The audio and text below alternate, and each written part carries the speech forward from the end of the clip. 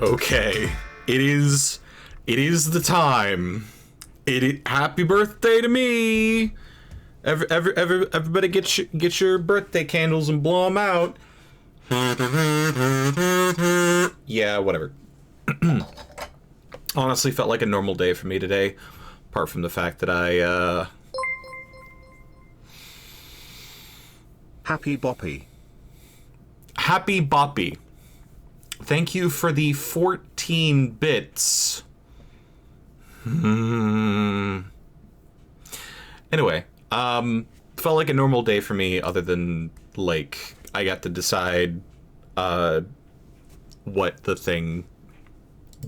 dinner was. And, you know, the cake. Cheesecake, actually. If you're curious. But, well, okay. Mac and cheese, one of my favorite comfort foods for dinner, but cheesecake for cake. Brie or Gouda. I forget the name. The maggot cheese. What is the name of the maggot cheese? According to Paroles de Fromagers, the Casu Marzu is a sheep cheese from Sardinia, in Italy. This cheese is famous for being the maggot cheese, or grub cheese. Yep. Kazumarzu. Yeah, I wanted to make a gross out joke. What the fuck? Where did you go? Where did you go? Where did you go? Where the hell did you go?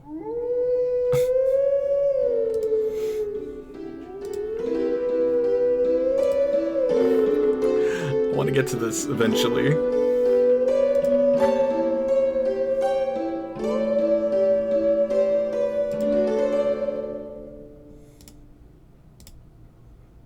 Jade_8 gifted a tier 2 sub to Cardinal Sinful. Congrats, thank you. Paying the gift sub forward. Tier 2, nice. Okay, this is a legitimate problem. Where the hell did my stream dashboard go? I have... Where did it go?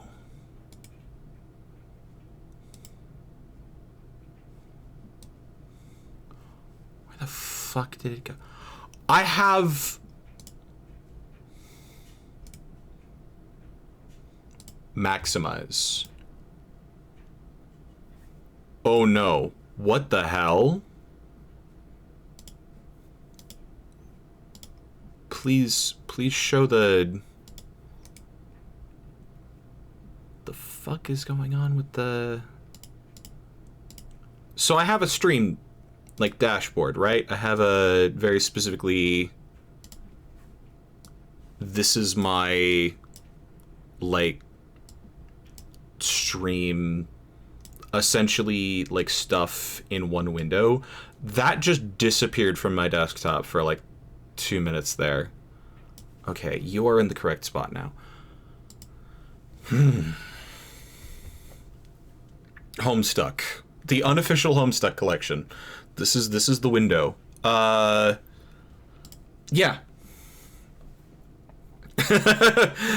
I don't...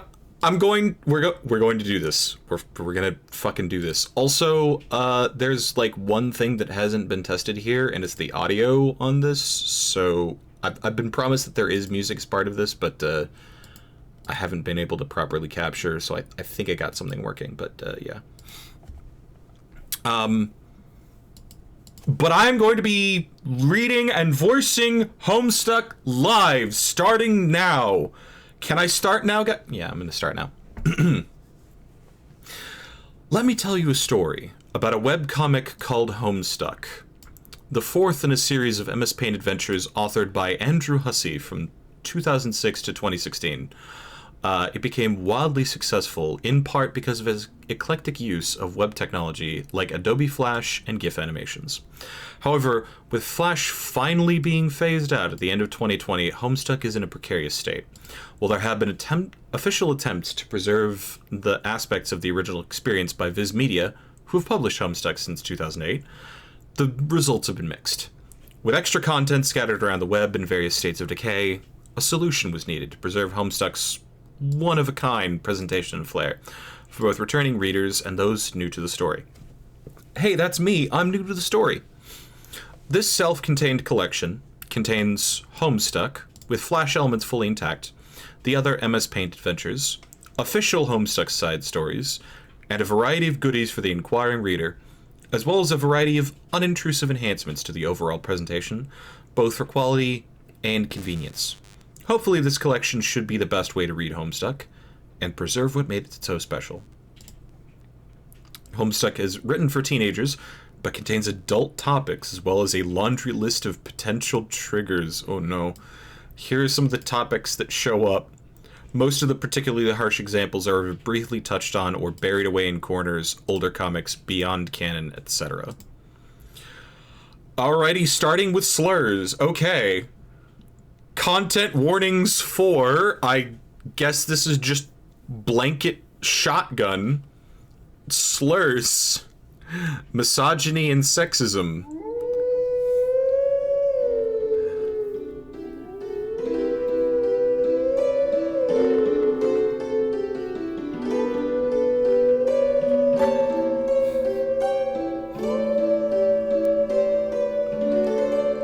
Aww. Two tier 1 subs. Congrats, Serendipity and Cobes. Congratulations. Cobes, you finally get to awooga.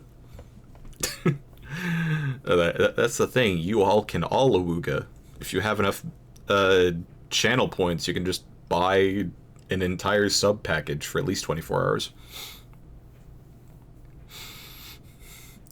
Slurs, misogyny and sexism, fat phobia, alcohol abuse, drug abuse, major character death, minor character death, parental death, animal death, child death, body horror and injury, torture, eye mutilation, graphic depictions of gruesome deaths, violence, self-harm, suicide and threats, incest! What the hell? What the... Why is there so much down... Why is... Okay. Why is there just so much of this? Incest, insects and spiders, snakes, clowns, non-consensual sexual relationships, unhealthy relationships, verbal abuse, domestic violence, possession? Oh, like ghostly possession or mind control. Okay, yeah, that's a second one. Male pregnancy. Okay. Bestiality. I mean, war crimes, genocide, imperialist empire. I think, holy shit. It's a decade-long webcomic, but holy fuck. You could have stopped at major character death. Yes, I will be drinking for this. I have not started yet, but I sure will soon, apparently. Unofficial Homestuck Collection has a new reader mode that will automatically track your progress and automatically hide spoiler content until you get to the point in the story where each new bit unlocks. Don't worry, you don't have to get to the end to unlock the goodies. We try to make each bonus available as soon as we can. Whether you're a totally new reader, or made some progress on the official website, it is heavily recommended you leave this setting enabled. And if you're already partway in, you can adjust your current page here. Enter a Homestuck page number between 1 and 8,129. Use MS Paint Adventure page numbers. Regardless of what you choose here, you should probably also pop into settings when the collection loads so you can configure your reading style. If new reader mode is on, the settings page will be spoiler free too. Yeah, I guess I'll pop into settings. I mean, I was gonna pop into settings anyway. Reading experience. One last choice we're gonna force you to make before you jump in. Reading experience replay, as if you were reading it live. All pages will be presented how they were as of the time of your most recent page. With some minor exceptions, see controversial content.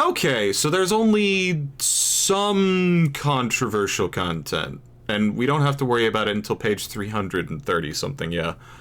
Alright.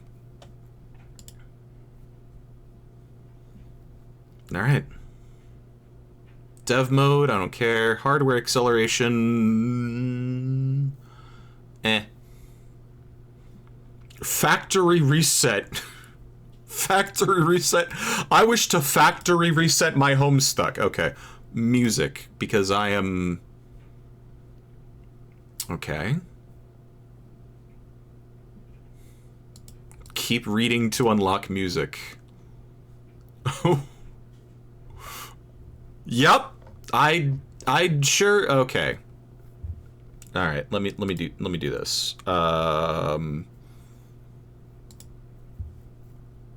Add existing.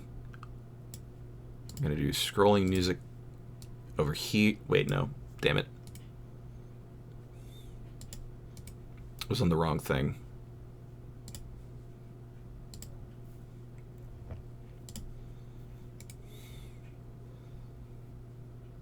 Add... Oh, no, that's...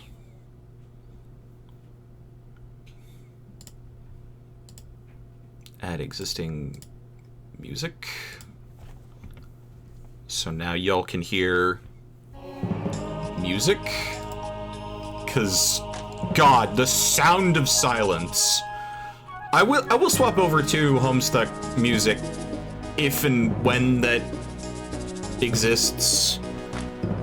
Like, actually, I might just make this like a tab. Yeah. And then make sure text scrolling music.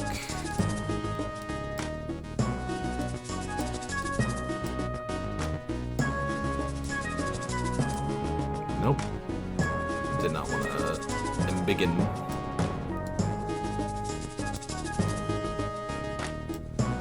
Okay, that's too small.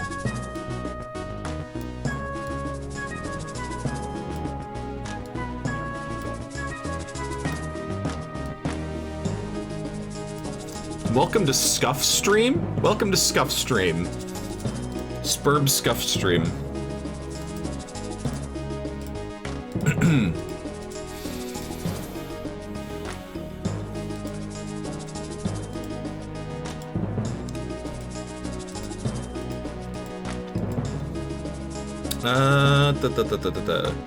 Didn't Megalovania start as a Homestuck song?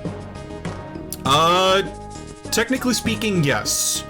I want to say Homestuck, did actually start out as a Homestuck song, but then it got, used as part of the Earthbound hack. I can't remember which came first, the Earthbound hack, which is the Halloween hack, or, Homestuck, but, yeah. It was one or the other. And yeah, Toby Fox! Toby Fox! I had a thought about, Toby Fox, like, going from Homestuck fan creator to, like, modern, essentially, icon, where, yeah, we're making theories about what Toby Fox is currently doing. Specifically witty theory, which... Okay. Homestuck. A young man stands in his bedroom. It just so happens today, the 13th of April, oh my god, 2009, is this young man's birthday. Though it was 13 years ago he was given life, it is only today that he will be given a name. What? What will the name of this young man be? Enter name. Zeusmel Poop Lord. Try again, smartass. Okay. John Egbert. He enjoys the name John Egbert. Congratulations. Your name is John, As was previously mentioned, it is your birthday. A number of cakes are scattered about your room. You have a variety of interests. You have a passion for really terrible movies. You like to program computers, but you are not very good at it. You have a fondness for paranormal lore and are an aspiring amateur magician. You also like to play games sometimes. Retrieve arms from drawer.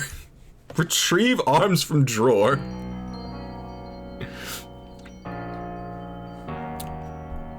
Wasn't aware this is an interactive comic. I want to say that it is.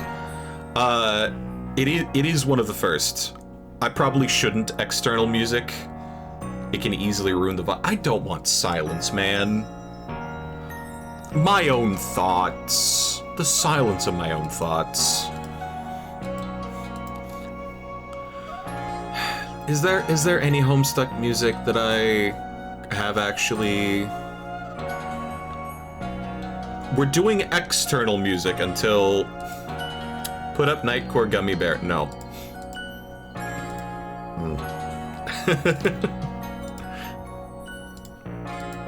4:13, 3:23 a.m. You aren't alone. You have us to torture you. Yeah. I have an automatic pause. I have a real quick pause, so I can pause when we get the page with sound. Retrieve my arms from the drawer. Your arms are in your magic chest, poop lord. Okay. Retrieve arms, remove cake from magic chests. Out of sympathy for John... Wait, hold on. Remove cake from magic chest. Out of sympathy for John's perceived lack of arms, you quickly pick up the cake for him and put it on his bed. Cake on the bed. Music is slightly overbearing. Actually, no. I will knock it down from the source. There we go.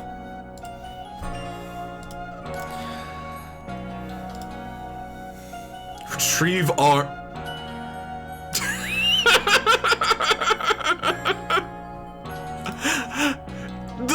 the smoothness of the arms before. And then he just, like, picks up fake arms from the magic chests. Also, Jesus Christ at the number of referenced JPEGs here. You retrieve your fake arms from the chest. You use these for hilarious antics. You captcha log them in your Sylladex. You have no idea what that actually means, though. There are other items in the chest.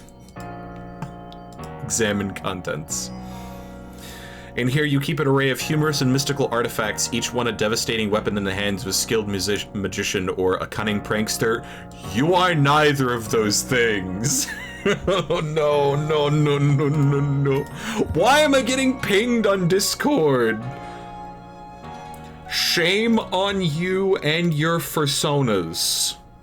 Oh, hold on. Copy. Paste.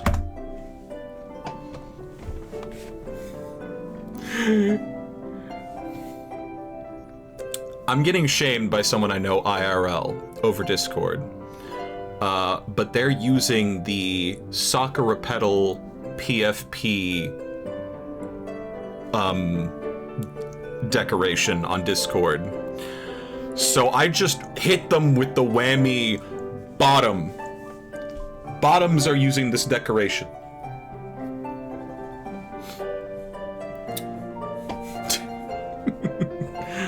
Anyway.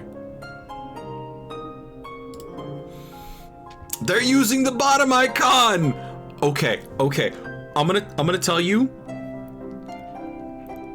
They use they, them pronouns. Alright. Sylveon profile pic. Bottom Sakura-Petal profile decoration. Bottom! I am not sorry for slandering you like this, Crow. I am not. Thank you for insulting me during my birthday. Actually, I'm gonna tell them, thank you for insulting me during my birthday. Kissing hearts emoji. Such a bottom, they win every limbo competition. Did I get the furry opinion? Oh! Did I not? I wanted to disable furry opinion for today. I deserve getting insulted on my birthday for reading Homestuck.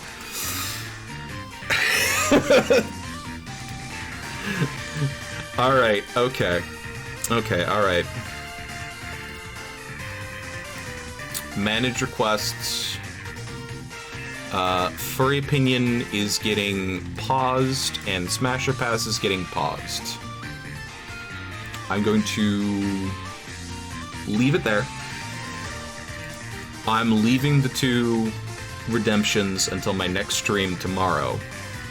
But we're going to focus today on reading Homestuck.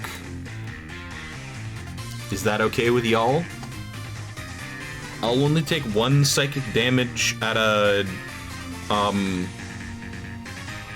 only take 1 form of psychic damage at a time. Interactions with Crow seem kind of passive-aggressive. You're being kind of passive-aggressive. But part of that was passive. I don't want to be seen as passive. It's like that way in real life, too. Just as confrontational to me online as they are IRL.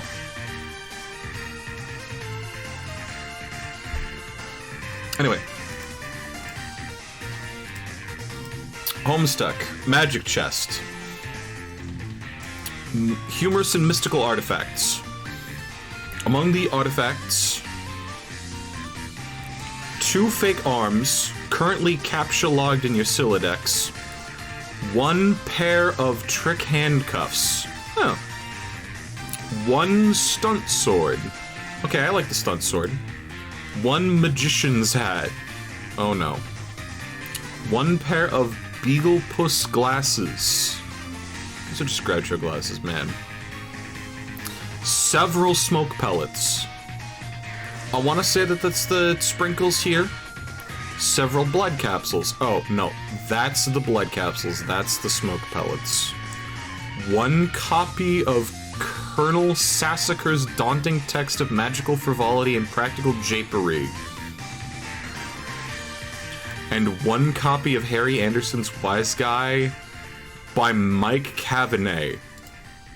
Some of this stuff may come in handy at some point. For now, you just decide to take the smoke pellets. Captcha log smoke pellets. You stow the smoke pellets in one of your captcha log cards in your Silodex. You still aren't totally sure what that means, but you're starting to get the hang of the vernacular. You have 2 empty captcha log cards remaining. Okay, so we have inventory space. Equip fake arms. You aren't totally sure if equip is a verb copacetic with the abstractual behavior medium in which you dwell, but you give it a try anyway. You cannot access the fake arms. Their card is underneath the one you just used to captcha log the smoke pellets. You will have to use the pellets first in order to access the arms. This is probably inadvisable since you just make your room messy with smoke. Your Silodex's fetch modus is currently dictated by the logic of a stack data structure. God, these are nerd terms! Fetch modus and stack data structure. You're never all that great with data structures and you find the new concept puzzling and mildly irritating. With any hope, perhaps you will advance new, more practical fetch modi for your Silodex with little more experience. Okay. Examine Problem Sleuth poster. Is it even possible to get any more hard-boiled than that? You really doubt it. This poster was one of your wisest purchases. Oh my fucking god. Yeah?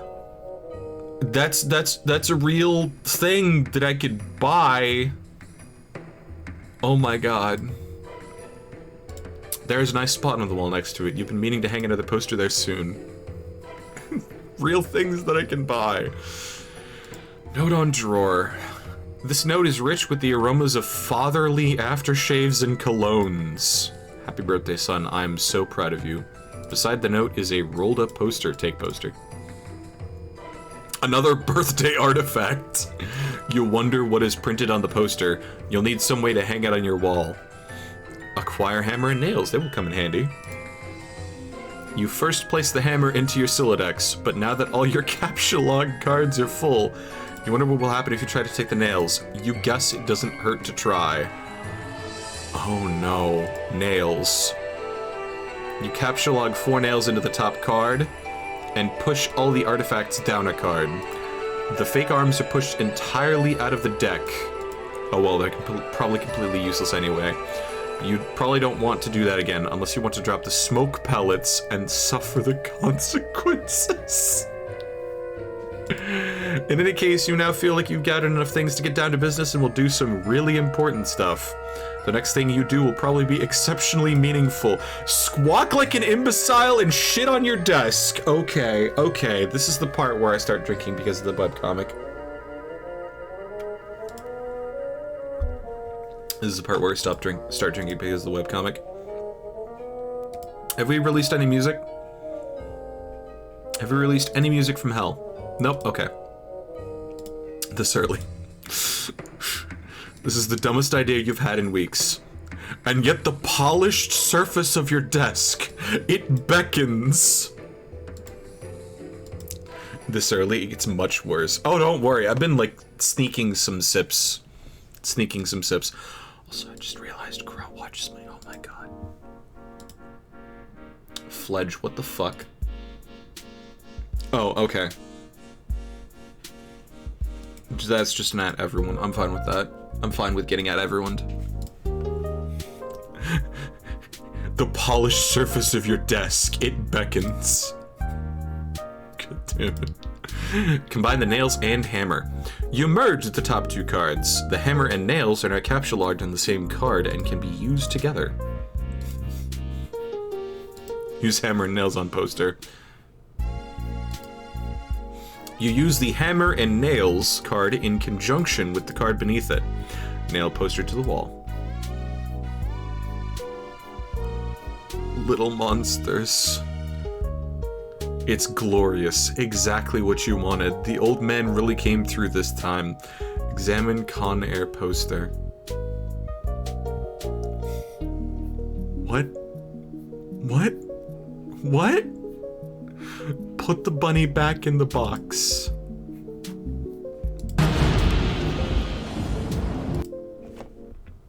So the sound's working.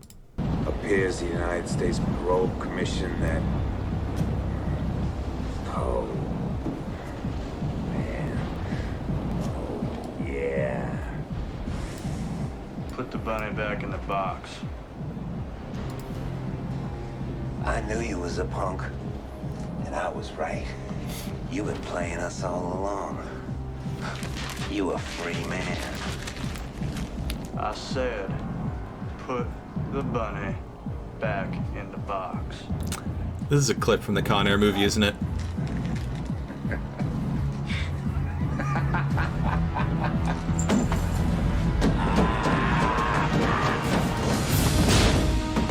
I mean, it looks like the underneath of a Jesus Christ game.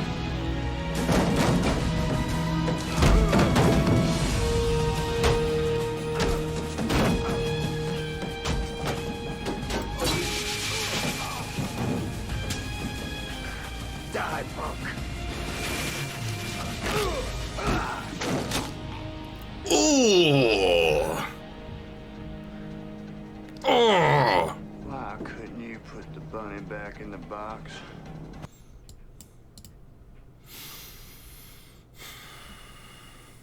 Automatic DMCA. I'll live with it. I'll live with it. Deep impact. Morgan Freeman's genteel, homespun mannerisms were perfect qualities for a president residing over a crisis. Oceans rise. Cities fall. Hope survives. Wow. Films about impending apocalypse fascinate you. A black president? Now you've seen everything.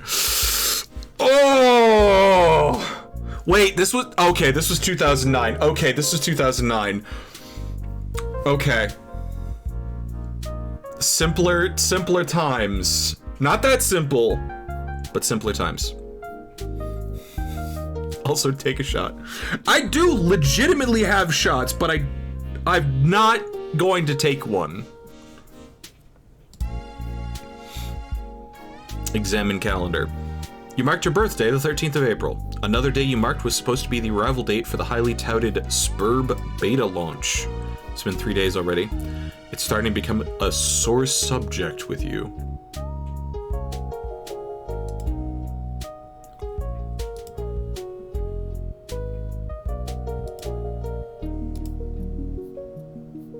Beta? What?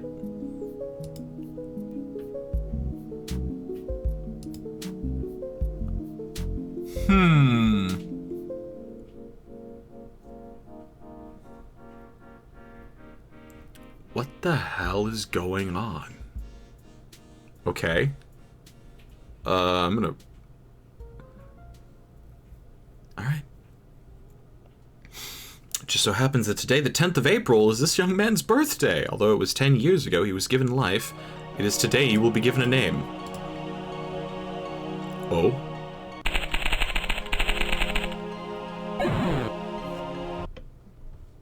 Try again, smartass.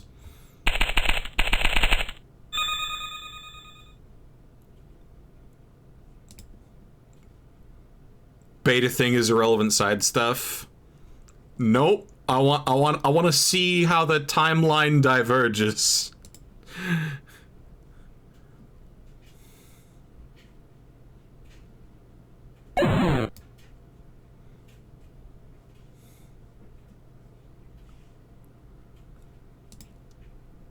Icon is not a visible or tangible entity. Characters in the game cannot interact with it, you blubbering imbecile.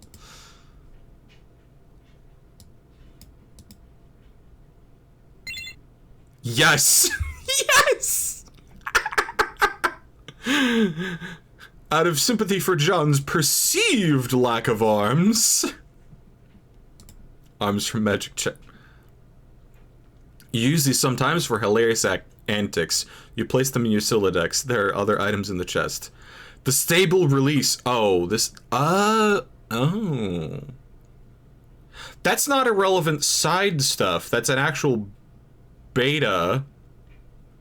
Like, this is OG art. Like, they were messing around in Flash to get the stuff going. And they were figuring out how to back and forth, because this is date marked like the 12th. And then 13th was when the first one came out, and that okay. And then stable release is available for you to play, and that leads back to Homestuck 1. Hey. All right. Anyway, eat cake. You are sick to death of cake. You've been eating it all day, and you have no intention of clogging your Silodex with it either. The cake stays put for now.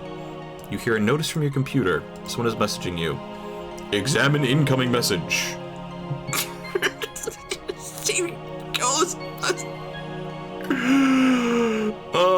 Slimer, why are you here? Also, I'm not gonna let it be, like, put aside. That poster says Game Bro. Game Bro.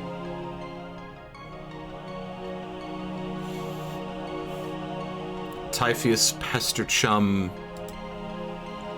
Cake. Fuck, fuck, fuck. Ah! Oh, that's a magazine. Okay. This is where you pull up to your computer. This is where you spend most of your time. Being called out.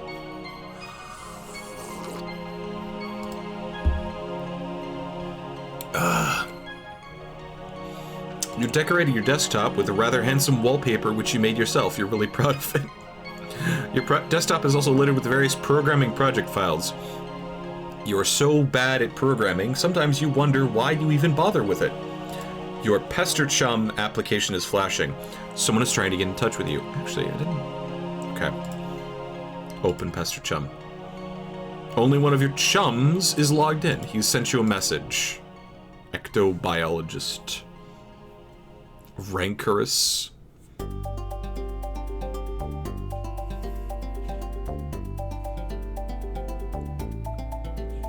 Pester Chum.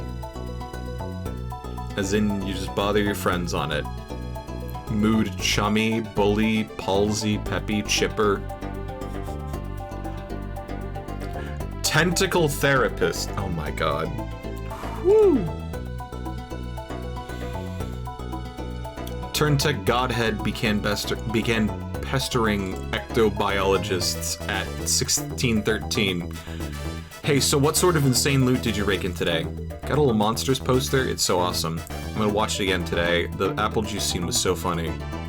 Oh hell, that is such a coincidence. I just found an unopened container of apple juice in my closet. It is like fucking Christmas up in here. That's fine, but I just have one question and then a word of caution. Have you seen a movie called Little Monsters? Starring Howie Mandel and Fred Savage? But the seal in the bottle is unbroken. Are you suggesting someone put piss in my apple juice at the factory?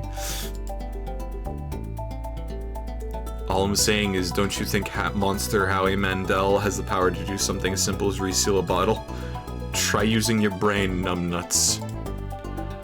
Why did the fat kid or whoever drank it know what piss tasted like? His reaction was nigh instantaneous.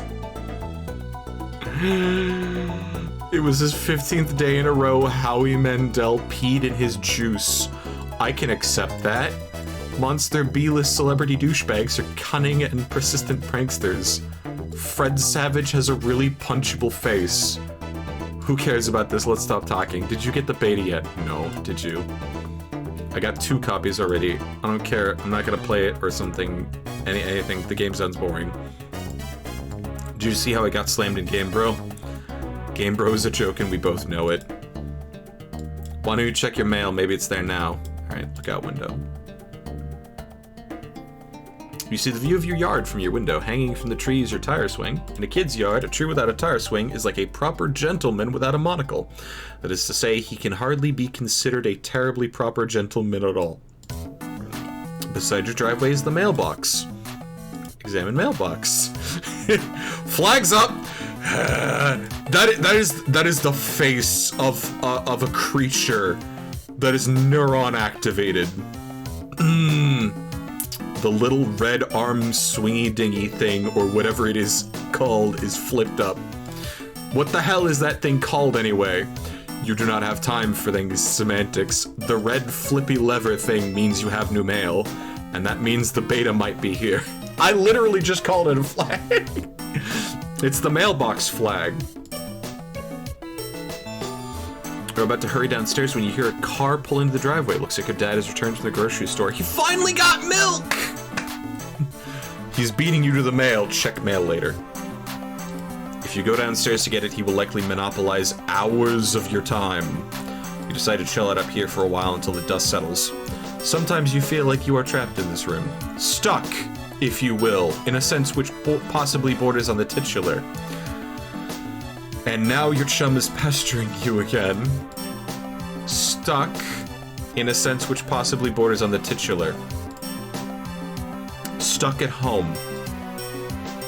Is that really where the fucking name comes from? Stuck?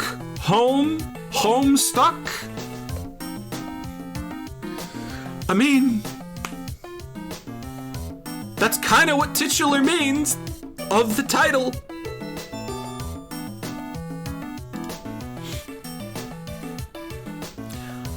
I mean, I've made the joke about Stockholm Syndrome as a play on Stockholm Syndrome, where you're just, like, trapped there.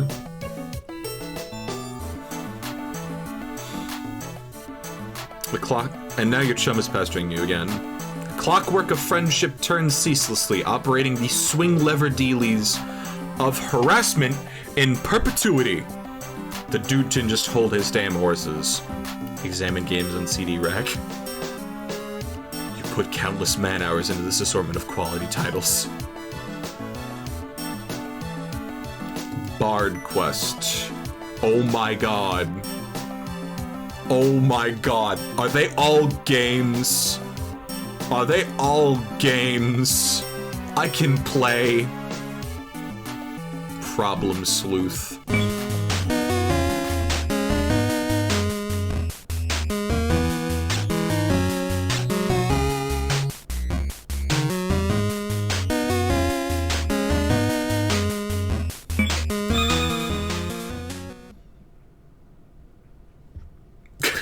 That's it. That's all the music.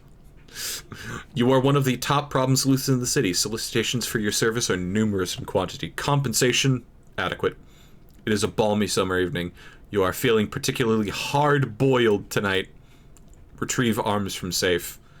You've already got arms, numbnuts. Retrieve your gun. There are dames to be rescued. You're quite positive there's never been a gun in your office, and never will be. Frankly, the notion strikes you as reckless and foolhardy.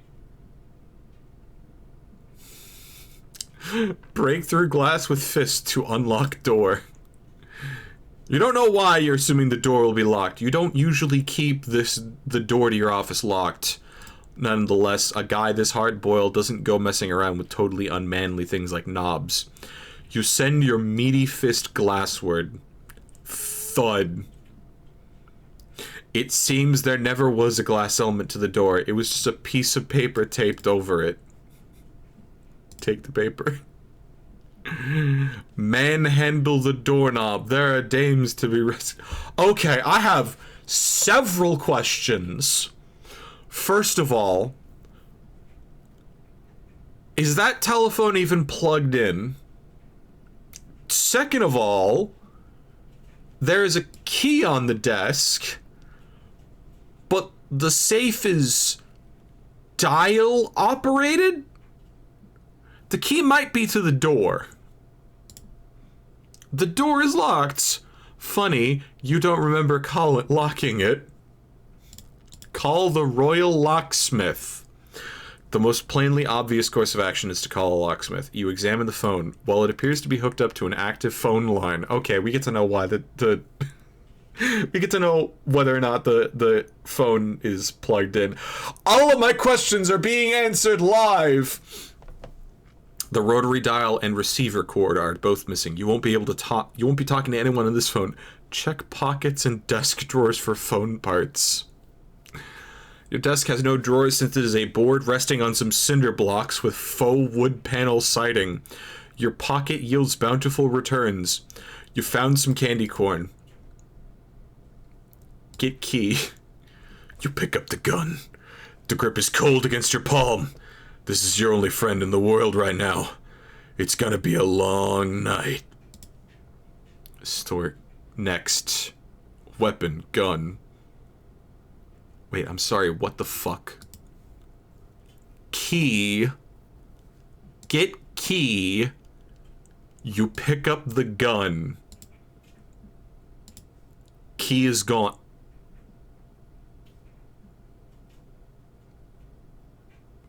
I feel like I'm being gaslit by the webcomic. Store candy corn in safe. Thinking the precious cargo may not be secure in your pocket, you explore alternatives. You don't know the combination to the safe. Check the other side of the paper. You've decided to 412366. A safe doesn't seem to work. Replica of a safe's facade concealing something beneath it on the wall. There is a painting of a clown under the safe cover. Look under. There's a flask of whiskey under the desk. Get your flask. Drink the whiskey and remember the good old day. How do you expect to drink from the flask of whiskey when it is not in your jacket pocket? Exchange gun for whiskey and then drink. You swap the key for the flask of whiskey and wield it accordingly. Ow. Use the key on the door and open it. You re-equip your... Okay, we're going back to Homestuck part. What the fuck is all of this? Ghostbusters 2 MMORPG? What? Bard Quest, so I'm guessing that's one of the other MS Paint adventures. I closed the beta. Problem Sleuth is probably the other. Jailbreak Adventures? Yeah, these look like earlier MS Paint adventures. Bard Quest in 2007, Problem Sleuth in 2008, and then Jailbreak in 2007. There's like other titles here. Okay, so Bard Quest, The Caper Havers.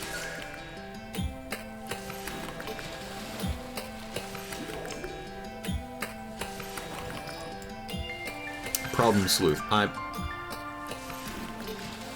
And it don't stop. I have no clue.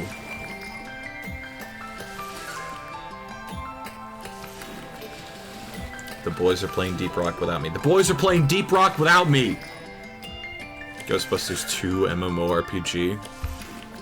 Little Monsters for Nintendo Game Boy?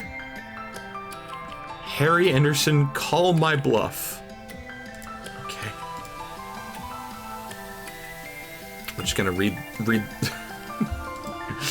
get DRG'd.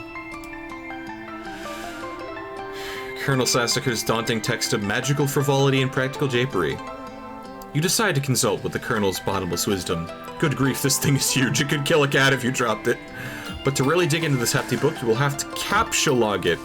Not so you're ready to log jam your other artifacts beneath it just yet. Captcha-log fake arms again.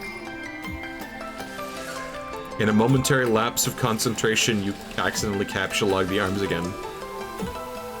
Set Pester Chum status to bully. You don't think the situation is quite dire enough to go all the way to rancorous, but you still feel the Pester Chum clients to reflect your mood change in some way. Bully will have to do, you guess. This unsurprisingly does nothing whatsoever. Oh right, you forgot your chum is still pestering you, answered Chum.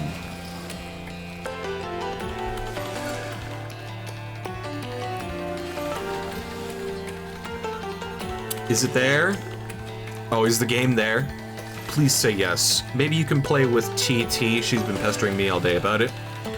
Tentacle Therapist. So we are EB. TG is Turntech Godhead. Tentacle Therapist. And Garden Gnostic.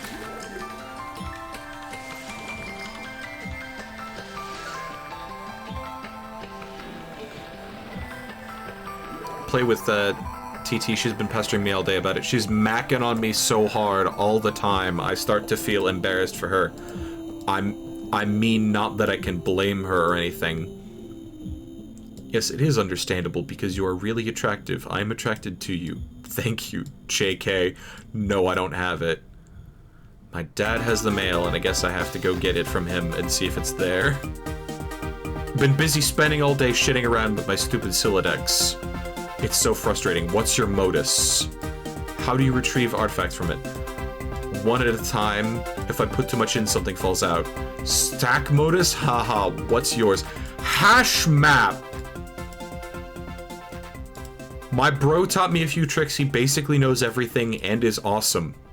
What the hell is hash map? You should probably brush up on your data structures. Did you at least allocate your Strife Specibus? No. It could free up a card for you. Plus let you attack stuff whenever things get too hot to handle. Which is never. What have you got? I've got a hammer, but it's trapped under some arms. You really suck at this. Get rid of the arms and then allocate the hammer to the Specibus. How? I don't know, just use the arms on any old thing and see if it works. Combine fake arms with cake. You stick the fake arms into cake on your bed. This definitely makes the cake at least 300% more hilarious. Of course, sure, Colonel Sassacre would know the precise index of elevated hilarity. Sheesh. Music be loud. Allocate hammer to Strife Specibus.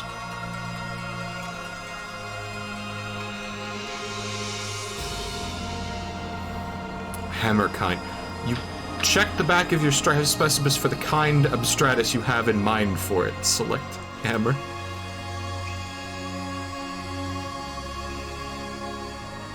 Your Strife Specibus has been allocated with the hammer kind abstratus. The hammer has been moved from your Captcha deck to your Strife deck. Report progress. Hammer kind? Yeah, that would be the permanent allocation for your Specibus. Guess I should have mentioned that. Hope you like hammers, dude! I can't imagine it's going to be all that relevant.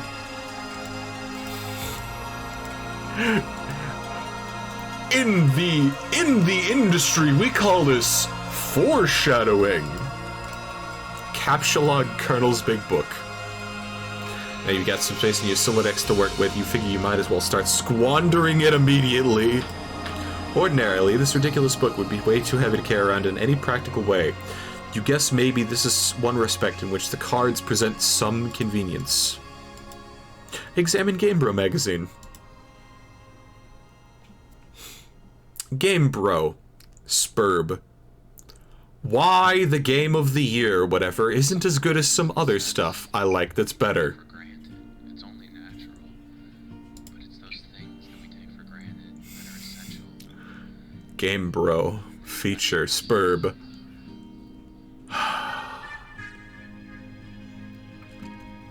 Okay. Spurb is this game that a lot of cats seemed hella pumped of. And this beta is sitting on my desk for review. So I'm like, yeah, man, I'll write something. But I don't know, I'm like, so this is about houses or some noise?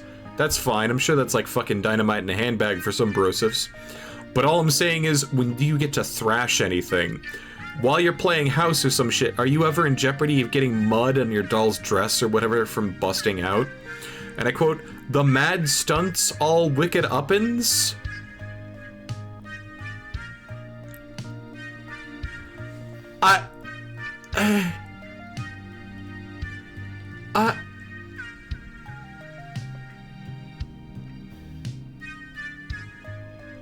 This was definitely this was definitely like ridiculous for its time, and I'm reading this more than a decade later. It is aged like fine wine.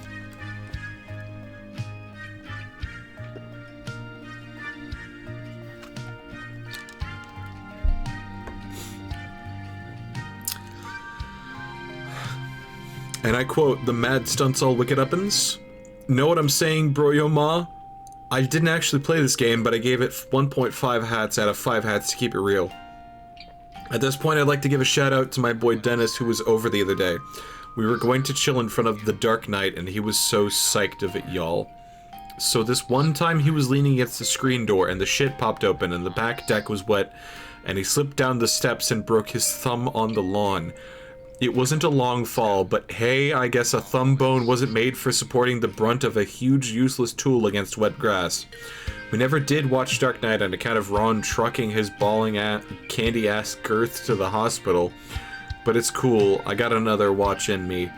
Brotel Rwanda. Bro notes. Dennis was so wasted. Haha, I mean damn.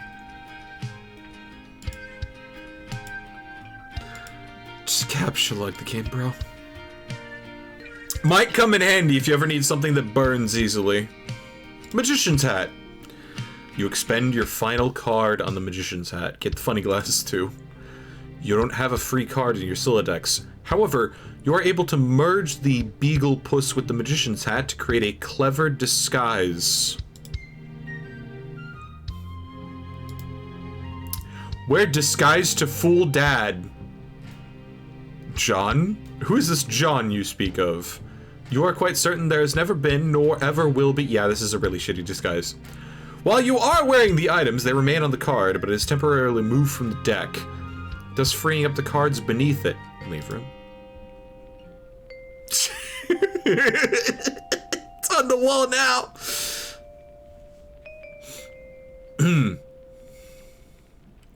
On one wall hangs a picture of a fellow who sure knows how to have a laugh. A man after your own heart. You always thought he looked a lot like Michael Cera, but your dad swears on many hollowed tombs of Egypt that it is not. You're not sure about that, though. On the other wall is one of your dad's stupid clowns, or harlequins, as he is quick to correct anyone who would venture such brazen an assumption. Downstairs. Go. Jesus, clowns. Oh my god. Hey, nice fire, though.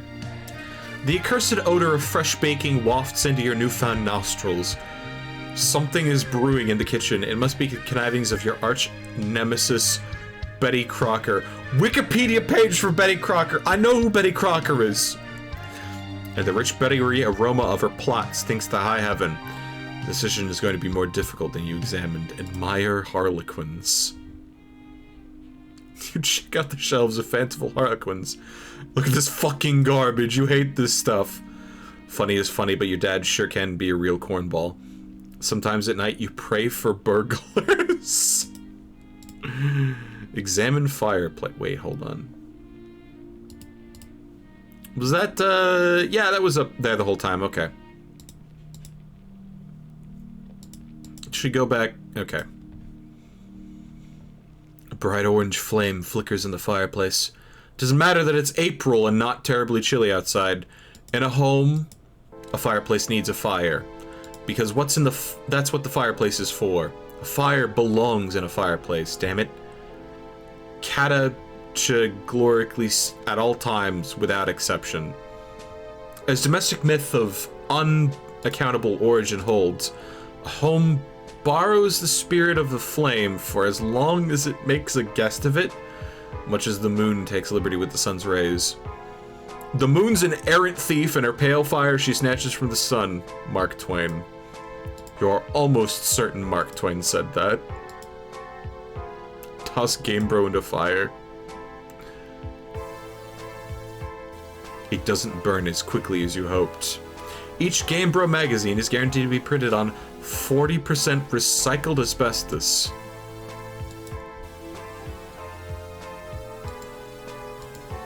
Fondly regard cremation.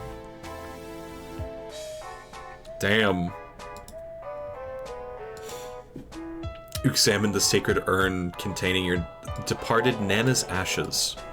When your father gives her portrait a wistful glance now and then, you can tell it brings back painful memories. A tall bookshelf, a ladder, and unabridged Colonel Sassacres.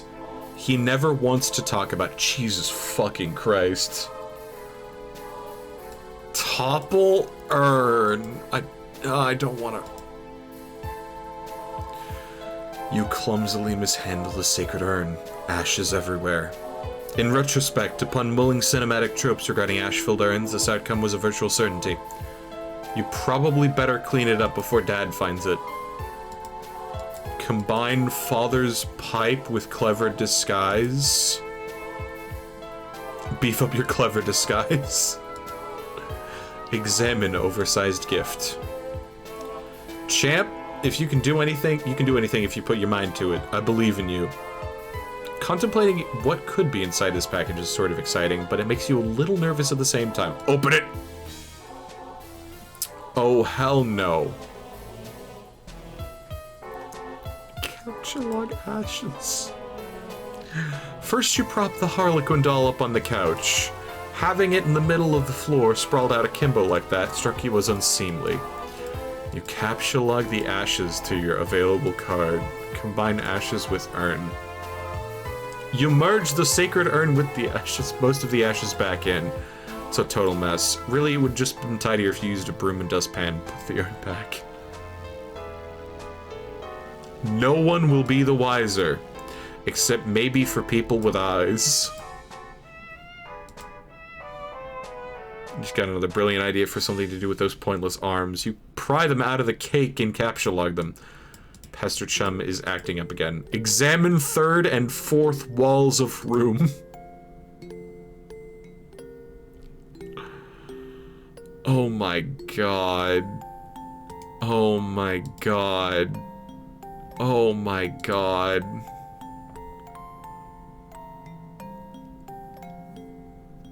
A time to kill. Failure to launch. Nick Cage's Face Off. Armageddon. Bill Cosby Ghost. Okay, that one didn't age well. Check Pastor Chum. God, having the camera shift like that is unsettling to see consistency on. Another one of your chums is messaging you. Hey, check message. Tentacle Therapist. I understand you have recently come into possession of the beta release of the Game of the Year as featured in respectable periodicals known as Game Bro Magazine. That's an ugly rumor. Whoever told you that is a filthy liar. You should probably stop hitting on him all the time. I can't control myself. I must have a weakness for insufferable pricks. I still haven't checked my mail. My dad has it. John, what? You're wearing one of your disguises now, aren't you? You're typing to me right now, wearing something ridiculous. Why would you even think that? That's so stupid. Why don't you go get the game from your father? Wish me luck. JK, I was wearing a funny disguise this whole time. Gotcha. I know, John.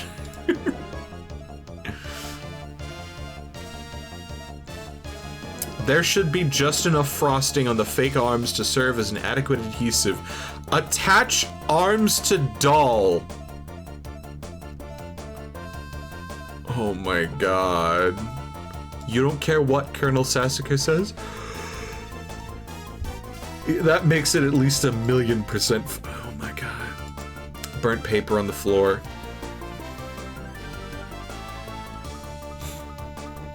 You put this back in the fire where it belongs. Throw the present wrap in the fire. I mean, as long as you're cleaning up. Capture-log doll. Oh no. You can carry hefty items, but that thing is just way too big. Get real. You don't even want it. Shovel? Wait, hold on.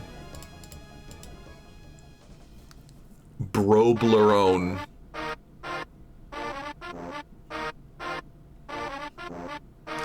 Why did Deltarune music have to show up at this time?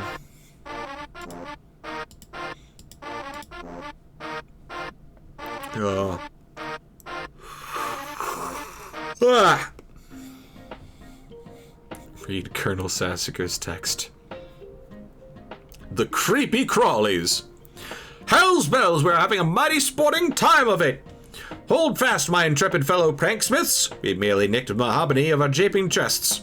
If I may direct the incisive ogle of your beagle puss to the wriggling regency of rubber bugs, plastic parasites, squirming serpents, pliable pests, and every such order and fill of creepy crawly. Land sakes alive, we are cooking with petrol now. In further exhibits, we shall dwell on artifice useful to your exploits. Is your pappy's rod and reel handy? What about a bit of iron cord? It shouldn't prove elusive. Bring those writhing rascals to life and set the nerves of some old maid to the wreck of Hesperus. Do you have a bothersome aunt who never seems troubled to find ways with your sunny afternoons? A broad splintery fence? A bucket of whitewash, perhaps? By gum, you'll fix her wagon. And what of the tawny gent who... Okay. That's enough actually listening to that. This text is way too big to navigate in a timely fashion. You decide to forget it. This is about putting bug on a fishing rod and dangling in front of someone. Holy shit.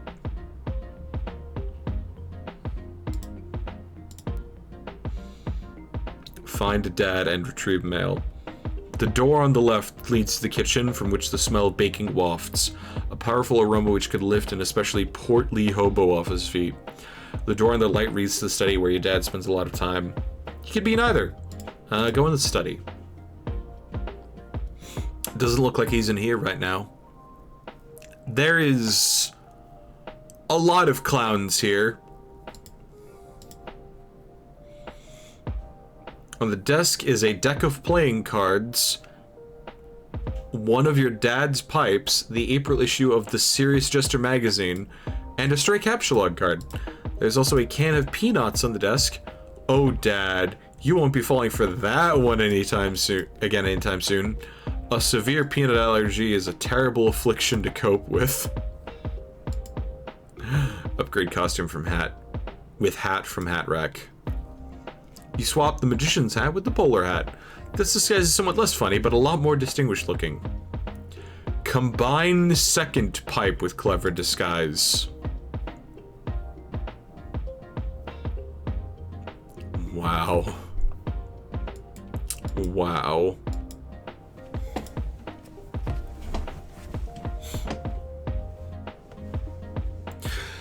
Your dad maintains numerous pipes around the household. A father without a pipe is like a strapping roughneck without a toothpick. That is to say, he is a rather piss-poor excuse for a roughneck, if you ask me. You'd rather not take the pipe, though. The first one tastes bad enough as it is. How you suffer for your comedy. Examine card. The Serious Jester. Yes, this will be perfect for expanding the space in your Siladex. Capsulog card. Ah! Play haunting piano refrain.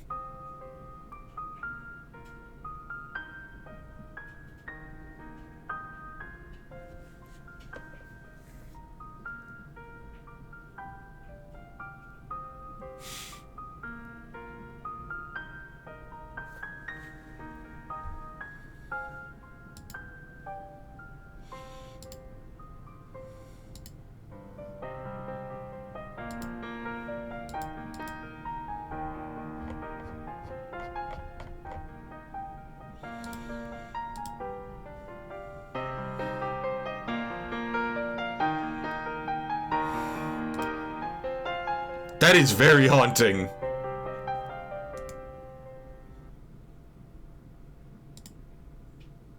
Ah, okay. That's it. Play 52 card pickup. You play the prankster's favorite card game, even though you are alone in the room, thus rendering it an especially foolish version of solitaire. So stupid. Look at this mess. The peanut gallery over there is sure to get a kick out of it. You are allergic to their scorn. Attempt to leave the house. You go back to the living room and contemplate checking the mailbox outside. You think perhaps you should exhaust all possibilities before plunging headlong into a dad encounter. Your television is currently airing a commercial. Ecto Cooler High C.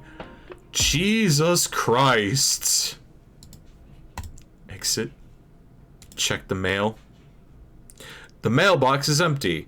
You have already been scooped by your father. Oh no.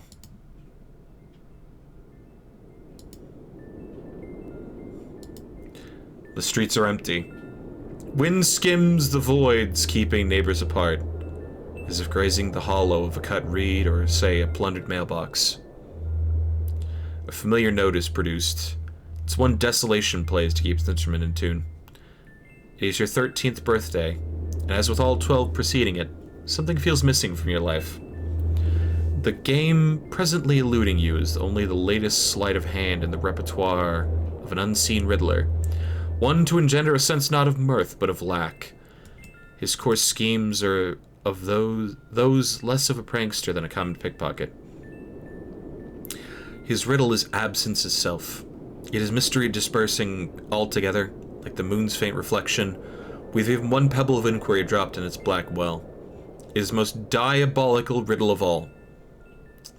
Absence diminishes little passions and increases great ones, as wind extinguishes candles and fans a fire. Walt Whitman. Yes, you are certain Walt Whitman said that. 100% positive. I have a feeling it's going to be a long day. Leave his prize for the mailman. No! See if your father left the mail in the car. The door is locked and your dad has the car keys. You peer in through the driver's side window. You don't see any mail, but you do see a green package. There's also something underneath it that looks like a slip of paper. Could these items have come in the mail? You don't see anything else that's usually in the mail, like bills and coupons. Hey, your dad forgot to take this stuff inside. Spy in the kitchen. Try to get a gander through the kitchen window, but you can't see a whole lot. It seems your dad has been doing so much baking the glass is steamed up. God, he is so weird. You can see what's on the table just beside the window. Looks like the mail is there. Included among it is a red package, some bills, your dad's PDA, and an envelope that appears to be suspiciously labeled with the Spurb logo. Could it be? Unfortunately, the window is locked. Back into the kitchen. You're going in. Clever disguise, it's time to work your magic.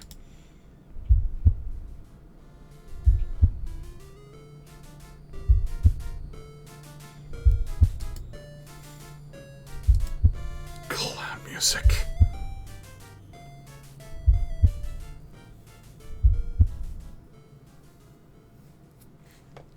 Clown music.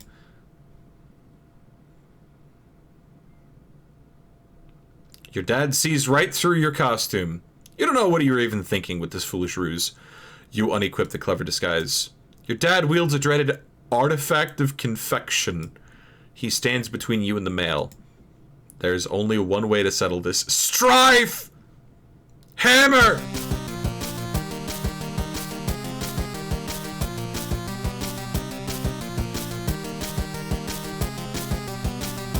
Hammer!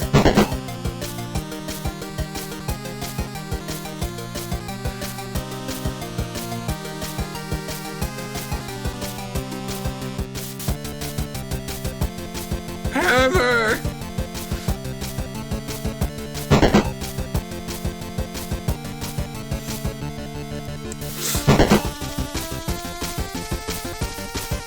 Retrieve the package and flee! You cannot abscond. This pesky guardian is blocking your path. You will need to engineer some sort of distraction. And now he brandishes yet another artifact of confection. The man is ruthless. You better brace for impact in the most comedically striking fashion possible. Equip disguise for defense and brace for impact. The Beagle Aegis absorbs the brunt of the treat. Looks like Dad will enjoy the prankster's gambit on that exchange, as is usually the case. Capsulog Pie Tin. Oh no. You take Pie Tin and unequip the Beaglepuss. Everything in your Sylladex is pushed back a card. The smoke pellets are ejected from the deck. This could be just the distraction you were... Nothing happens. Take the cake! When two great forces oppose each other, the victory will go to the one who knows how to yield. Oscar Wilde. Wise words by a man who likely could resist everything but temptation. The cake forces Colonel Sasker's text out of your Sylladex. Right on top of the... Oh no, not the smoke pellets. You beautiful bastard, now's your chance! Now that Dad is busy placating the smoke detector, you can safely sneak away. Take PDA? You snag your dad's PDA. Maybe later you'll switch the background image to something hilarious as a prank. It may come in handy later. Your spare Capsulog card is forced out of the Sylladex and consequently integrated with the deck. You now have 5 cards to work with. Take package. This red package is addressed to you. Take envelope. You got the spur beta. Leave. Ah. I ate one of my own hairs. Ah. Ah. Get cake on the couch. Expelling the pie tin from the bottom card. Combine the cakes to make a double-decker cake. You then merge the 2 cakes across all 5 cards. Everything in your Siladex is smushed between the cakes. Why don't you think these things through first? Retreat. You pause at the juncture and head down the hall. You are going to need something to clean up the mess you are about to make by dissecting this cake. To the left is the bathroom, to the right is your dad's room. It is locked, and you are forbidden from even entering. He has secrets. Bathroom, grab a towel. Oh my god.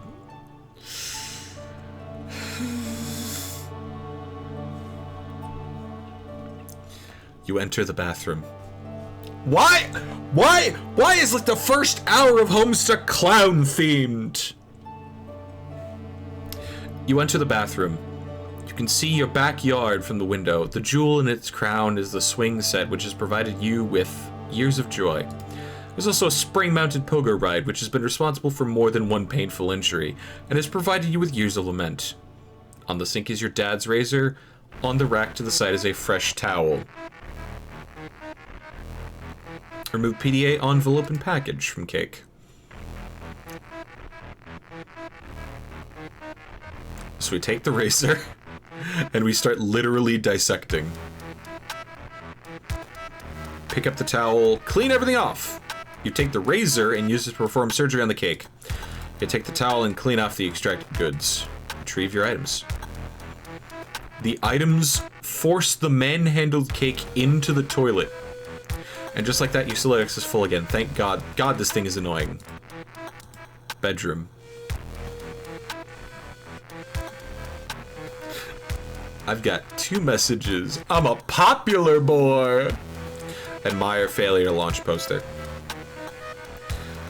You're not usually into chick flicks, but Matthew McConaughey's cool charisma could salvage any heap in his smoldering wreckage. This is your McConaughey wall. A casual shrine to an amazing actor. The film above that one is a lot better, you think. Can you see her? I want you to imagine that little girl. Now imagine she's white. Your smooth talking exposed our latent racism. Check pester chum.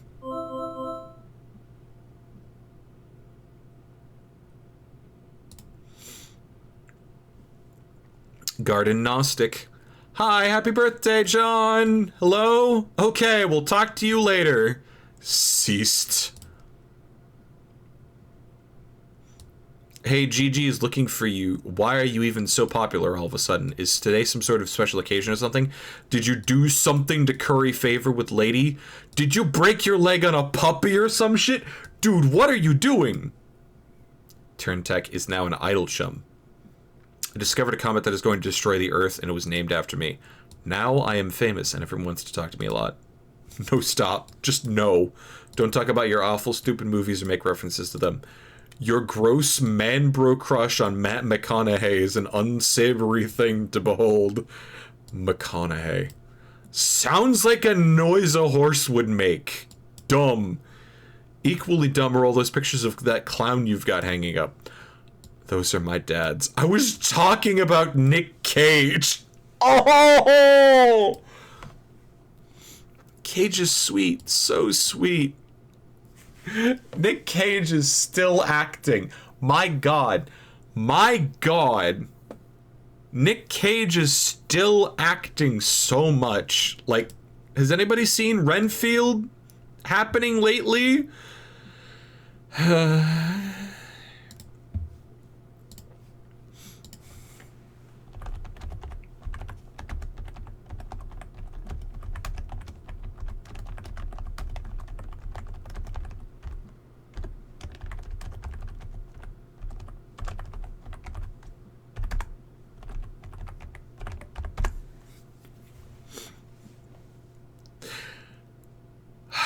have to throw shade at the people playing Deep Rock without me. You were reading Homestuck. Still am. Zayd, put it in your chat.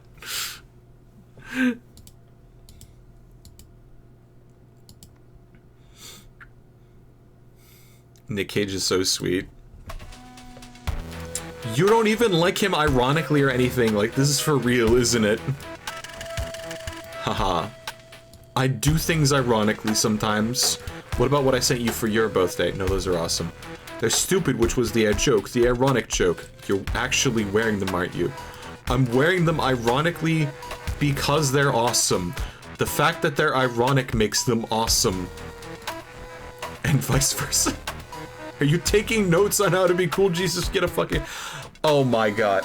I'm sorry, this is like a little bit hard to read. Not because of like... the formatting or anything specific. It's just like... just couching everything in layers of irony is just something that I look back and I'm like, this is not something that was healthy in any way.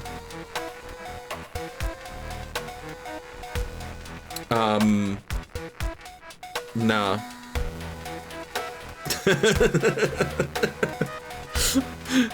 It's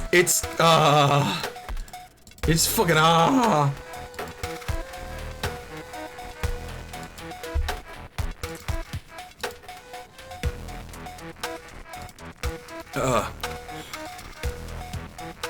You do realize they touch Stiller's weird sort of cunt faces.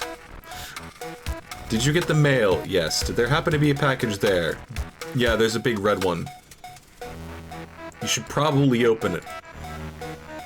I would, but it's trapped under the Spurb beta, so I'll probably open it after I install the beta. Oh man, the beta came. Wanna play it? Haha, no. It sounds so hells boring. Hells of boring. Okay, that one's like, yeah. Just get TT to play it, so she's all about that. Her internet is blinking in and out, probably be back online soon. Christ in a sidecar, are you still using the stack modus? Seriously, dude, you need to bone up on your data structures. That shit is just ridiculous. Okay, I will. Open browser and go to mspaintadventures.com. Wait a fucking minute!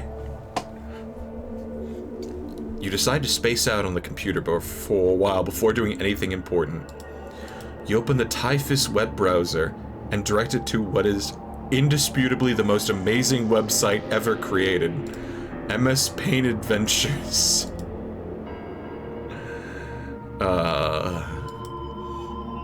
The new adventure is okay, but you're not sure if you like it as much as the last one. Install the beta.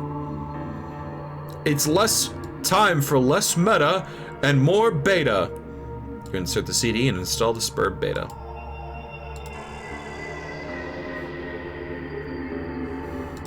Spurb client, Spurb version 0.0.1, Skynet Systems Incorporated, Skynet, haha. All rights reserved. Spurb client is running, waiting for servers to establish connection. What the fuck is this? Speaking of irony, have you ever found 10,000 spoons?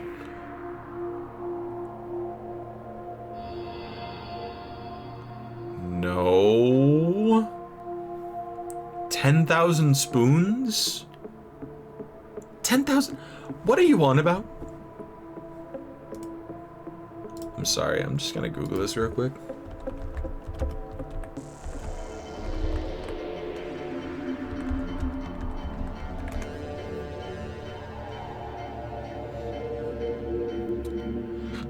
Ironic. It's like 10,000 spoons when all you need is a knife. It's like meeting the man of my dreams, then meeting his beautiful wife. Ooh.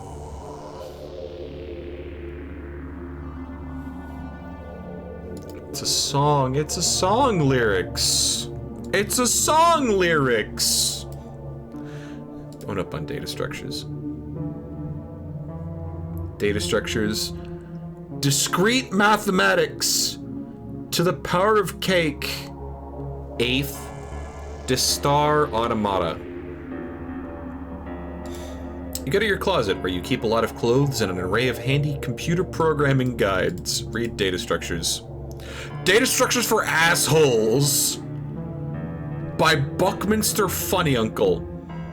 I think my rage just crapped its pants. Funny Uncle. Wait, he... What? Your ignorance just made me throw up a little. Get a clue, you computer illiterate piece of shit. Wow. Congratulations on insulting...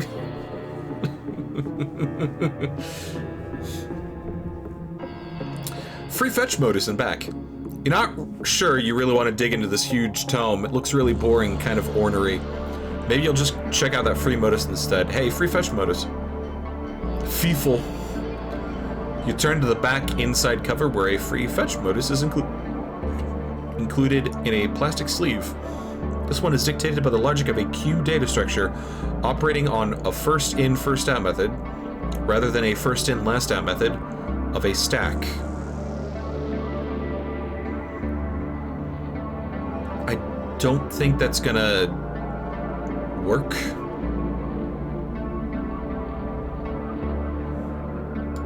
Apply fetch modus, sure. Items captcha logged in your Sylladex is no longer immediately accessible. You can only use the item on the bottom card, and must wait for items on upper cards to be pushed back to it. For instance, the red package is now inaccessible. You can only use the razor at the moment. This modem doesn't strike you as a significant upgrade. In fact, it almost seems more inconvenient. You figure you might as well give it a chance, though. Switch back to stack. You suddenly wonder if this is even possible. You don't even remember if you had a physical card for the stack modus. You find this all to be a little abstract, and you'd prefer not to think about it too much. Put down the razor.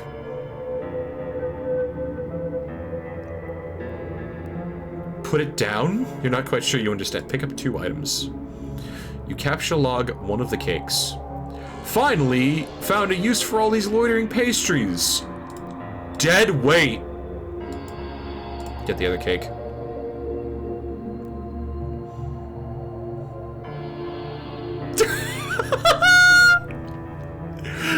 Doing. The second cake causes the Rager to launch out the front of your Sylladex. Oh, good lord. That beautiful face!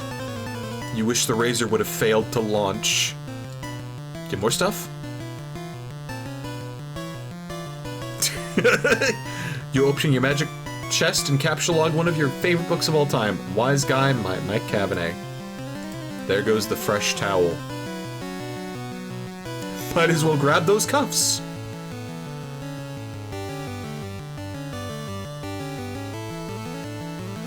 You take the trick handcuffs, expelling the PDA like a bullet. Out the window. Oh, god damn it. Open up that package. Examine the package. It is from one of your internet chums. It's bound in packing tape, though. You'll need something sharp to open it. The razor! It's all so simple. You wonder why you didn't get razor.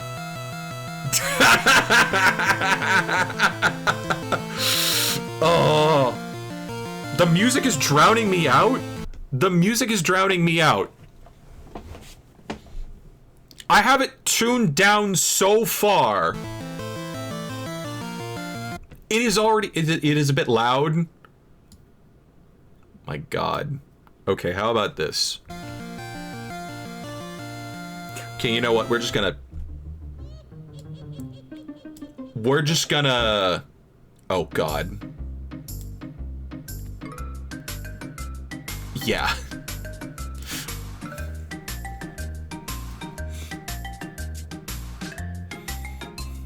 Retrieve the razor and get bunked in the back of that.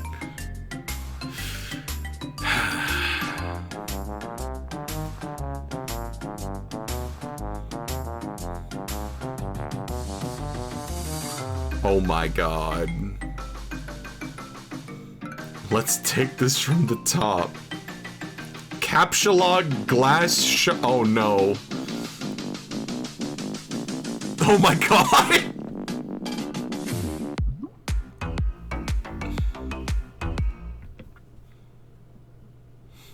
Tune down didn't work. You said I'm tuning down the source, and then nothing changed. Does it not? What? So y'all hear the same if it's like here or here?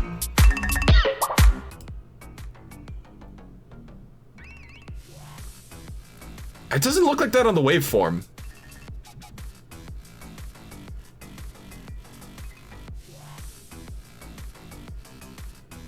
Like there's a very gradual slider. I did not get down like one or two shades on the slider, and it looked like it was good on the waveform. Literally the penultimate looks good on my end, whereas Homestuck looks like it's always terrible. That's better? Okay.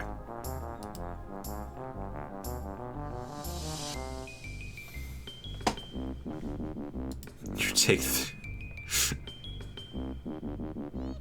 I don't know either. It's quite literally both entirely subjective and getting very objective output for it. That is a very and it's a moving target too. The worst problem.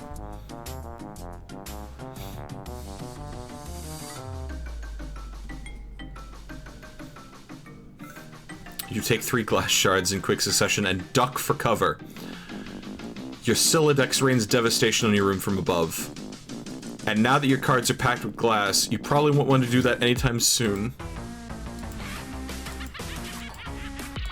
What's the ultimate looks good on my end if that's the penultimate? I'll come back to you on that one.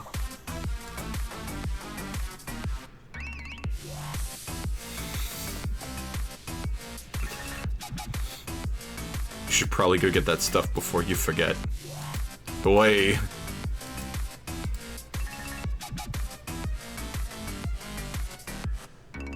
Use the razor on the red package. You open the package. There's something suspicious inside.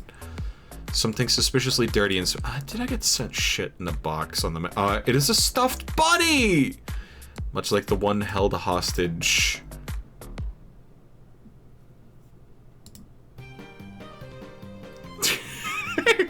Don't move where the bunny gets it. I'm gonna send this one.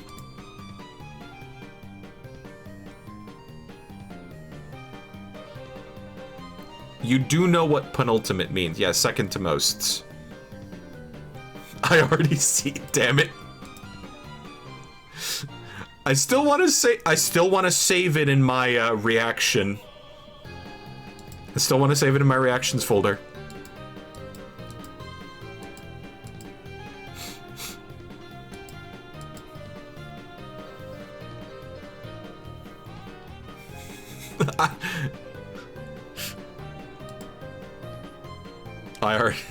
I was about to say, I want to send it to Fledge. Fledge says, I already see it.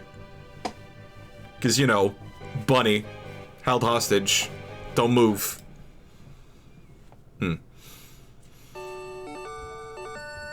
One held hostage briefly by Malkovich's Cyrus the Virus while taunting hard luck protagonist Cameron Poe.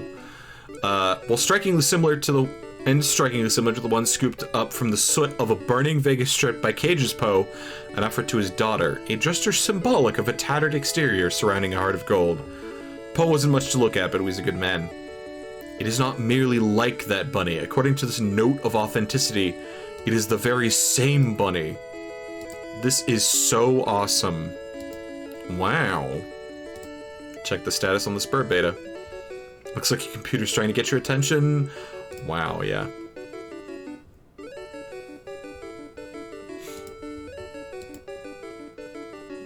A Spurb host user is attempting to connect with you. Client has established connection with host.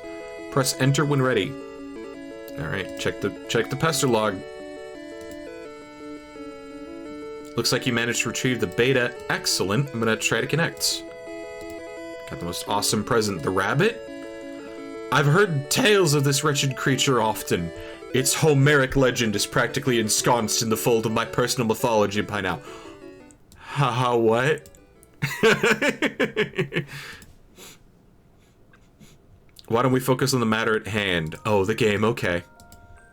I don't really know how this works. What am I even looking at? You are running the client application. I'm running the server, so I'm the host user. I have established a connection with you. This is sufficient for us to play the game. Why don't we get started? Press enter. Oh no. Alright, here we go. A judging chalk something?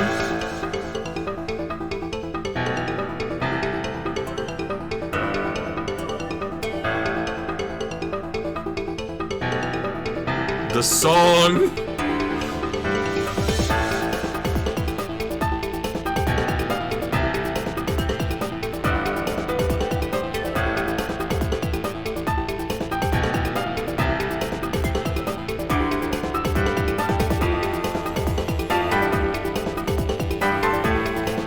Wormholes, simplifying hosts, foggers. It's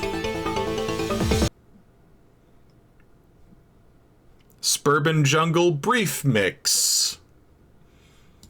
That was a banger of a song. That was a banger of a song. Damn. Mouse over the interface buttons. Ah. Deploy, select, revise, deploy. Okay, so I can pick something, change it, deposit. Fernalia registry. What the heck? Inventory? Grist cache. Explore Athenia. Alchemy Exercis.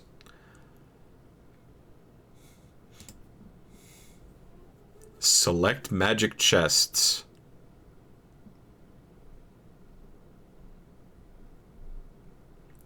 Oh. Oh. Zoom out.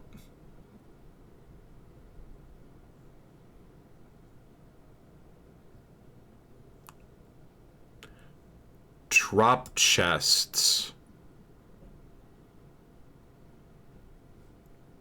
It closes. What are you doing? Sorry, I'm just getting a feel for the controls. Is my magic chest on the roof now? Yes. Sad face. I will try to be more careful next time. Get the card.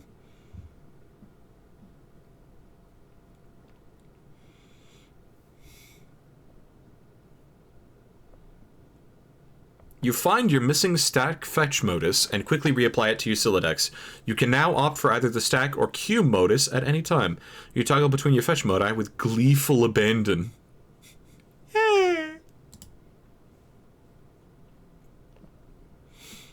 Looks like your dad is leaving again for more baking supplies. You're relieved to have the house to yourself again, if only for a few minutes. You just hope he doesn't notice the magic chest on the roof, or all the shit you threw out the window for that matter. Select stuff in yard and move it back to room.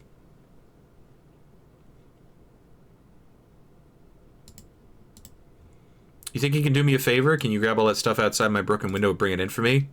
What a shot. No luck. It appears to be out of range. I'm guessing it is too far away from you, the player. Select John.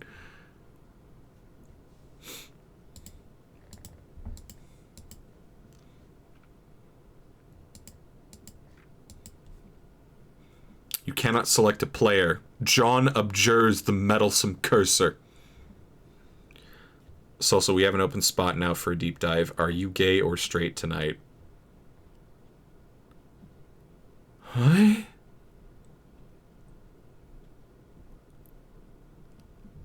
I'm fairly sure deep dives haven't changed. Cause I did deep dive yesterday. What the?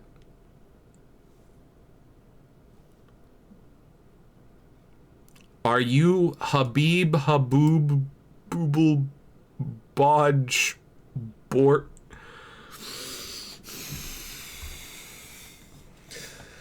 Times that I have been made to drink by chat, Fledge included.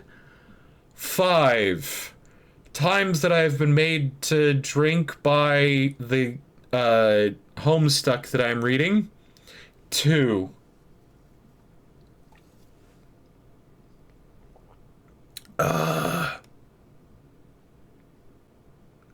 Yeah, you know what? I'm gonna double dip there.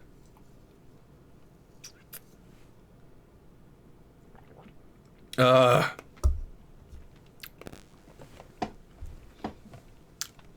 you sure you want to make it chat and not just me? I made you drink so much. Tonight! Tonight!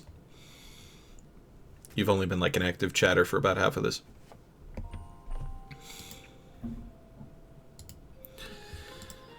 Select bunny. Put the bunny back in the box. Yay! Select bunny. Revised room. Oh no. Are we gonna Oh. What the fuck?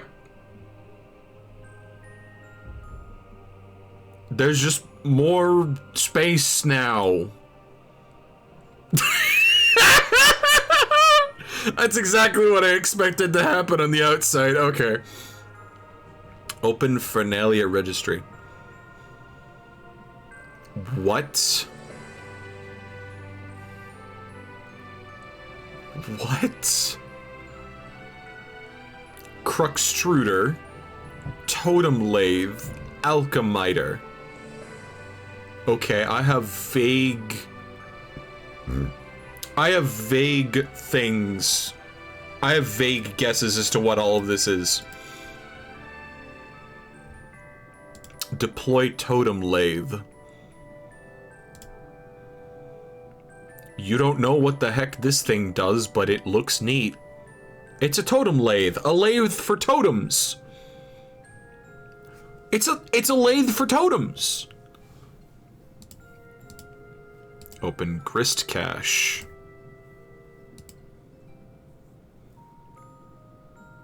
Build Grist 16 of 20. It seems expanding the dimensions of your room cost us some build grist, but deploying the lathe did not incur any expense. Looks like certain objects are freebies, probably to help you set up the game. What do they do? I think it's up to you to find out. All I can do is drop stuff in your house and move it around. How do I move stuff around? I don't think you can as a client. You will need to install the server application. You should have received both in separate envelopes. I'm running both on my computer right now. Did you get another envelope in the mail? No? Once you install the server and establish a connection, I'm sure you'll be able to manipulate my environment in the same manner. Are you sure you didn't get it? I think I might know where it is. Dad's car. Now that your room is bigger, why don't you move to the far corner? It will extend the range of my cursor, and I can reach the items. Which you threw out the window for some reason? Good idea. What have you been doing in here all afternoon? I was fussing with my Siladex. I think I have it under control. What modus do you use? I like to use trees. Oh no, that sounds awkward. It's not exceptionally practical, but I think they're elegant. I'm just gonna... Hey, we got the stuff. Deploy Cruxtruder. Pre-punched card? That is right in front of the front door! Are you fucking sure? Holy fuck! Like, there's just no room for you to get in now. Deploy Alchemiter. That's on the roof. That's on the roof. Why is the floor shaking? Are you dropping more stuff in my house? Yes, 2 more large gizmos.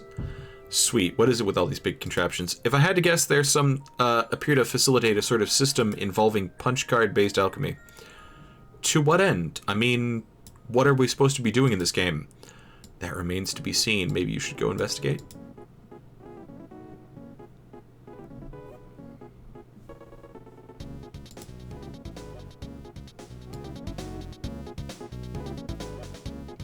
This one gets knocked up a little. This one gets nudged up just a little bit.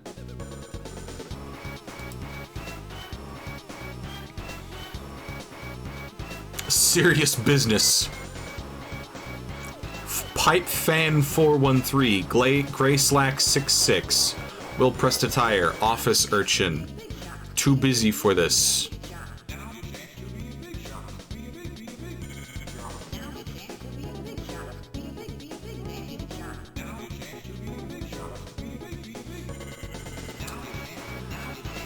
Following matters have been submitted in a frank and forthright manner for Pipe Fan 413's judicious appraisal.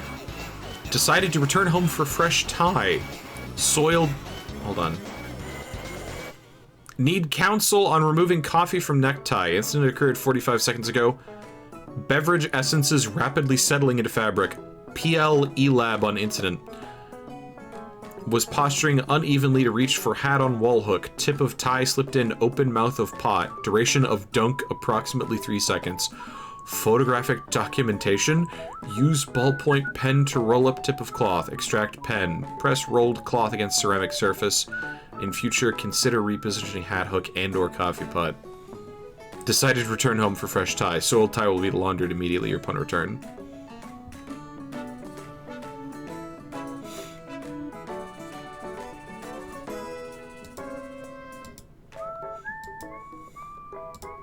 Install Pastor Chum on the PDA. Now you can keep tabs on your chums while you wander around the house. Oh my god, no. Serious business and Pastor Chum. Damn, go out to balcony. I am out on the balcony now. I'm messaging from my dad's PDA. The one you threw into the yard? No, I'm telling you, it jumped out of my Silodex like a frightened weasel. What were you doing with it in the first place? I am not sensing a lot of regard for the personal property of others. Is this how your pent-up frustration with your father manifests itself? Those were all accidents. Please take your psycho-babblery elsewhere. Your bathroom is a mess. Did you do that too? See, this isn't cool, all this snooping. There's a cake in the toilet. Yes, there is. I'm tempted to clean it up for you. If that will satisfy your weird OCD complex, then go ahead. Can a disorder also be a complex? I'm going to have to look at this enormous platformy thing you put on the balcony. Examine Icometer cautiously. Don't stand in the middle! This isn't very cautious of you, actually. Look through telescope at the sun!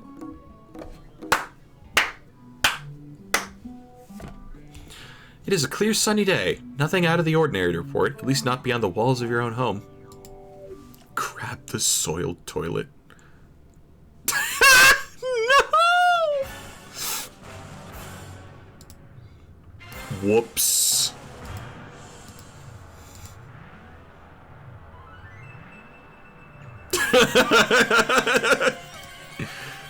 What was that noise? Is this something I should go investigate? No, I have it under control. You can keep playing with your telescope. I think I can patch it up. Just give me a little space. Why don't you go have a look at the Cruxtruder? The what? The thing I put in your living room. Hop down the hole. You jump down to the utility room. Get the sledgehammer and the card.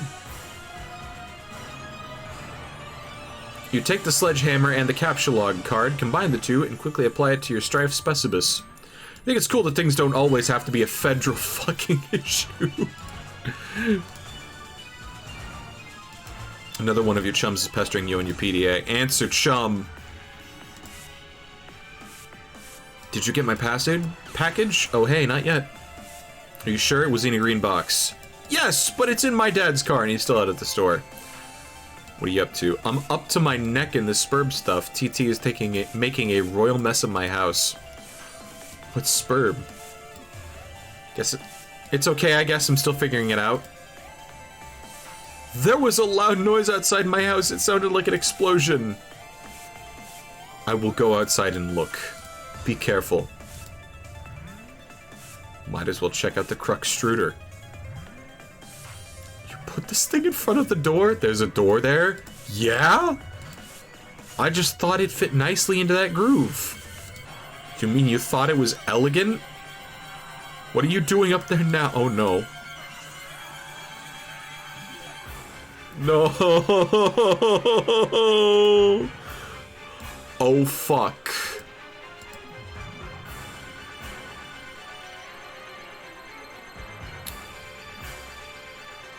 When you turn the wheel, something seems to be pushing up from underneath the lid.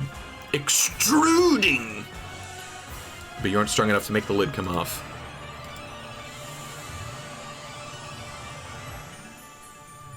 On the tub's journey to the driveway, the connection is interrupted. Scold TT. You can see me, right? Tell me what is wrong with this picture. I keep losing the wireless signal, must be with her. Would look for another stronger signal in another part of the house, but I'd rather not risk an encounter with my mother. I battled through her cloud of gin and derision once already this evening. Cake, gestures, and unfaltering love and support. Quite a road to hoe there. Though I suppose I'm complicit for not informing social services about you. It's dark already? The sun has already had its way with us here on the East Coast. Its lurid glare has moved on to younger time zones. Oh. Don't hit it with need some help.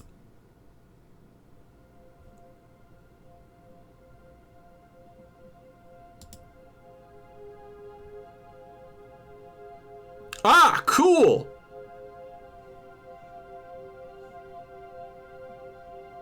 Okay.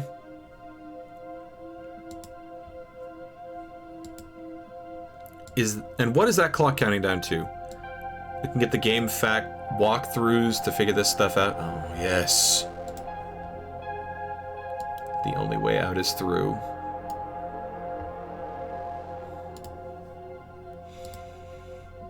All of these walkthroughs are extremely short. None progress much further than this point. It is a new game. Now that the lid is off, you will need to extrude some cruxite. Turn the wheel again. You extrude one cruxite dowel.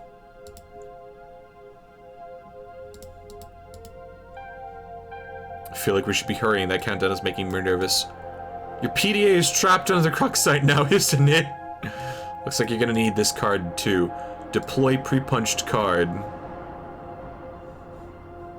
Pre-punched card. Get card. A shard of glass is expelled from the deck and maims the Harlequin doll.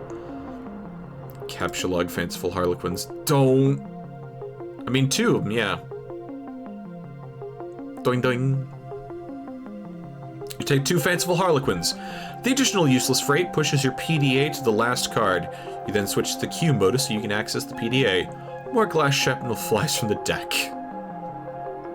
Destroy it, why don't you, huh?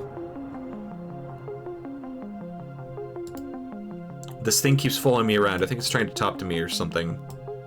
That is probably the Colonel sprite. It apparently needs to be prototyped. Twice, actually. Whatever the hell that means. These walkthroughs are horrendously written. You are the one with the cursor, so just do whatever you think is the right thing to do. Also fix my bathroom.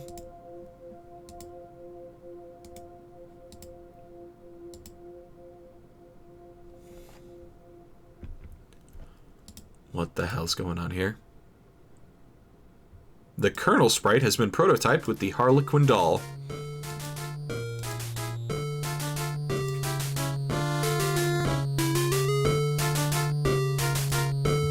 Clown ass motherfucking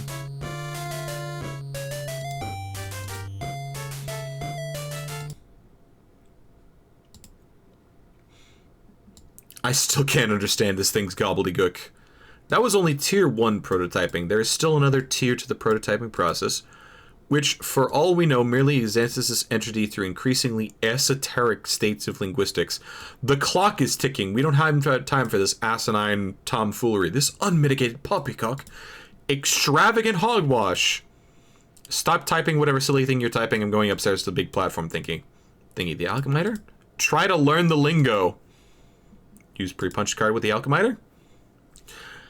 There is no slot for a card anywhere to be found on the alchemiter. The Colonel Sprite followed you upstairs. Explore Athenum? Acquiring a Cruxite dowel seems to have populated with the Athenum with one item. A perfectly generic object. Capsulog telescope. How far did you yeet the... You snagged the telescope from its tripod.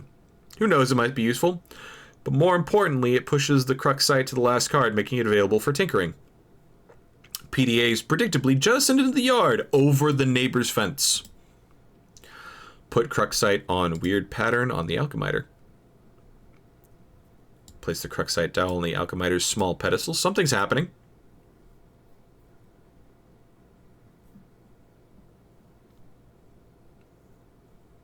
Okay. You set the alchemiter to cast 3 perfectly generic objects for some reason, expending a total of 6 units of build grist. These things look completely useless. What a waste. Out of the corner of your eye, you notice there's something in the sky. Switch modus and use telescope. Whatever it is, the Colonel Sprite seems particularly agitated about it. Meteor.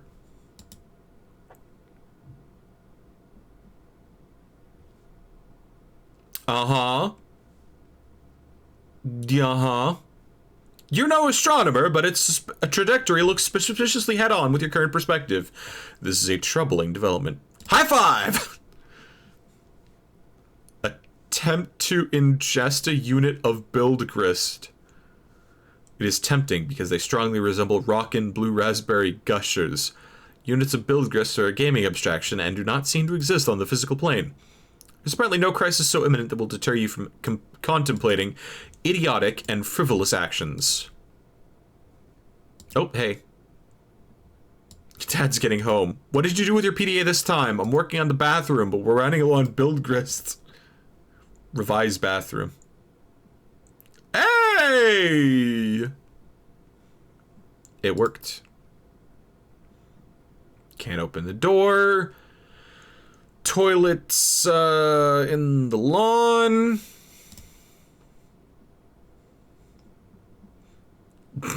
Damn. 2 chums have been trying to mess with you. Answer chums. Working on the last bathroom, but we're only going build grist. Who cares about the bathroom? Now there's a meteor heading from my house. Do you suppose it has anything to do with the game? I don't know, maybe. What do I do? The walkthroughs vaguely suggest an impending threat before they end. The already poorly constructed sentences become even more curt and ambiguous, as if written hastily and with a sense of alarm. Actually, the dedication to uploading the walkthrough under circumstances is admirable. If the meteor is only a game construct, I think the only thing to do is proceed and try to solve the dilemma on the game's terms. Try using the lathe. It says you can use the card on that, but it isn't more specific than that. Really, it is a labor to read this drivel. If I read any more, my brain will need to be spoon-fed from a jar. While it blows spit bubbles on a high chair, I think I will write my own walkthrough, after we make sure you don't die. Heard you got the box. I hope you appreciate my heroic fatherly perseverance in getting to you, in my rough and tumble, dirty, wife-beaterly sort of way. Also, I hope you appreciate how many no-talent douches had their mitts on that bunny before you. It's like a grubby baton in some douchebag marathon. I'm playing Spurb and it's kind of a nightmare. TT is breaking everything in my house. Probably wash your hands. Oh my god, wow. Like a big asteroid or comet in the sky heading right for my house. How big is it? I don't know, big! We'll talk later if I'm still alive and the Earth isn't blown up. They're always throwing around these geographical comparisons to give a sense of scale, but it really means anything to us. Like but it's like, it doesn't matter. It's always just like, wow, that's pretty fucking big. Hey, Mr. President, there's a meteor coming, sir. How big is it? It's the size of Texas. How big is it? It's the size of New York. I'm afraid the comet is there. Is it Jupiter? Yes, sir. Earth is literally under siege by the planet Jupiter. Slips a pre-punched card into a slot on the totem lathe. Above, the tool arm deploys a configuration of chisels. I just see something a lathe. Take Cruxite to totem lathe?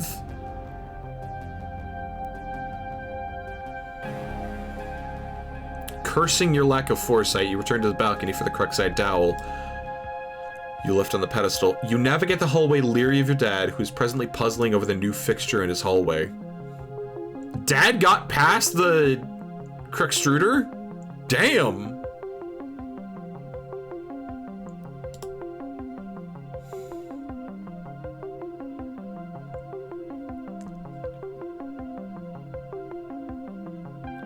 The perfect crime! You retrieve the Cruxite dowel. Dad just shrugs and heads back downstairs. If only you knew he knew you were hard at work saving his ass. Clamp the Cruxite in the lathe. Spin it! The lathe carves one totem. Take the totem. Use the lathe to make this blue shapey thingy. Now I guess I take it back to the alchemixer. Hello? TT is no longer connected. Oh. Oh no. A young lady stands in her bedroom. Due to a violent storm, her house has just lost power, along with her wireless internet connection. This has severed her link to a popular video game that she was playing with a young man at a critical moment. That young man is relying on this young lady to reestablish connecting somehow. This young lady named... It's on the tip of your tongue. What was this young lady again? No. Trisha? Rose Lalonde. Her name is Rose. As was previously mentioned, you are without electricity, though your laptop computer still functions on battery power. You have a variety of Ah, there's the tentacles. You have a passion for rather obscure literature, creative writing, and are somewhat sensitive about it. Fondness for the bestially strange and fictitious, and sometimes dabble in psychoanalysis. You also like to knit, and your room is a bit of a mess. On occasion, if just the right one strikes your fancy, you like to play video games. Retrieve arms from the purple butt. Don't tell me. The purple package's contents are private. No one is allowed to look inside. Writhe like a flagellum and puke on your bed.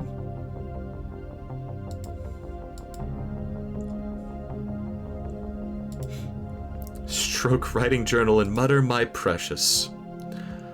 You would only resort to such an embarrassing activity while no one was watching. These journals are for your eyes only. Get violin. You capture log the violin, storing it at the root card of your Silodex. Play a haunting refrain.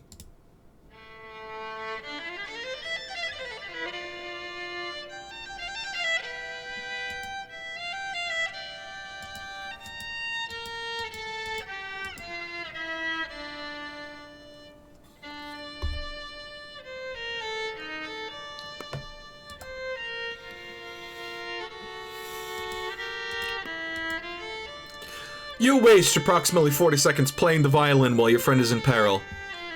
Nice time management skills there, sweetheart.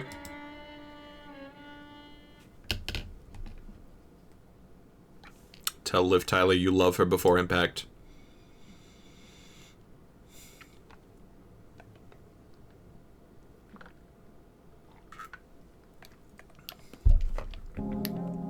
Since your good-for-nothing friend is obviously not going to bail you out in time, you shew words of parting fondness to dear sweet Liv. Oh, if only Affleck could have been the one to make this final sacrifice instead of her stubborn blue-collar salt-of-the-earth father. Then she would fall into your arms for consolation, and you would be the one to make the deceased Bruce Willis proud. Fucking what the hell? Rose captchalogs the knitting bag. It occupies the left leaf of under the violin, per the Tremotus's alphabetical sorting method. What the hell song is this? Okay.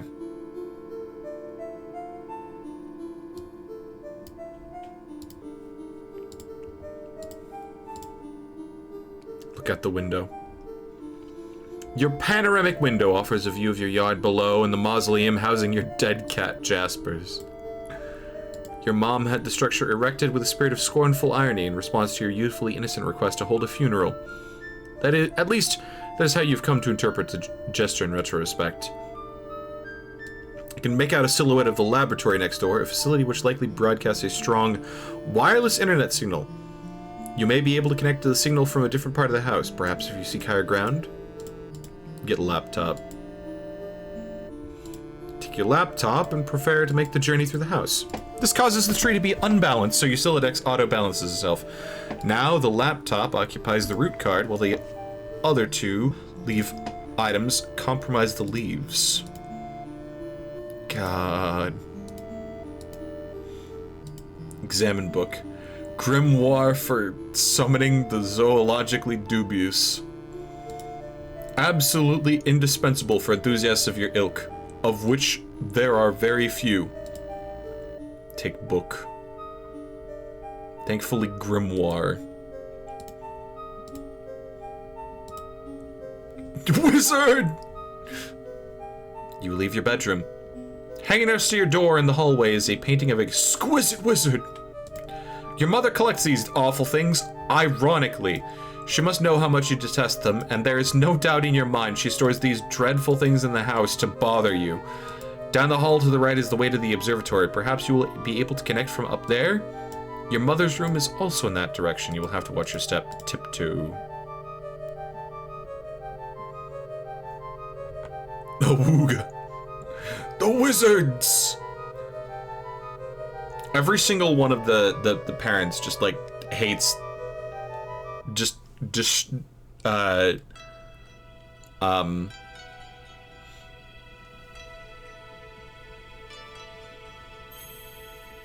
what is it? Decorates their house in a particular way, like with a particular theme, and then the kids hate it.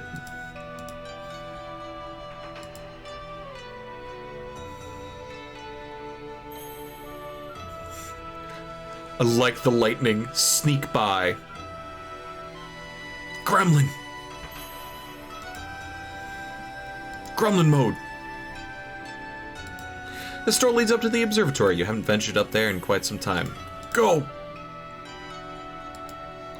The door opens to the exterior walkway, leading to the observatory entrance. You've seen less inclement weather before. Oh, the things you'll do to help out a friend. Hurry. Try to connect. You first put your laptop down on the floor and get it situated. But removing it from the root card causes all the branches and leaves to be severed. Your items are dumped unceremoniously on the floor. See what you can observe. You find a gap in the clouds. It seems a flurry of smaller meteoroids streaking steadily overhead. Not sure what this means, but it is somewhat disconcerting. Stack laptop on grimoire to maximize elevation. You'll need every advantage you can get.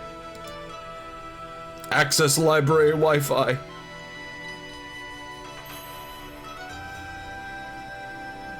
Ascend lab unsecured. 413, of course.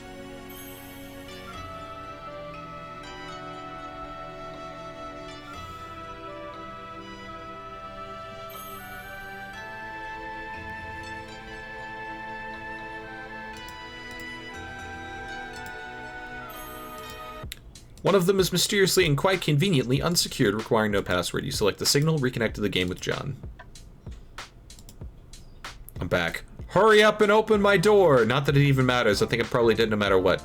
Some use the new totem. I believe it will create the M on the punch card. What is it? What good will that even do? We'll see. Found out evidence that anyone has successfully created the item. The content of the card appears to be variable from session to session. In one instance, it was described as an eggy-looking thing. Do we have enough of those building jewels to make it? According to the Athenium, it is a free item. This speaks to its importance in my view. Off you go. Remove door from hinges. There goes the rest of your build, Christ. Put bathtub back. Probably should have just done this in the first place. John, take totemed alchemiter. Gotta get those stupid blocks out of the way first. The Colonel Sprite is getting awful worked up about all this. Remove blocks. You store the perfectly generic objects in your Finalia registry, potentially to be deployed at a later time.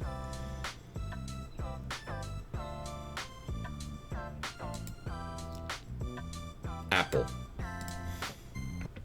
Take a bite of the apple.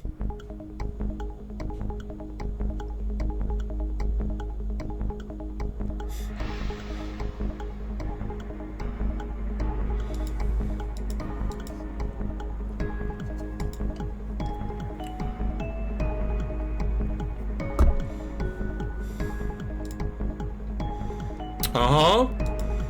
Uh-huh. Take a fucking sip, babe.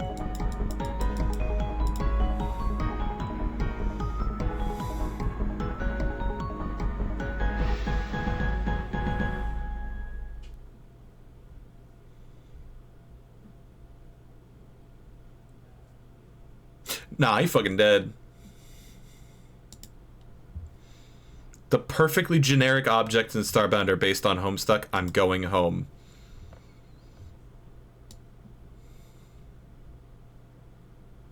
Birth. Thank you. Thank you. Thank you for the cake, JPEG. That's the end of Act 1. What the fuck?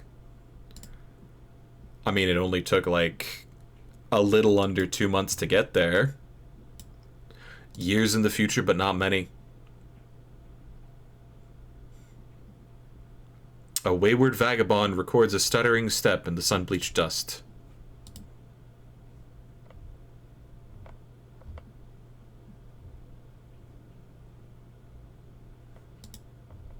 Oh.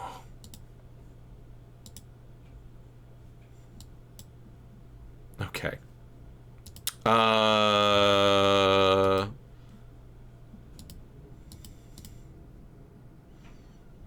Wind chime Foley. We're making this happen. Wow, yeah. Act 2, I guess. Act 1 kind of bop.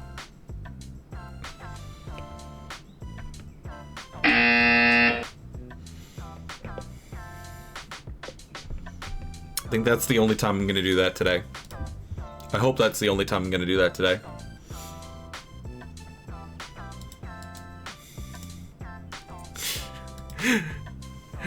Spur Beta Walkthrough, version 1.0, April 13th, 2009. By Tentacle Therapist. Caveats and condolences. Walkthrough, incomplete. Caveats and condolences. I'd be inclined to dispense with the trite even under less pressing circumstances. Needless to say, I'll forego the inscrutable ASCII banner which typically heralds the striking free fall of these documents. I'll also resist the urge to brandish any copyright marks of the particular neurosis that concerns itself with the theft of the utterly mundane. I'll allow other deranged prospectors to stake claims on their worthless plots as the woods burn around them. My introduction will be sparse. There will be no majestic prose blustering into the sails of a galleon as we embark on this voyage together, nor will there be any ham-fisted prose whipping its limbs under a bedsheet like a ghost, for that matter. I won't set the stage or dim the lights. The mood, you will see, will be set soon enough.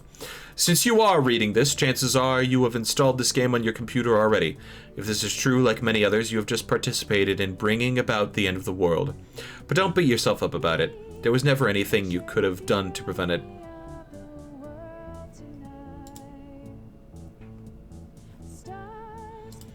There's nothing you could have done to prevent it. The end is happening right now as I type and as you read. I have come to understand that we were always doomed through our collective ignorance, and now further doomed by those few who know and struggle to flee. If you're lucky, you'll be among the smaller subset of the latter who are successful. What I mean is, while that game you installed is just one more grinding slab of rock sealing our planet's crypt, it is also your only hope to live. I'm presently faced with the same conundrum as you, and though I speak with more experience, my own outcome is far from assured. I will play the game, as much of it as there is to play, and record my findings here. If you want to live, you will do as I instruct. My condolences, Tentacle Therapist.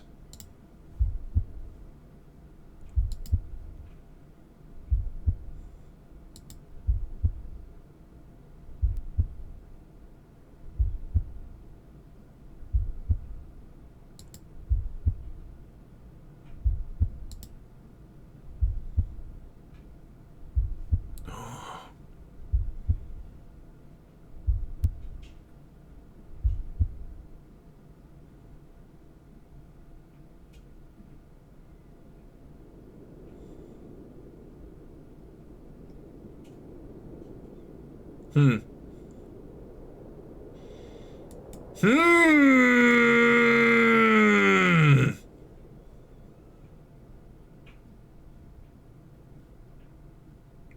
Damn. The kernel divides. The two halves go their separate ways, leaving behind the sprite portion.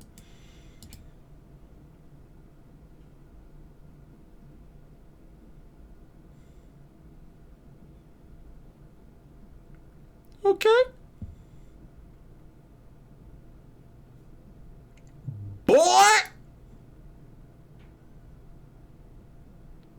What is left of the sprite undergoes a mysterious transformation. For a moment you thought you heard someone say boy, as if whispered in the periphery of your awareness. It was probably just your imagination, though.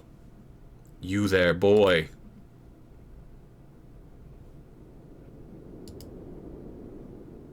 Walk around, use the mouse, arrow keys, or WASD. Click on various objects. You there, boy. What? After you bit that apple, your whole house seemed to be transported somewhere. Then the apple disappeared and the kernel sprite underwent a transformation. Aside from any change in appearance, the transformation doesn't seem to have any relevant ramifications. The ghost clown, do something with it. It's called the kernel sprite, or rather just the sprite now, I suppose. You can't do something with it at the moment. The only thing you can theoretically do with it is tier 2 prototype it, assuming that's still possible.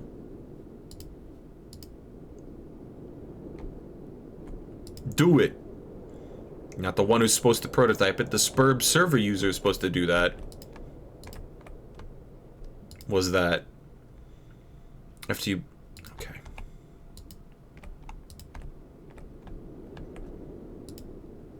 The alchemiter created the apple, or the tree that sprouted it, rather, right on time to save you from destruction. You're not sure if you can say the same for your neighborhood. You wonder what happened to your dad.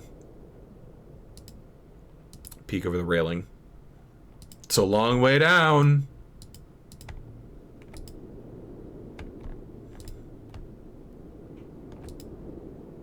Open this door and walk through it.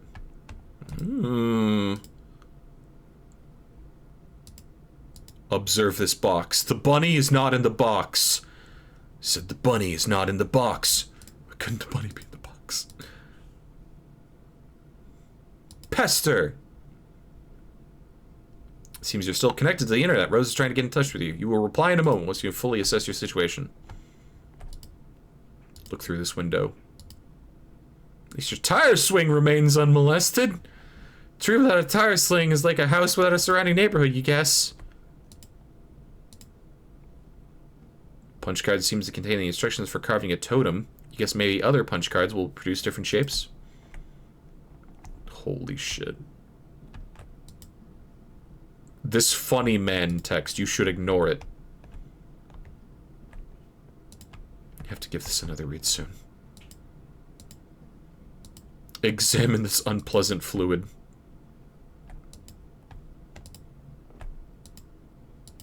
Go out of the door that is not here.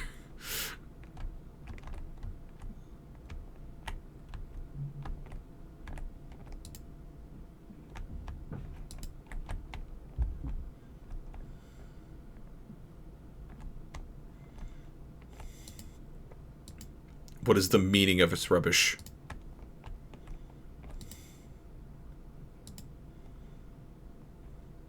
You'd be surprised if the game cursor could lift it, at least not without a significant expense of grist.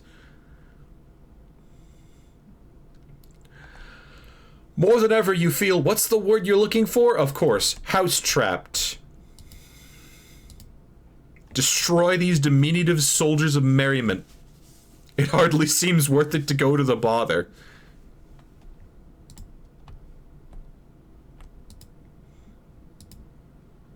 Through the doors like you see in a cowboy saloon. Examine this smeared substance. Oil? It was 1 week ago.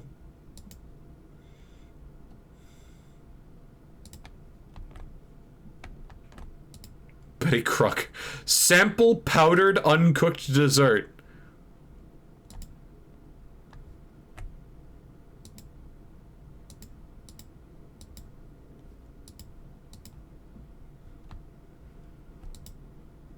This is no time for laundry. Thank you for being sensible about it.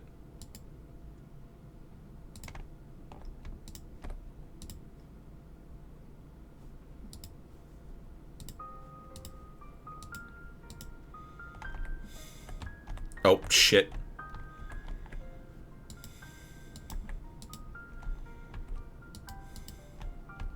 I have screwed up the flash.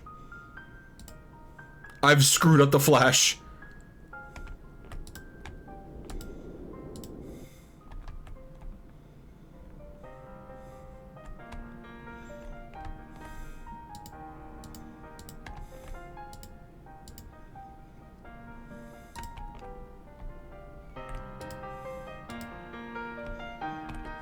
I screwed up the flash thing.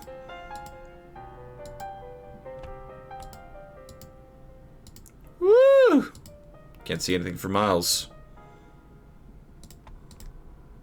Open this iron vault.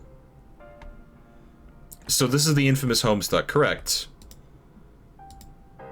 Return to the large room with gross paintings.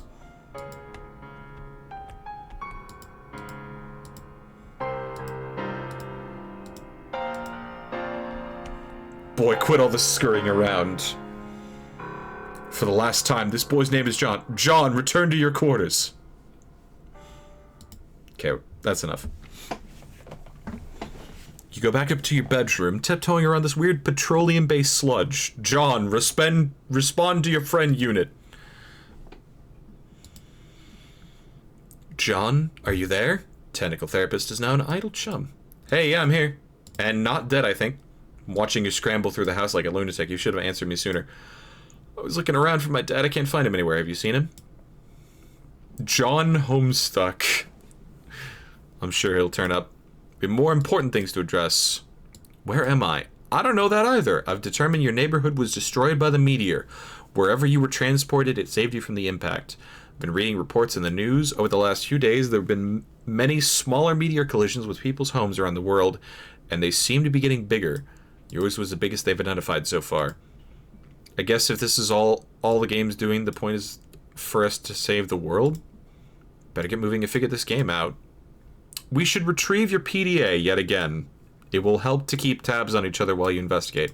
I think I can get you closer to it if I can replenish our grist supply somewhat. There may be a way to recycle some that we already used. I'll meet you out in the balcony. You never even wished me a happy birthday! Hello? I was working on something to send you, but I was running late with it. I didn't want you to think I believed meager well wishes alone would suffice for the occasion. That said, happy birthday, John. Oh, is that what the purple box was? It's a secret because it's the birthday. Happy birthday. Take the fabric item on the floor there. You capture tell. Do as the purple text says to the balcony.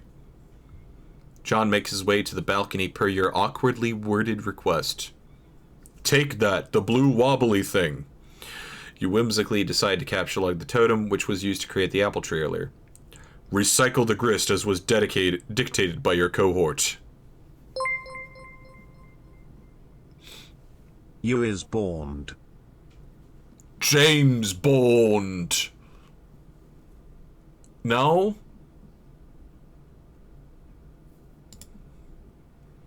John cannot do anything with the grist as of this moment. That is up to the Spurb player. Yes, that will suffice. Rose deletes the perfectly generic objects. 6 units of bill grist are restored to your grist cache. Rose expends the grist to draw a new plank from the balcony in the direction of the PD. It's still over there! Run across precarious platform swiftly. It's a long way down. Make haste on the narrow catwalk. John is very nervous about the idea, and the strident tone of your commands is starting to make him a little upset. Proceed as your level of comfort dictates. Yeah.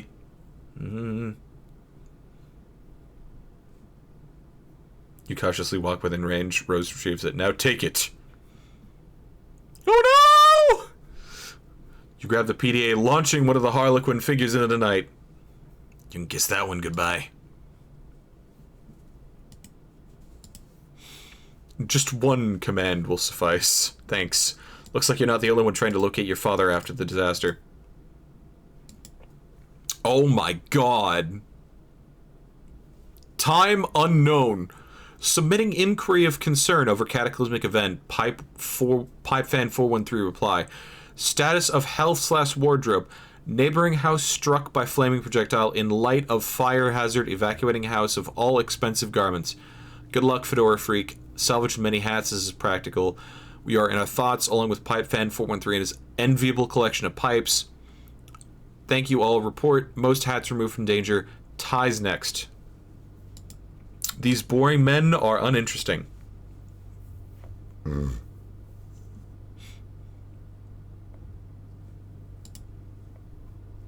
You seem a bit tentative. I'm fine, I guess. Since I got here, I feel compelled to do these weird things I don't really want to do.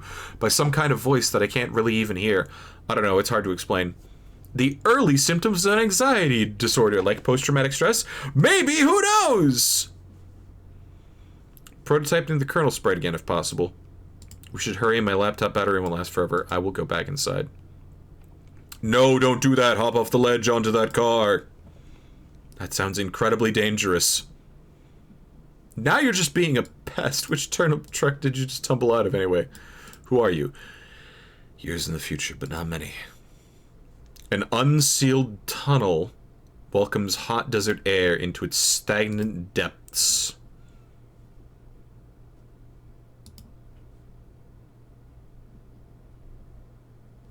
Sand. Boy! You there, boy. Oh.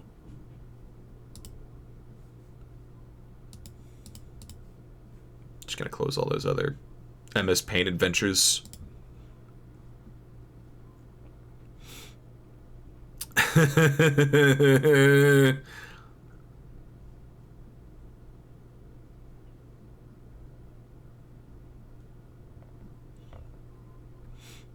Upon connecting...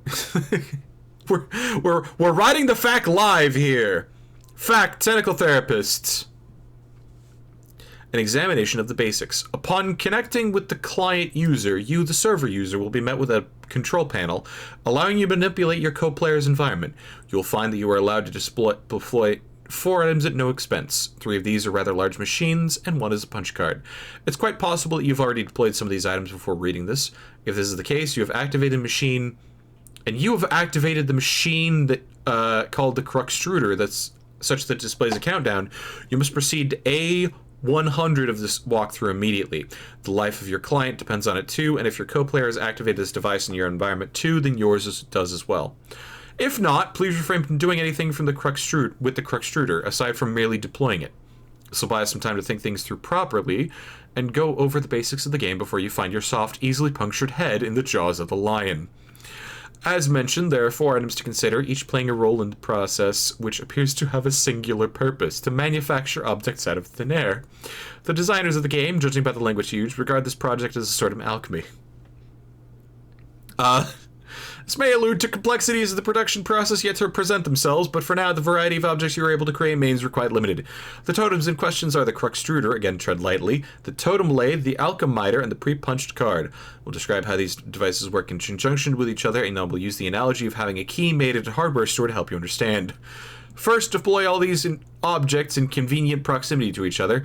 Be sure not to block doors or pathways with them. You can always revise the dimensions of rooms to make space, but I'd advise against this or even experimenting with the function. Doing so comes at the expense of build grist, a commodity which appears to be at the premium in the onset, and one you'd be best advised to save for later.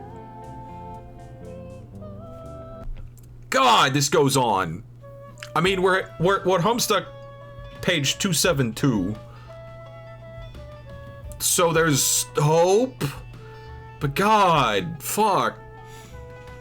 Cruxtruder. Removing the lid signals the moment your life becomes a great whirling batshit pandemonium, somewhat resembling the chaos of an especially ethnic wet. Oh. That is not okay to say. Somewhere, a soused uncle deliberately shatters china on the floor. Muddy livestock is decorated and then lost track of. The question, whose mule is this, at times can be heard over the din. This is now your reality. Aside from that, it marks the beginning of the process I'm about to describe.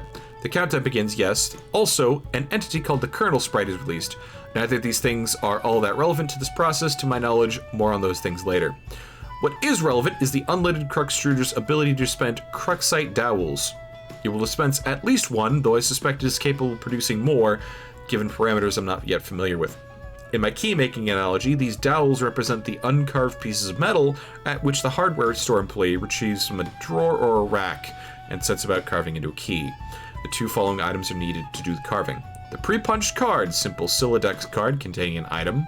There is evidence to suggest the specific item. It contains variables from session to session. The card I deployed contained a blue apple. Yours may be different. Shouldn't matter, hopefully. Additionally, the card, as you may guess, is punched, like the ones used with anti-computing systems. The pattern of holes compromises data, which I believe corresponds to the instructions for creating the item the card contains. That it is pre-punched suggests there is a way to punch an unpunched card, possibly imprinting it with the data for the item it contains, though no mechanism for this has presented itself yet. The data on the card cannot be used to create the item directly. There is a middleman. That middleman is the totem lathe. The totem lathe is essentially the key carving machine. It will carve into your Cruxite dowel a pattern of grooves and contours, the sort which makes a key unique. The instructions for this pattern are supplied by the punch card, which is inserted into the lathe pre-activation to configure its chisels. Once the dowel is carved, you have a totem serving as your key, which can then be used to unlock the card item through the alchemiter. At this point, I will diverge from my key-making analogy and switch to a barcode, which is not a terrible, strenuous leap to make, since the concept of a key and a barcode are essentially the same, one being a unique pattern of grooves, the other of varying backlight. Jesus fucking Christ, you're so verbose. Fucking get to the point, girl. Like, I realize this is a running joke, but holy shit, you're on a timer. If you place a Cruxite dowel, carved or uncarved, on the alchemiter's small pedestal, its robotic arm will scan the contours with a laser, hence the barcode analogy. This is the machine's way of reading the data originally imprinted from the card and transforming that data into a physical object. Though typically this is not done without expense, I believe. An uncarved dowel results in the creation of a perfectly generic object, which is a seemingly useless green cube. It consists of 2 units of build grist to make, and I do not advise you to waste resources. There appears to be many other varieties of grist, ostensibly used in combinations to create different sorts of items, which possibly offer some insight in the game's use of the term alchemy. Quite conveniently, there is an exception to this. Creating the item on the pre-punched card costs nothing. This is good because creating this item turns out to be essential. Now that you know this, you can, in your own time, begin the process. Once you initiate it, naturally there's no going back, so best to be prepared. You probably shouldn't drag your feet too long.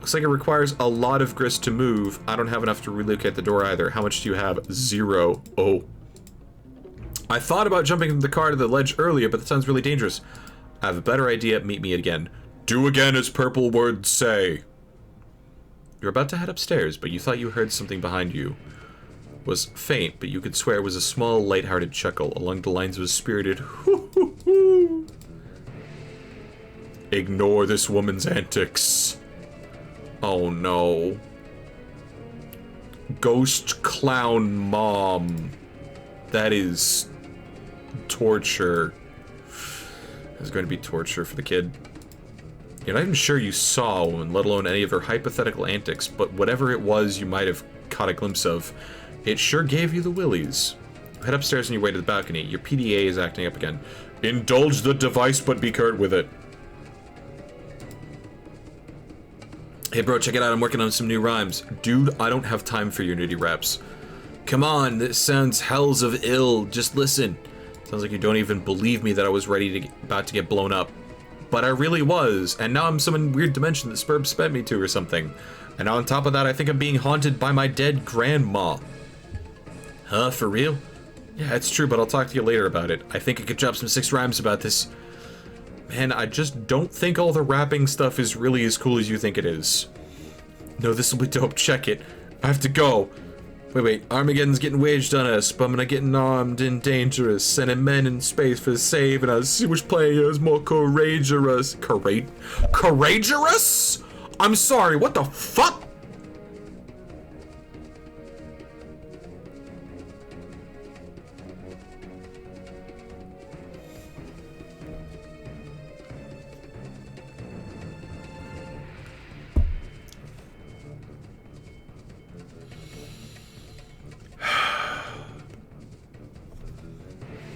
Okay, it deserves at least 2 disapproving sips.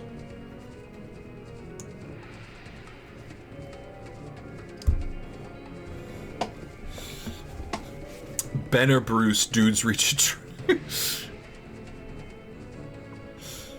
put their blowshoots to use and upsuck it. Affleck's sacrifice would have to suffice off fluck it. Bro, be a stained glass saint up on a cross getting hella Christ plagiarist. Bruce is like off of that crucifix. Enough of this fucking savior fuss. Buscemi remained dangerous. Oh my god. Oh my god. I don't know, Morgan Freeman or something being the president. Obama made it so that no one gives a shit about black presidents in movies anymore. I have something to rap about besides all your dumb shit movies. God damn. You head out to the balcony to find what Rose has in mind. She is messaging you again. The purple text is less irrational than the red text. I'm lifting the car up to the balcony. Once it's up, retrieve the game, then I'll put it back down on the driveway. But the door's locked. Then break a window. It's just a window. This is sort of an emergency. Otherwise, I promise I'll handle the car with velvet gloves. Alright, pick up car. It's going to fall into the abyss.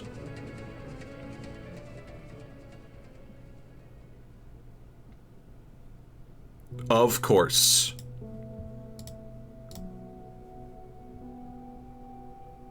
Goodbye, car! Ridiculous folly, inexcusable. You're inclined to agree, but hey, accidents happen. You double check your PDA to make sure if Rose is really gone. Indeed, this seems to be the case. TG is still pestering you, but another chum is now logged in and well. I'm gonna sleep on your desk and knock over all your cups. Someone in hell is getting a brand new car! No, it's gonna fall down to hell and be a wreck. Someone in hell is getting a fixer-upper.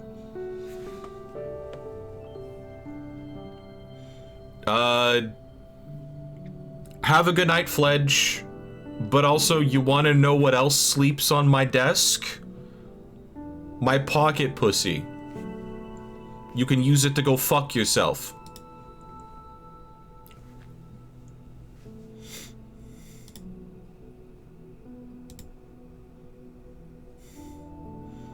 I'm back. Oh, hi. I want to investigate the explosion I heard. Was it by any chance a meteor? Yes, how did you know? It's kind of a long story. Did it blow up your yard or start a fire or anything? I'm good.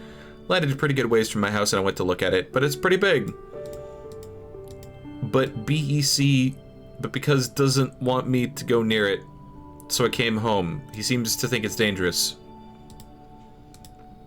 Did you get my package yet? I was trying to, but Rose dropped my car into a weird, spooky, bottomless pit, and the package was in the car, and I'm really sorry about that. Oh no! I guess I should start at the beginning. See, a meteor blew up my neighborhood. I'm okay. My house is too, sort of. That game I was telling you about, Spurb, which I was playing with Rose, sort of transported me somewhere last minute. But now I'm trapped here and it's weird and dark and I can't find my dad and I just lost the car and my copy of the game in the pit and I think I have to save the world from the apocalypse. A meteor, is that where the gray-skinned people with the horns come from? We haven't even gotten to that part yet.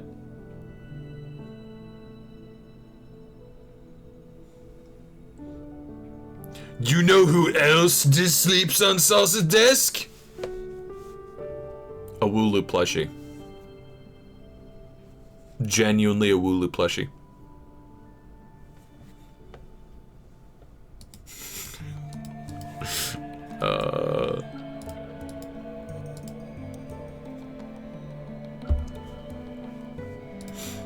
Sounds really crazy and kind of scary, but also kind of exciting.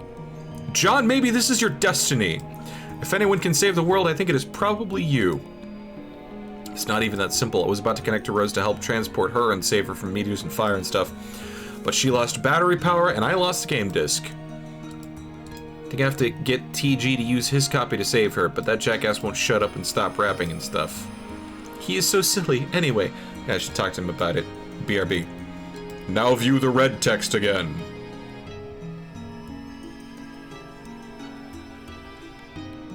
What if we just skip this pester log? I'm looking at the OBS stuff, and I already don't like it. I already don't like it. When the film crew zooms in where the president's at, I'm like, if that dude's black, I'll eat my hat. Turns out he is, so we're all like, damn, director's got gumption. Like, we'll all flip our shit. He ain't shining shoes or something. It's called Freemancipation. If it's not Preza-election, it's God Ascension. In Bruce Almighty, whoops, different Bruce from the one I just mentioned. Ah! Can't explain to me why this ain't condescension to think I'll shit a brick.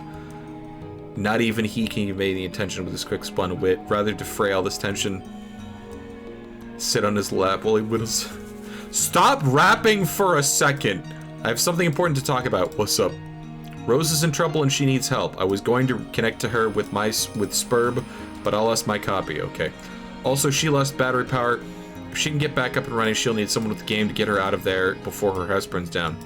I think you should use her copy of the game to help her. My copy? That's gonna be tough. Why? I lost it. It's a stupid story and I'd rather not be talking about it. Shit be embarrassing, yo. I thought you said you had to. Well, yeah, one is my brother's copy. Well, get his then. He's not gonna be happy about that. You might also want to read Rose's walkthrough to get up to speed on this. Oh man, what? Nothing really.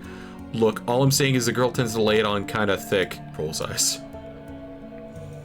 Your laptop is out of battery power. There's only one thing left to do. Time to get your meta backup generator. Knit laptop cozy to shield your laptop from the rain. Wow, that was fast. Besides, you already knitted one a while ago.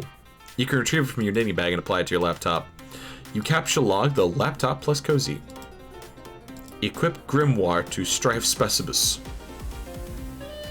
There's some dark forces you just don't want to mess around. You better understand. Understand this better than most. You put the book down. Recapture log your items.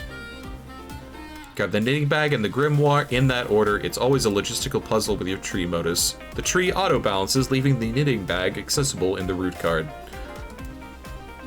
Allocate knitting needles to Strife Specibus. They're so handy with these needles. You could feel like you could probably use them to fillet a swordfish. Damn.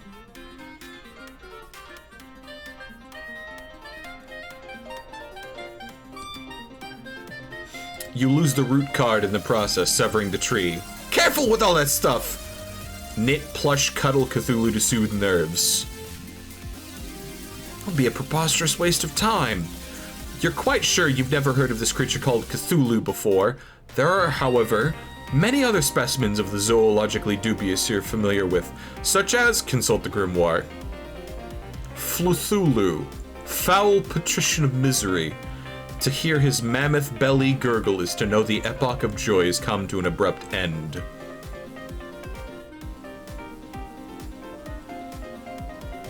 What? Shame Beast, King of Grotesquerie, Writhe Lord of the Moist Beyondhood. Yo, can I have that as my name? King of Grotesquerie, Writhe Lord of the Moist Beyondhood. Hearing his melodious chirps and tongue clicks causes one's bones to explode. And he commands small Fluthulus.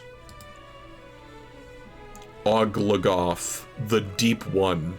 Whenever he grinds his teeth, all the children of a random galaxy somewhere will frown continuously for a 9,000-year span. He is the first and smallest of the smaller gods, appointed in servitude of a vile, unfathomable pantheon of middling gods, which caters to the whims of the noble circle of horror terrors, an omniscient, omnipotent power of the elite few, forever cloaked in the darkness of the furthest ring.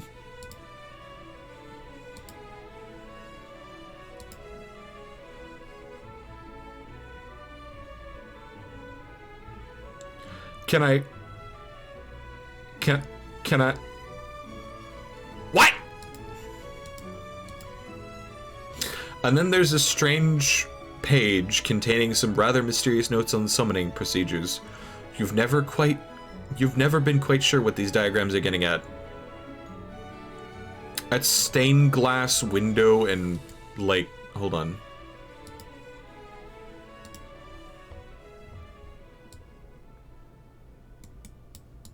Yeah, no, that I...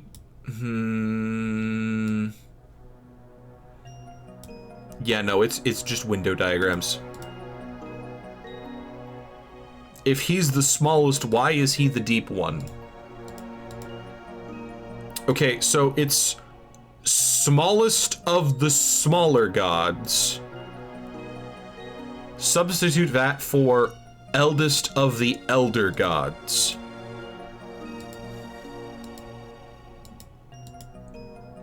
And that's why he's the deep one. You recapture log everything the way you want it to appear in the tree and head downstairs. You figure that's enough dilly-dallying. Time to get a move on. Wonder if this rain will ever let up. It's driven since the month began, perhaps long enough to forget its purpose. It no longer even knows to assuage fire. Somewhere a zealous god threads these strings between the clouds and the earth, preparing for a symphony it fears impossible to play. And so it threads on, delaying the raise the conductor's baton. How you hate this season. April is the cruelest month, breeding lilacs out of the dead land, mixing memory and desire, stirring dull roots with spring rain. American sports legend Charles Barkley confront mother in hall. Surely your mother is lurking nearby. You should be prepared for an unpleasant confront. What? Oh, psych, what?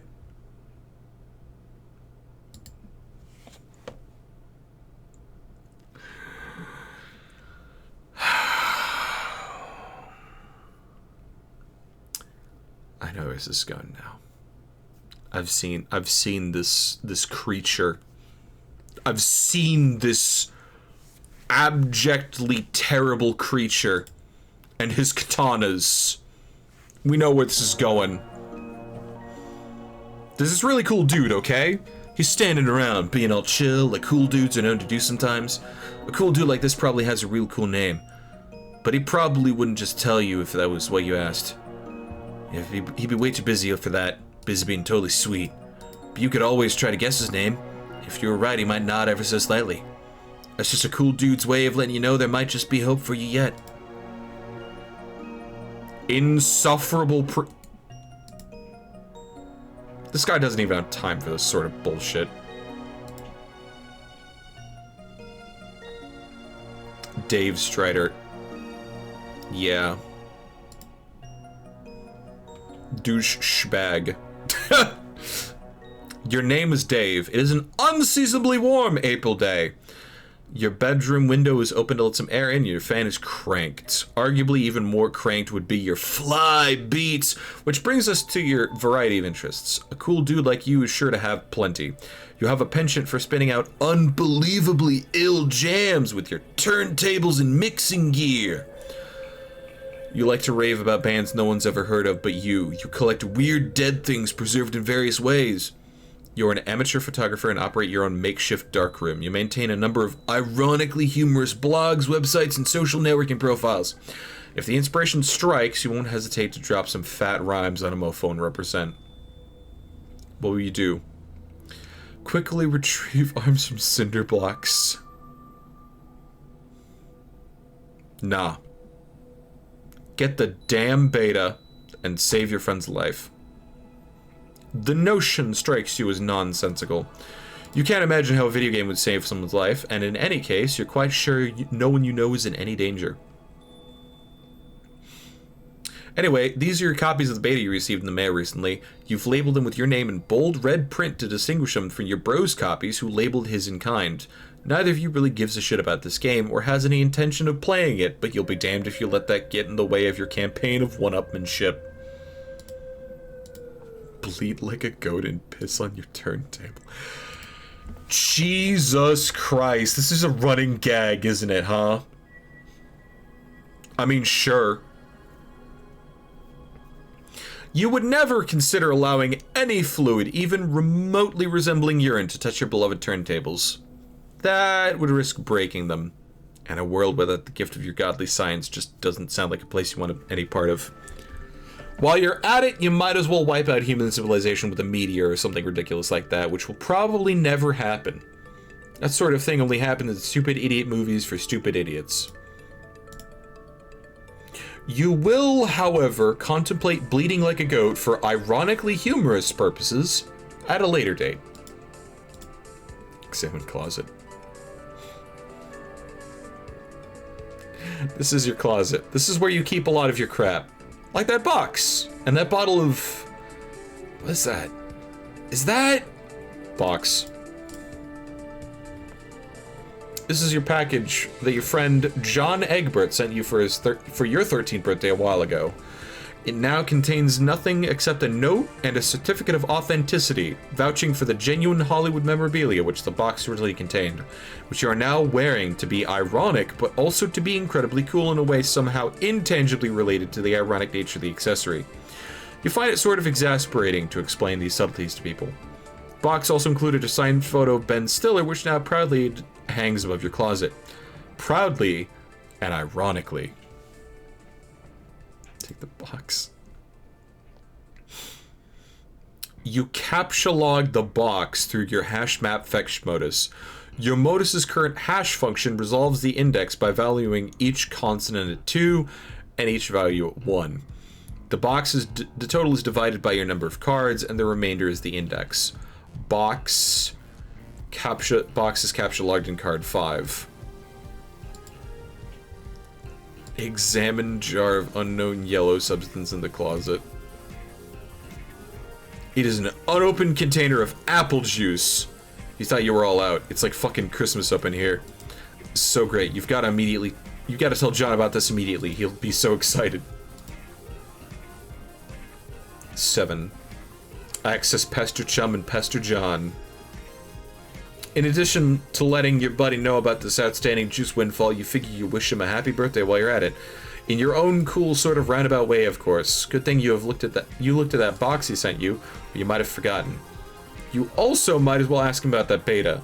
Kids have been harping about it for weeks. It would be cool if it came on his birthday. He'd be one happy camper. Complete bullshit. God damn. 7.0? Hephaestus?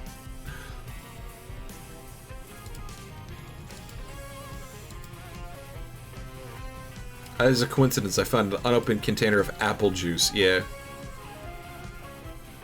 Go online and view sites indicative of your interests. You open the Hephaestus web browser and direct it to your ironically maintained blog where you post monthly satirical reviews of Game Bro magazine. Your latest post is a review of the March issue.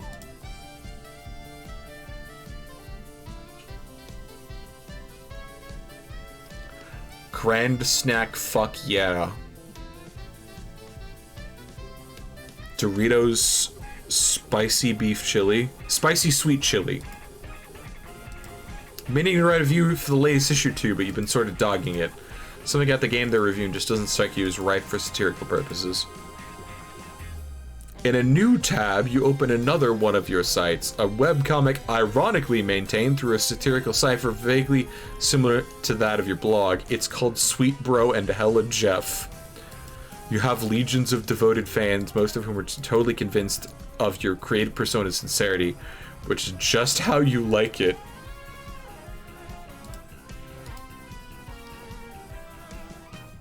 It keeps happening.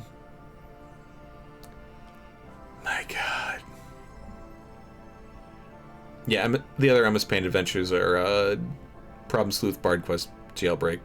Cool.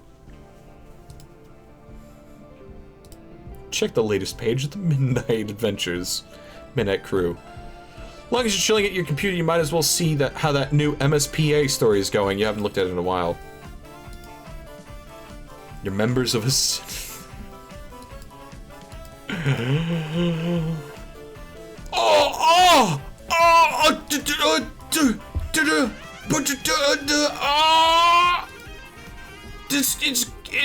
It's card faces. Is this a Deltarune reference? Oh!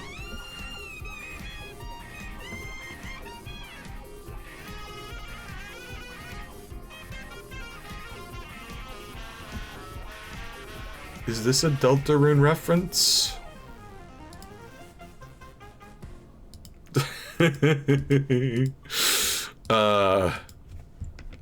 Lancer theme plays. Hold on, let me actually play Lancer theme.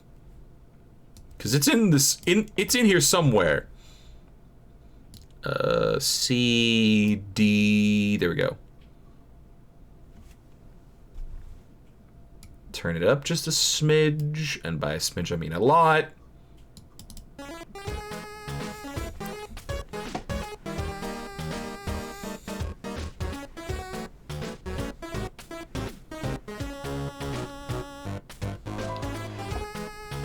You are members of a sinister gang called the Midnight Crew.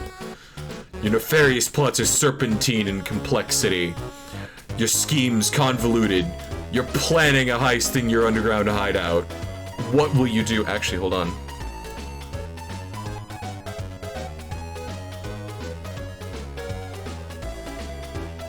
Keep repeating this track. This actually is, like, I think thematically fits. I was joking about the whole Deltarune thing, but, like, this actually kind of fits to, like, cartoon villainy here. Occam Razor on plans and schemes. Spades Slick use Occam Razor to carve a circular hole into the heist plans, freeing it from the knife. You wonder what moron would jam the knife so hard into the table in the first place. Oh god. Wait, no. Climb ladder and exit hideout. Implement nefarious plots. You push against the manhole cover, but it seems some unbelievable jackass has parked your getaway van on top of it.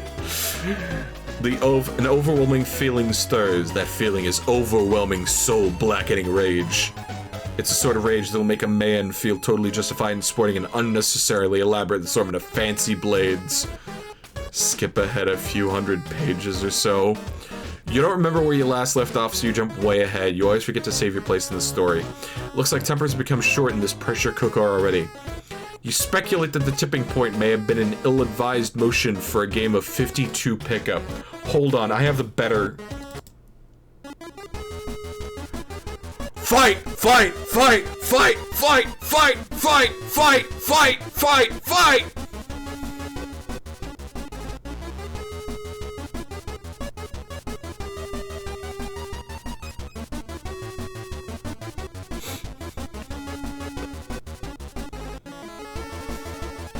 Fight! Fight! Fight! Fight!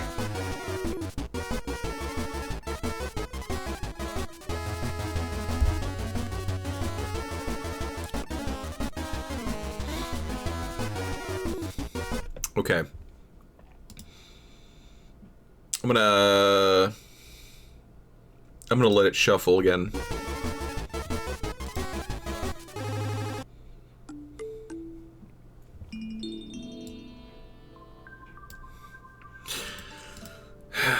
Save your place, read it later.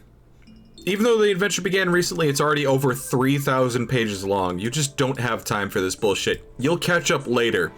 Besides, it looks like someone's pestering you. You're pretty sure you know who it is. April. 300 pages. We know who you're talking about. I don't know who the author of... Actually, no. I got the author for, like, one fucking moment at the beginning of the stream. But that was 3 hours ago. And I have watched I have read an entire act of Homestuck since then.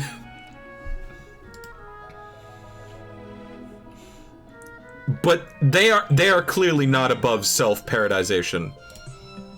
Answer chum. In some cultures, the persistent refusal of a lady's invitation to play a game with her would be a sign of wanton disrespect. Either that or flagrant homosexuality. What? Oh no, no look, I'm busy, okay? I've got a lot of shit on my plate. I am sort of big deal, okay?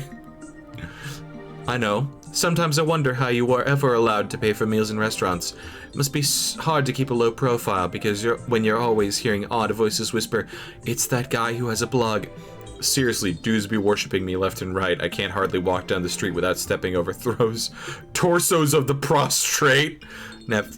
Navigating the urban landscape, I'm sure, is difficult enough without an obstacle course of deferential flesh and skyward asses.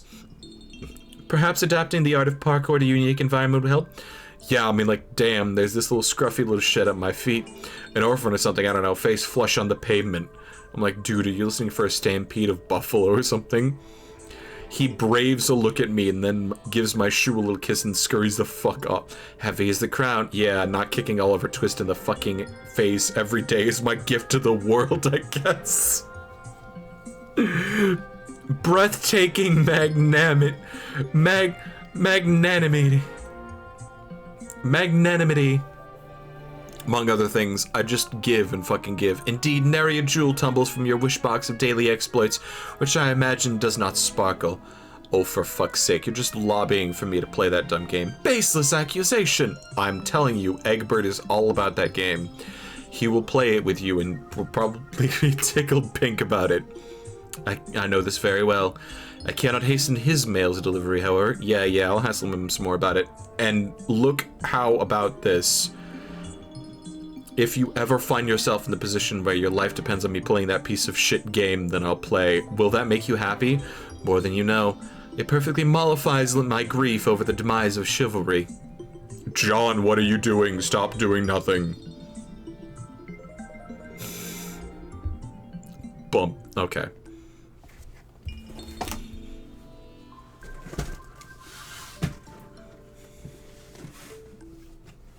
Meanwhile, in the present, in a place where the present may be a concept of dubious merit, John is spacing out. But a vague and forceful thought jolts him to attention. Or maybe it's that bumping sound from the other side of the door. What's that? What is that? A thick, unpleasant fluid pools from beneath the door. Troubling. Investigate this. There's a trail of this fluid in the hall leading to your room. Dave, play some hauntingly sick beats. You've had enough of the computer for a while. You feel like you've been messing around on it all week. It's time to get your jam on. You pull up to your trusty Akai MPC 1000 sampler and prepare to get sick nasty. Dave's Fat Beat Machine, all this fresh code freestyle and busted out by...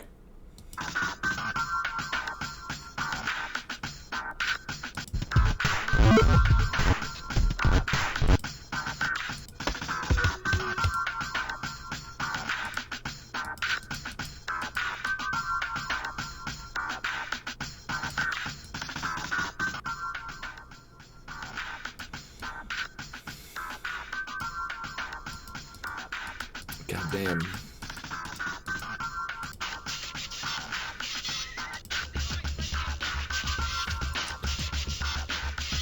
Sick nasty beats.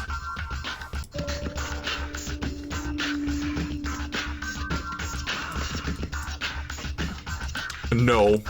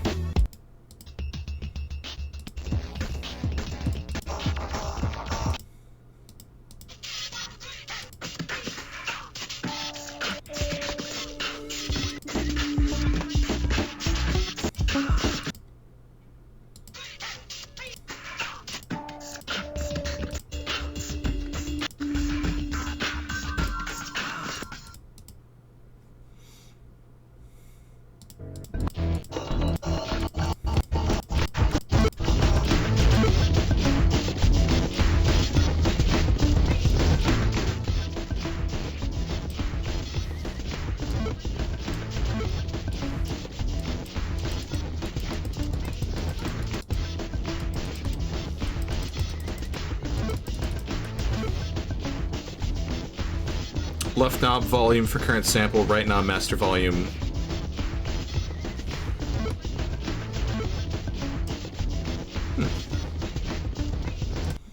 Take sip of apple juice, despite what John said. These beats were so fresh they belong in the produce aisle, is what you're talking about. Soccer moms be thumping that shit for ripeness like melons, know what I'm saying? After beats that fresh, it would be a crime not to reward yourself with a celebratory swig. Damn.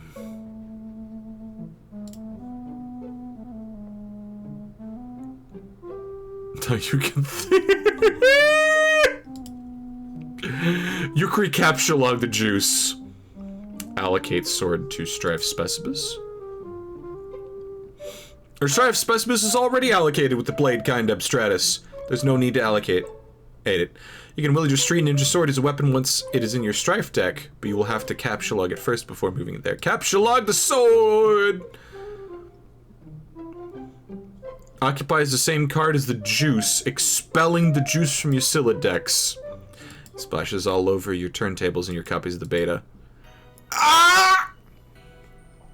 Get a towel or something. What the fuck? What the fuck? Puppets. Okay. So we've gone from clowns, which is John's dad's obsession, to wizards, which is Rose's mom's obsession, to puppets, which is Dave Strider's brother's. I don't even know what to say anymore. Take a fucking drink.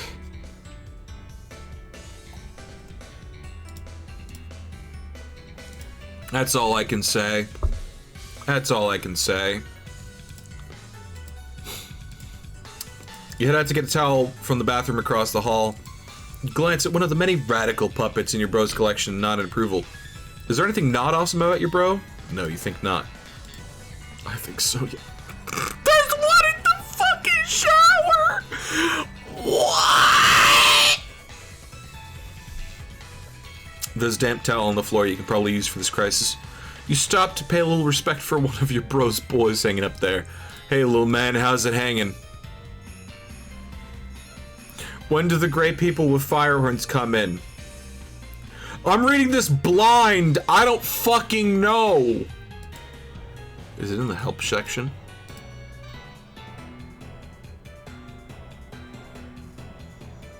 Isn't there something I need to know or do in order to read? Not at all. Just take it one page at a time.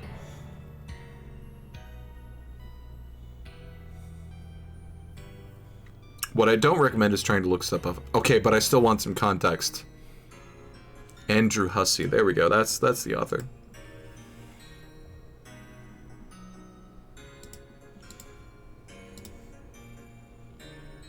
Faulty asset pack. I turned on dark mode.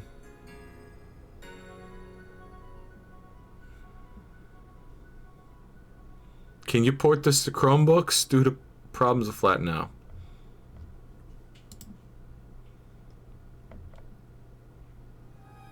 All right.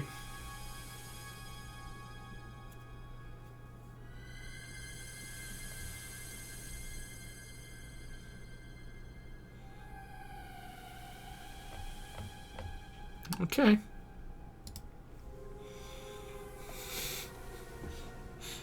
You enter the bathroom. There's a damp towel on the floor. Capsule the damp towel. You take the damp towel, expelling the box. Search the bathroom for something slightly less damp. You decide to wring out this towel out in the toilet to make it less damp. Now it is just a towel. Grab the box again while we're at it. Yeah! Clean up the juice. You clean up the juice with the towel to hand the damp beta envelopes off on your line to dry it off.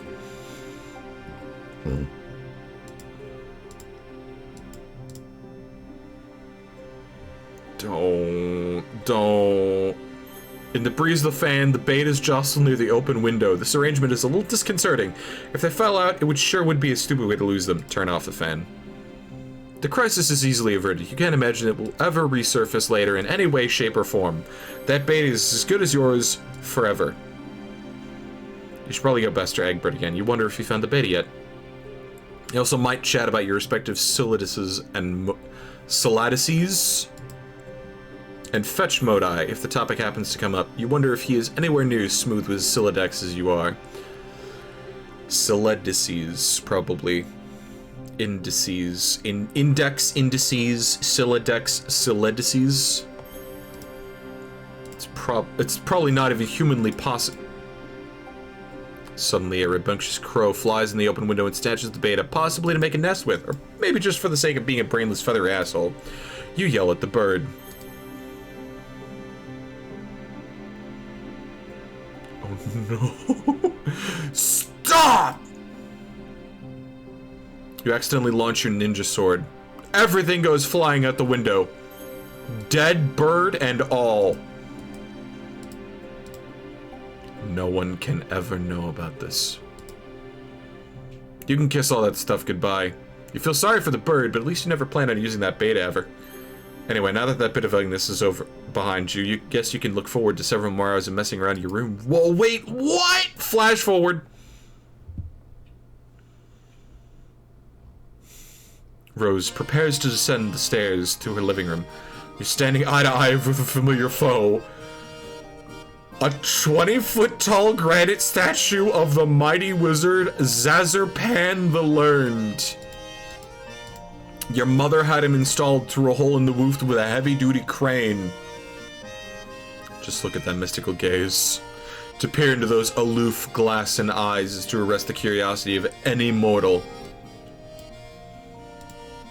To behold the wisdom concealed in the furrows of that venerable face is to know the ceaseless joys of bewilderment itself. Any man so fortunate as to catch askance, his merry twinkle, a twitch of whisker, shall surely have all his dreams fulfilled.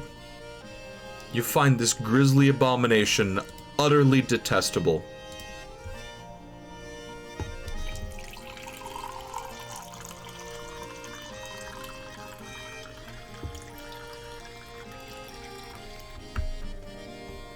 So that's why Dave can't access his beta. Okay.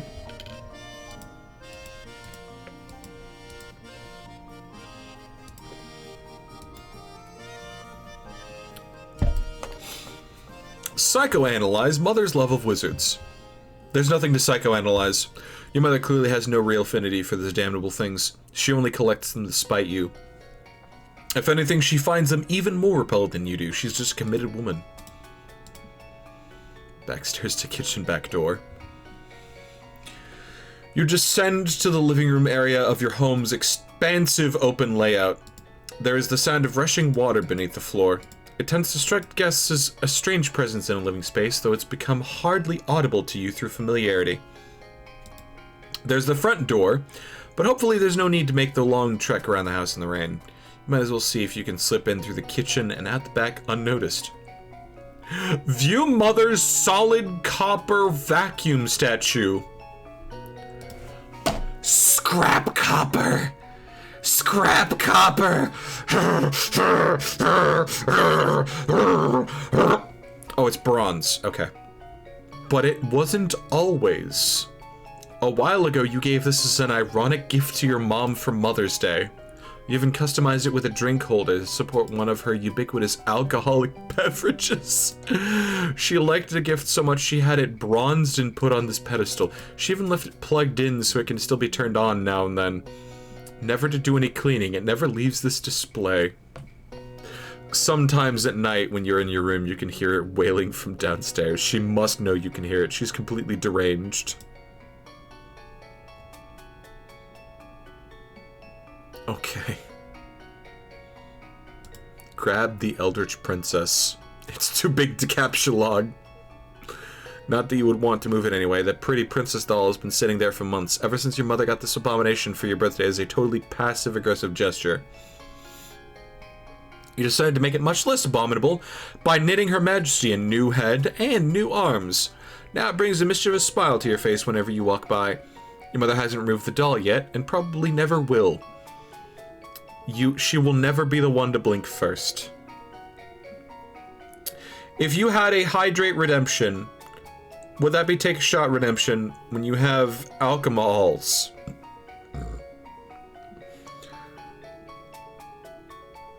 I'm going to say no. Not a full shot. I do want alcohol to sort of like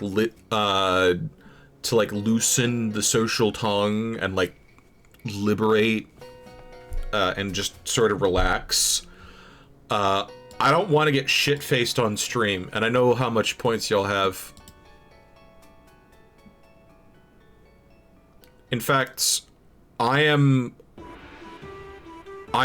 leery of like the hydrate button in the first place. At a 1 million point redemption to chug the whole bottle. I could as a joke. I genuinely could as a joke. Like, I'm thinking of like even worse, more reasonable jokes, like 100,000 points, which I know at least one of you has. 100,000 points. End the stream immediately.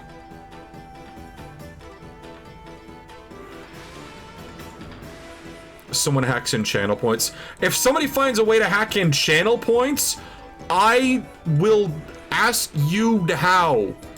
Because I'm still like AFKing in other channels. I've got like a cheat code kind of.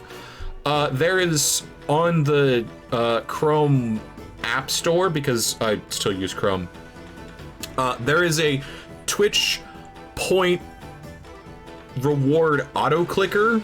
I think it's at least one, but I've got one of where it just like finds the button and automatically clicks it and gives you like the 60 point bonus basically like instantaneously. I want to say it runs 10 times a second. That's so much time lurking. Yeah. I mean, I stream a lot. I stream, what, 70 hours a month?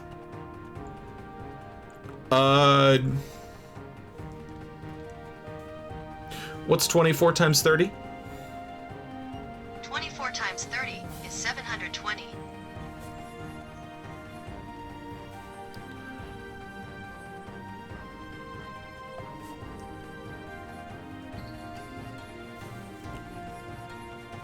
$80 divided by 720?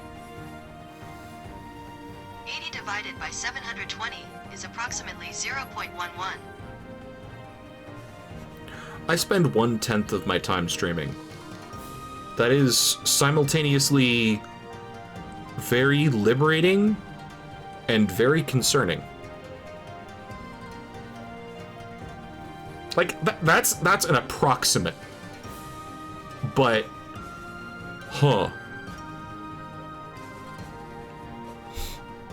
If I added end the stream, gift a sub, immediately end it. y'all get the point though, right? Like, I've AFK'd for points in other channels, so I know how it is. Sometimes you just want to, like, earn enough points to, I don't know, make an Abra giant and have feet and in a maid dress so she can stomp through her town and city skylines. Thanks for having those there, Abby. I will abuse the point redeems until they become funny. Anyway, yeah. I don't think I'm ever gonna do a hydrate, and I'm definitely not gonna treat it as a shot when I'm doing alcohol, because I'd like to exist alive. I am thinking about, like, changing and adding points structure, but yeah. Channel points don't even work for me if I'm not subscribed to the person for some reason. You have to have the stream open and live, and you have to have the chat open and a section essentially except BF. I don't know why. You also have to be logged into your account, which, I mean, sure, not that hard. If you say Twitch, keep me logged in, then yeah, you're good. But yeah. Acquire Umbrella for protection against elements. You're gonna have a hell of that time accessing that card when you need it. I guess you'll just cross that bridge later. Peek inside kitchen. The liquor bottles are out in full force. Mom is surely nearby. Investigate richly colored object in middle of screen. Oh no. I would be your refrigerator, whose surfaces have a customarily served as the battlefield for a chilly siege of passive-aggressive one-upmanship. This was a drawing you did of your cat Jaspers when you were younger, along with a poem about him. Your mother bought this ostentatious $15,000 frame for it and had it welded to the door. Using the colorful magnet letters, you recently left a succinct message, which may or may not have been directed toward anyone in particular, but you couldn't find the letter W, so you stuck two V's together. Shrew. Your mother then purchased a fresh pack of W's and left them there for your convenience. Appreciative of the thoughtful gesture, you left her a sincere thank you note, which you had legally notarized and then marked with a drop of blood. Part of it was touching the floor, so your mother was kind enough to lift the lower portion of the document with a velvet pillow. Attach a W to face as a fake mustache. This is incredibly silly, and you're not sure how it fits into your campaign against your mother or getting your computer back online to escape your doom. But it's hard to resist getting a little silly sometimes, especially when you are absolutely positive no one is watching. Captcha log W.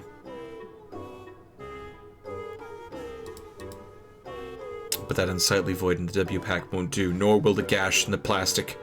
You deposit 12 cents in its place, which is your approximation of the letter's value. You also make a value return later and neatly sew the plastic shut.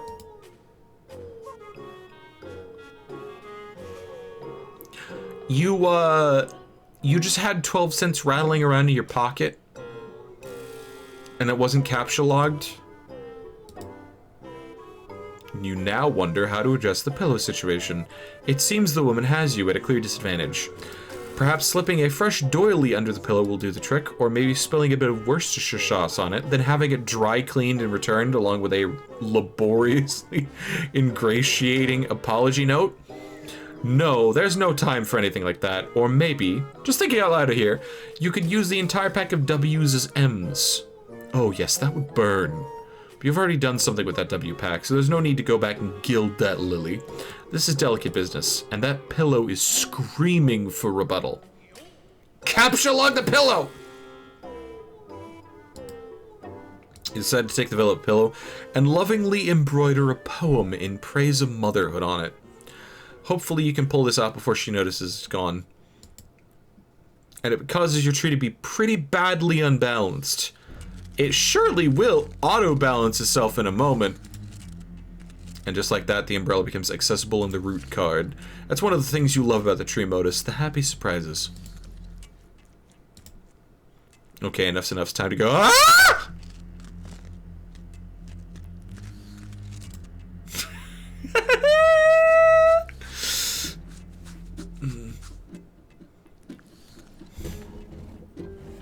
Yeah, that's the background music. You don't know how she does that. You're never safe in this house. And of all things to be doing during a power outage, she's up to her ironic housewife routine again. That mop bucket doesn't even have any water in it. What an absolute mad woman. Hop over counter, landing in a roll. This bird's gotta fly. Youth roll. Some of the fucking gifts, man. Holy shit. Lousy, stupid, goddamn wizards. Meanwhile, in the past, the 10. You're almost done patching up the hole in your window with the gaffer tape. But it's sort of hard to get any work done when people keep pestering you all day. I guess you better get that. Answer chum. Hey Dave, hey sup. Not much sup with you, bro. It's alright being chill, I guess you know how it goes. Feeling cool today, Mr. Cool Guy? Oh man, you know it. You know shit is ice cold up in here. Shit is wicked bananas, I am telling you. We were just talking a while ago about how he sucks at his Sylladex. Can you believe he used a stack? That kid is ridiculous. Doesn't sound like much fun. What was it you use again? I forgot we talk about your goofy... I forgot whenever we talk about your goofy moduses, I get a migraine. I want to tell him a happy birthday and ask him about his birthday package. I guess you want to know if he likes your birthday present. He will not open it. He will lose it. Because he will find it again later when he really needs it, which of course is why I sent it in the first place. See, like, I never get how you know these things. I don't know, I just know that I know. I have to feed Beck, which is always a bit of an undertaking. Say hi to your granddad. Get phone.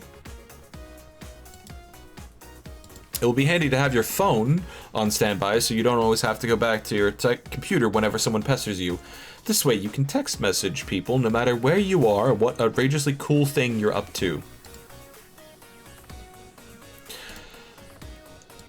I was watching something earlier today about how, like, yeah,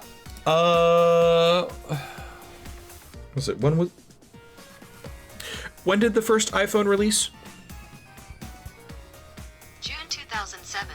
According to Verizon, June 2007. June 2007. So this is 2 years post iPhone. Texts at your fingertips.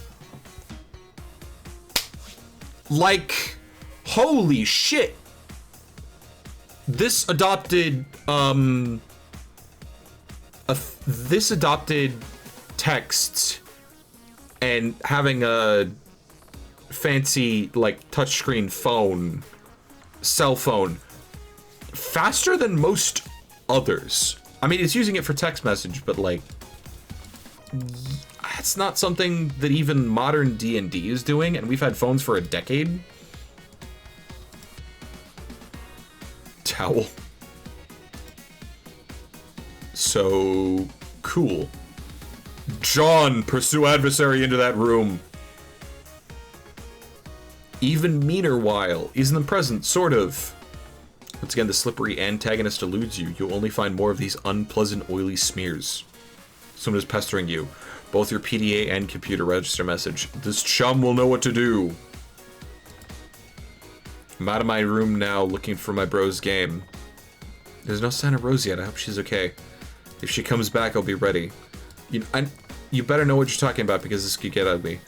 Brought my phone, and I also took my awesome katana with me in case things get too hot to handle, and they always do. Cheap piece of shit you have on your wall. F you. It's sharp, and it's awesome, and it's a sword. End of story. I really think there's someone else in this house, like monsters. Howie? What are you, an idiot? Of course there are monsters in your house. You're in some weird evil monster dimension. Come on. Skepticism is the crutch of cinematic troglodytes.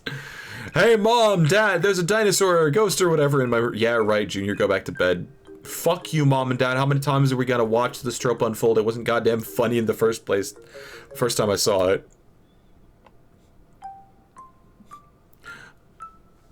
Just once, I'd like to see Dad crap his pants when a kid says there's a vampire in his closet. Oh shit, everyone in the minivan. What do you have? A hammer? You should look into weaponizing your Solidex. My bro is always getting on my case about it, but man, it's not as easy as it sounds. If you're fighting monsters left and right, you don't have much choice. I'm out in the living room. He's usually here, but I don't see him.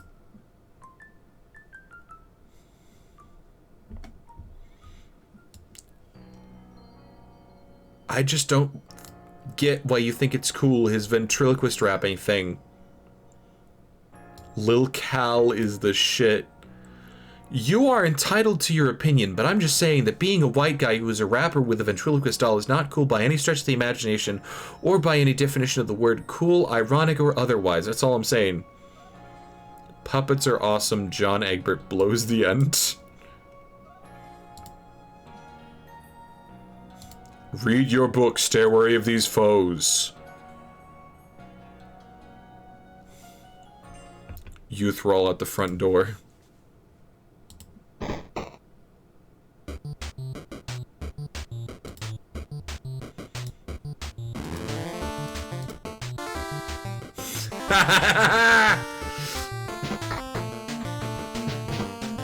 Stab!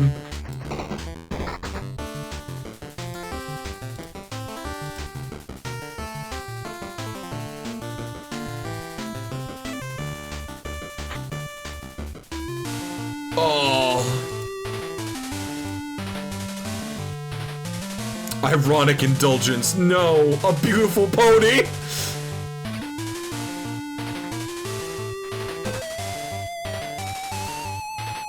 Otto Perrier.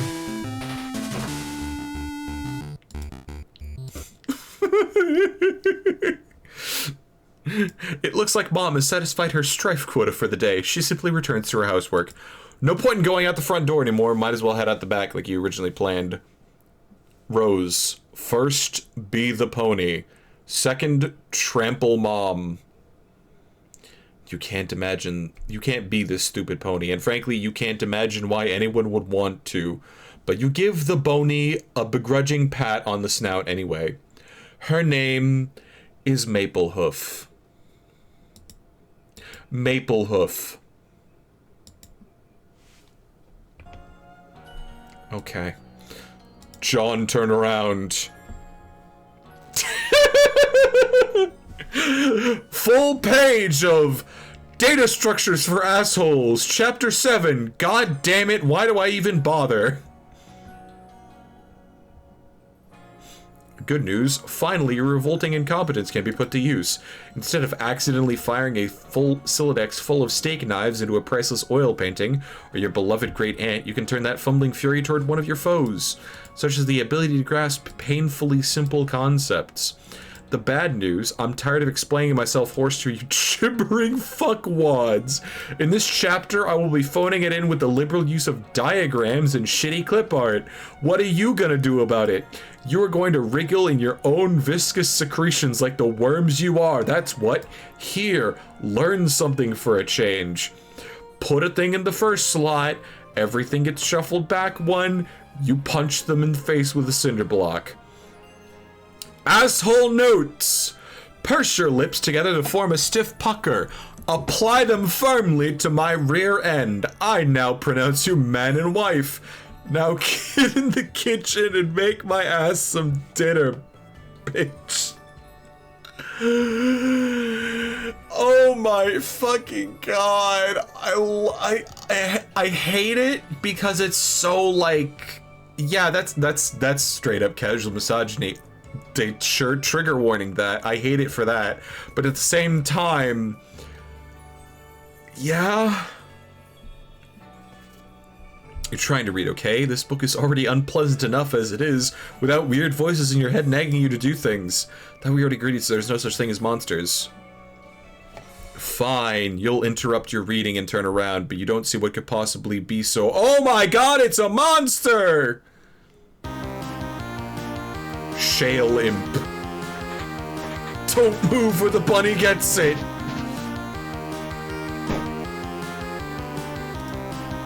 Put the bunny back in the box.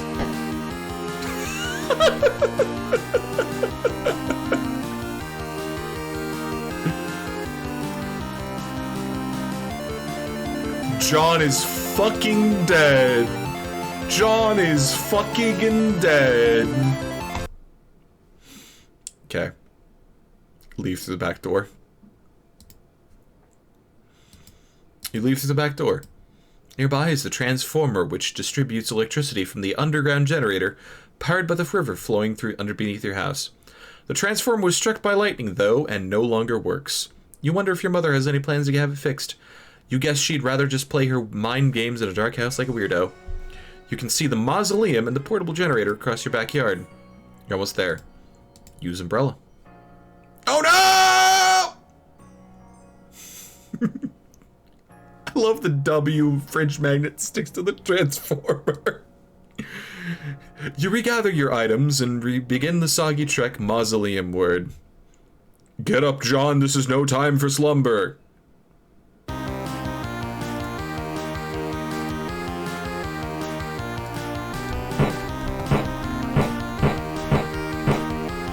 This is dumb.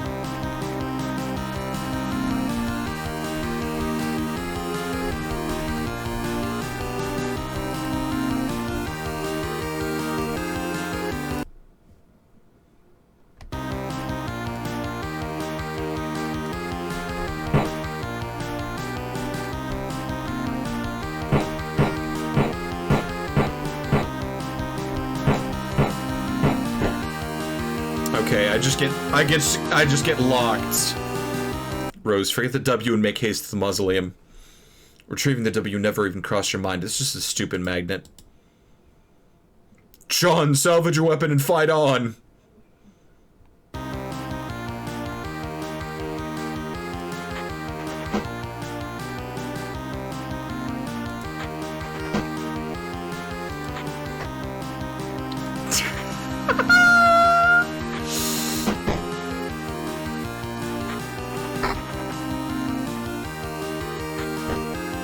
Sweet catch!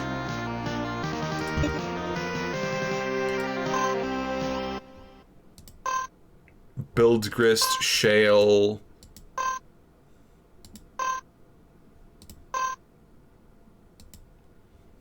Okay. You said put the bunny back in the box. No, he couldn't. He put bunny back in the box. Exult, victory, spoils are yours. Eshalader. From green tyke to Juva Squirt to Plucky Tot.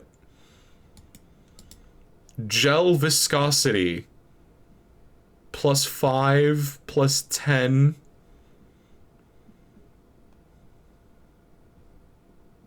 Oh my god. The amazing victory allows you to scale the first 2 achievement rungs on your echelon. You are now a plucky tot with a new feather in your cap to show for it. The echelon rewards your bold ascent with 125 boon dollars. You waste little time in storing them in your ceramic pork hollow. Additionally, climbing the rungs has boosted your gel viscosity and cash limit. What the fuck does any of this mean? By expanding your cash limit, you've made room for all that nice grist you just collected. You now have 32 fragments of build grist and 10 fragments of shale. What about that card? Shale allocated the bunny to its strife specibus. Sort of a stupid thing to use for a weapon, but you might as well grab it and stick the bunny in your strife deck while you're there. It will, at the very least, be safer there. Okay. Handle kind. You group the 2 specified in your strife portfolio. No self-respecting strifer would be got dead without one. Gather the scattered bits of your large hammer. Oddly enough, it seems breaking the sledgehammer altered the abstratus from hammer kind to handle kind, even going as far as expelling the head of your smaller hammer from your deck to force compliance. You didn't even notice in the heat of battle. Grab the sledgehammer handle, expelling the useless Harlequin figure. Now repair the hammer. You merge the sledgehammer head with its handle and return it to your strife deck, repairing the hammer kind abstratus in the process. The smaller hammer handle is ejected from the deck, since of course handles of any sort no longer belong in there, obviously. Fine, now what? Dave is pestering you, but you don't have time to deal with his nonsense right now. Something is amiss in your room. You can't put your finger on it. Is it all the fucking oil shale, bitch? Rose, hurry and activate the generator. You fire up a generator and drag according to the mausoleum. It would, of course, would be foolish to run the generator inside a confined space. Generator safety is everyone's business.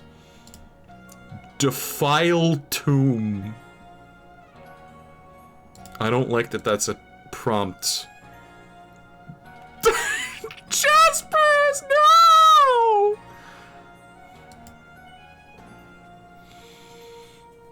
Jaspers! Sorry, Jaspers, have to make space for the laptop. Besides, your final resting place is already a mockery. You should have decomposed years ago under a bed of petunias like a normal cat, not given to a taxidermist and fitted with a tiny, custom-tailored suit, then stuffed in a coffin built for infants. Plug in the laptop. You plug in your laptop and connect to the internet signal again. Everything predictably falls out of your Silodex, but you're not going to get bent out of shape about it. You have bigger fish to fry. Looks like Dave noticed you're back online. He pesters you like clockwork. And there's John. What on earth is he up to? The door. John, look at the door.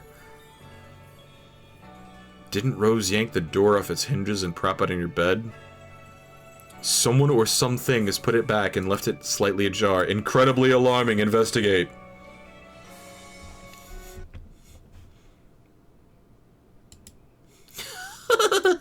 So outrageous.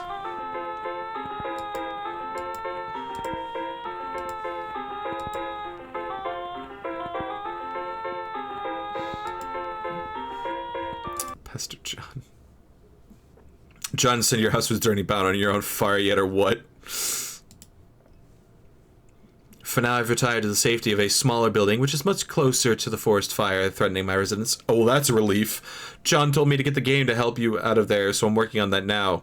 Working on it? Yeah, my bros copy, long story. Don't tell John about this, but I think he might have been right about the puppets. They're starting to freak me out a little. You're referring to your brother's collection? I mean, don't get me wrong, I think it's cool and all, but the semi-ironic puppet thing or whatever, or semi-ironic, man, I don't know. I wish little Kyle wouldn't look at me like that with those dead eyes. Jesus, sometimes I dream that he's real and he's talking to me and I wake up in a cold sweat and flip the fuck out. You're going to have a field day with that. I am currently scrawling notes furiously into one of the many psychoanalysis journals I maintain for you. Published papers forthcoming. Because, you know, it's not like either of us have anything better to do at the moment than to evaluate each other's radically debilitating pathologies. Yeah, I'm gonna get moving. Have you heard from John? I suspect he's preoccupied with the fact that he just had a bucket of water dumped him by the head of his ghost to his dead grandmother, who also happens to be dressed like a clown. Alright, I'm out later. Thought the music was from the playlist. No! It's from the Homestuck. Oh my god.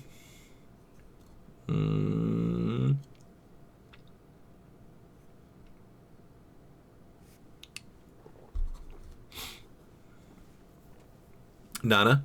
Yes, dear? Wow, you scared the living daylights out of me. Well, I guess it was a really great prank. Good one, Nana. Anyway, are you really my dead Nana? Of course, I've come back to help you on your journey through the medium and beyond. I'm delighted to see what a fine young man you've turned out to be, just like your father. Okay, I guess I'll take your word for it. I don't remember you at all. My dad said I was really young when you died. Speaking of which, do you know where he is? I looked everywhere for him. Oh my god. Your father was kidnapped. Oh no. When you crossed over to the medium, he was apprehended by the very forces of darkness which your presence here has awakened. What is it? What is the medium you're talking about? It's where we are now. A realm that is a ring of pure void dividing light and darkness.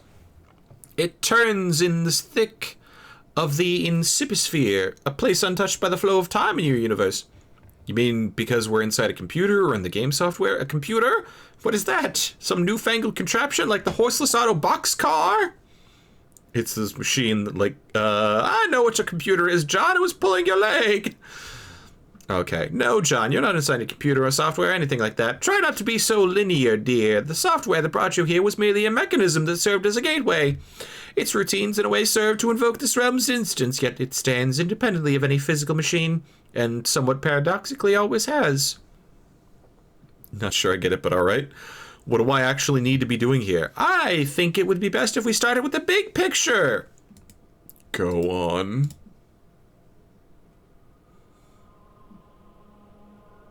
Okay.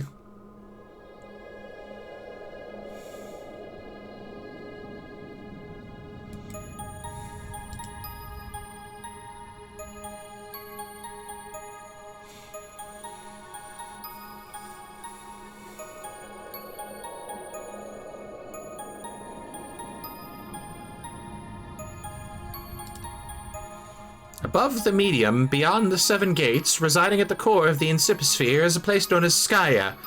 Legend holds it that Skya exists as a dormant crucible of unlimited creative potential. What does this mean, you ask? I'm afraid my lips are sealed about that, dear. Ho-ho! Needless to say, a realm where such profound importance is concerned, forces of light will forever be charged with its defense, while forces of darkness will just persistently covet its destruction. Damn. And as it so happens, at the center of this realm, whose fate is in question, these very forces duel on a stage, stuck in eternal stalemate. Yes, they have dueled in this manner forever. That is until you showed up. Me? Yes, you, John! Before your mishap with my ashes, you may recall the sprite's previous incarnation, which resulted from this kernel's hatching.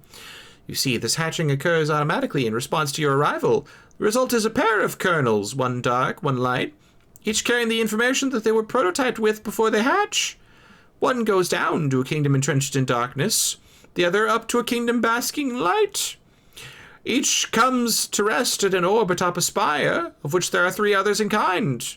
The 4 spires are situated above a throne, and these 2 thrones reside over their 2 respective sovereign powers. And once the kernels are situated, that's when the game is afoot. The true war begins, light versus dark, good versus evil. This is a war that the forces of light are always destined to lose, without exception.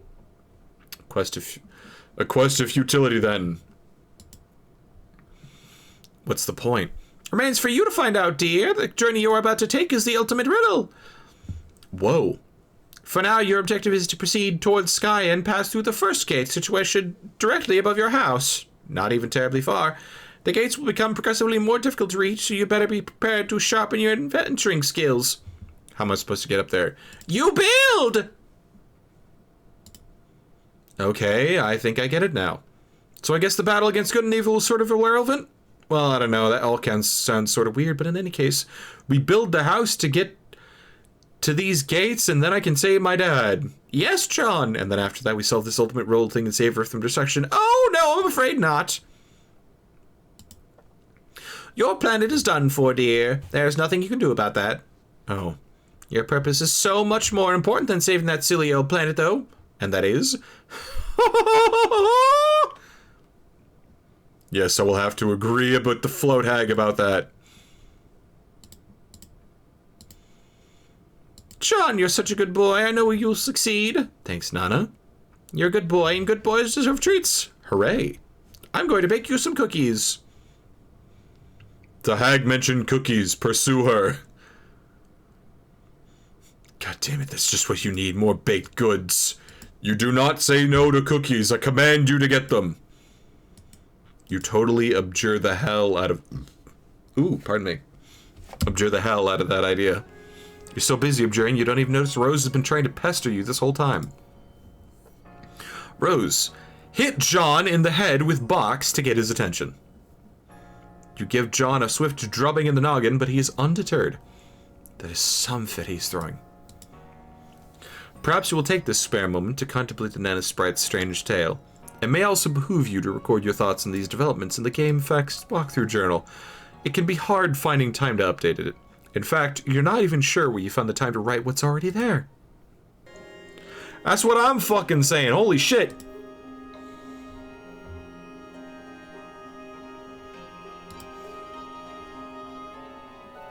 Her scrunch. Her face scrunch. Is that so, Jaspers? Who do you think you're looking at with that smug grin? Last thing you need is sass from a dead cat. It's pretty much all his fault you're in this mess in the first place, so he can just button it. John, cookies now! This impudence is insufferable. Go get the cookies. When you put it so politely, how can John decline? John, you are stupid. You really need to work on your manners. Stupid, stupid, dumb. That's not a command. It's nothing. It's stupid. You're stupid. For the last time, I command you to go get the cookies, boy. This is not gonna happen, buddy. Years in the future? But really not enough to write home about. An agitated finger slips mid-keystroke.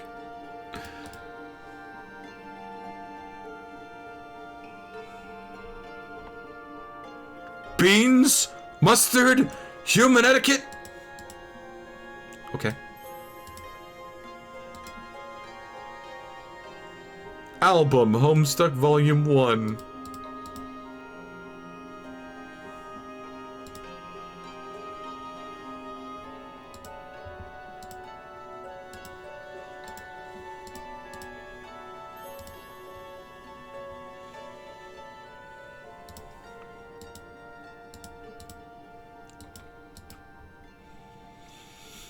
B100, the long and short, the medium too. I may have been a bit hasty in advising you to not to bother with the prototyping process. If I spared any detail, it was only to optimize your chances of survival. And if you find yourself begrudging the absence of certain instructions, which if followed would have resulted in your demise, then I guess that makes two of us. Otherwise, you're welcome. But the fact appears to be that prototyping the kernel sprite before making your getaway may offer the only opportunity to exercise control over your new environment, a place known as the medium. Also, if prototyped with one or two sufficiently, albeit loosely humanoid and or sentient elements, living or otherwise, it offers the chance to have all this explained to you by another apparitional guide through whatever sort of cryptic, sketchy doublespeak your choice of prototyping elements engenders. In lieu of this, may be forced to settle for my clear, thorough explanations and assiduous dissection of raw data. Again, don't mention it. If you have made it to the medium with an unmolested vanilla sprite, well, I've already covered the bad news about this missed opportunity, and I will go into this further soon. Though to what extent this actually is bad news, I'm not sure. I know only the result of my co-player's current configuration, wherein the sprite was prototyped once before the departure and once after. Which brings us to the good news, which is that you can still prototype after your departure, and salvage the massively rewarding experience of haggling with an exposition-slinging phantom guide, so long as you avoid prototyping with terribly inert items such as a brass door knocker and your father's pornography collection. Actually, that might be interesting.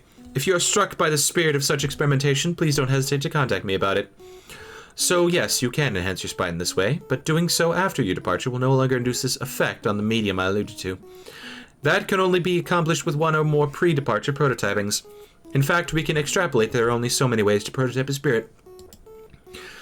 Tiers of prototyping in relation to departure, both before, one after, both after.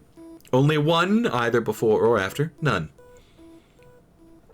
These occurring before will affect the medium through the kernel's hatching process and your guide, i.e. the sprite.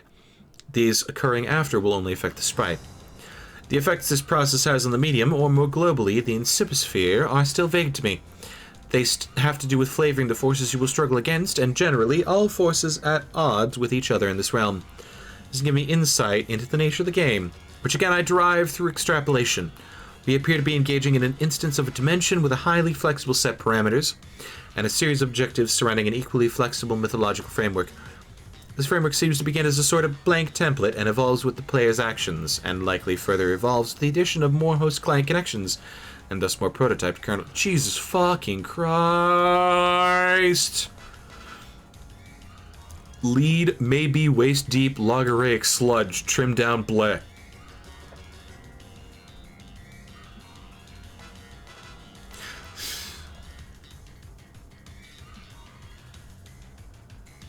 Jesus fucking Christ!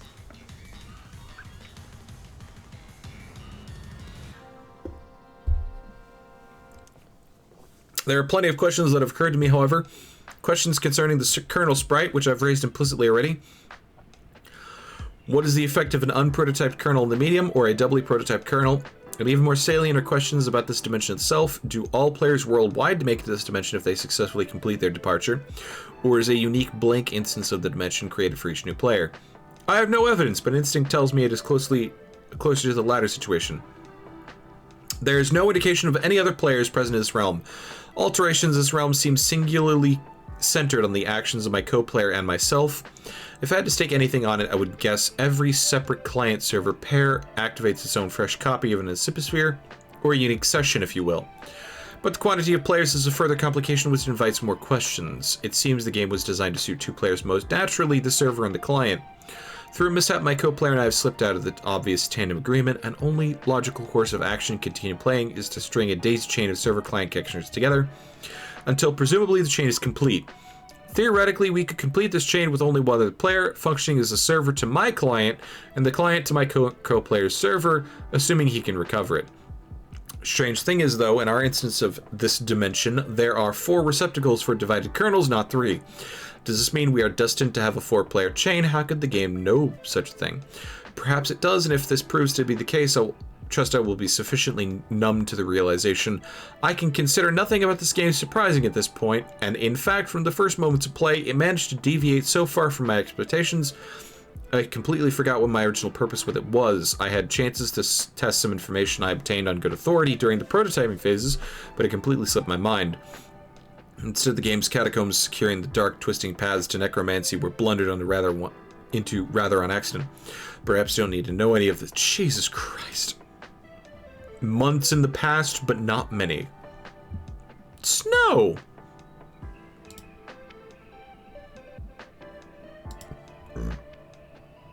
Happy birthday, Rose! Did you get John's present? I opened it just this very moment. What a stunning coincidence you would ask about it now. I'm stunned. What do you make with it? Who said it was something from which something else could be made? Well, John did tell me it was what it was, duh. I'll take a stab at learning the craft. It's the least I can do in response to the subtle dig concealed in his gesture. He often tells me I need a new hobby when I make perfectly reasonable analytic remarks. I don't think he meant anything like that by it. You see, not everybody always means the opposite of what they say, the way you and Dave always do. Maybe. His birthday's in a few months, isn't it? I finally finished the present for him. I've been working on it for years. It's hard to tell when you're joking, or if you're even capable of it. I just mailed it too, so it is sure to get there on time. Mail takes a while to get anywhere from here. Woo, hey. 11:45. Probably crashed something with strong sentimental value. That should burn him. So, shall I expect a green package dropped to my house via airmail from whatever screwball cranny of the globe you're tucked into? No, sorry, but you're sort of hard to shop for. We'll have something better for you today that I think you will like better than some sort of thing in a box. It is a tip. is already intriguing enough to compensate for the grave scarcity of lavish gifts parachuting from the sky. Please go on. Did you have a pet a long time ago that died? How did you feel about your cat? Did you love him a lot? Okay, well, I didn't mention it was a cat or that it was a male.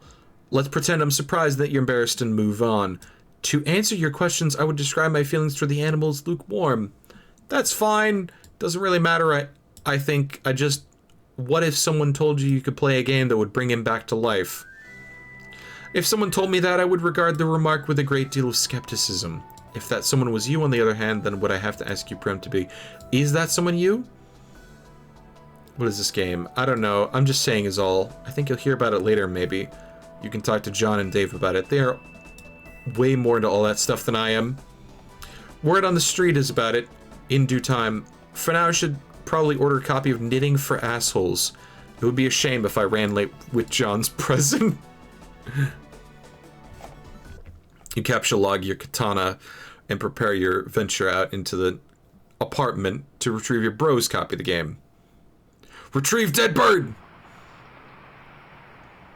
That bird is long gone. Probably won't last long in this heat anyway. You don't even know what's up with this sick heat. The sun threatens to set, but it won't step off. It's staring you down like a big red eye of a hot needle skipping on a groove it's tracing around the earth. While lingering in midair, its heat seems to suspend time itself, stretching it like warped vinyl. It's meant to rain this season, but there ain't been a drop in sight. Even a little drizzle would help.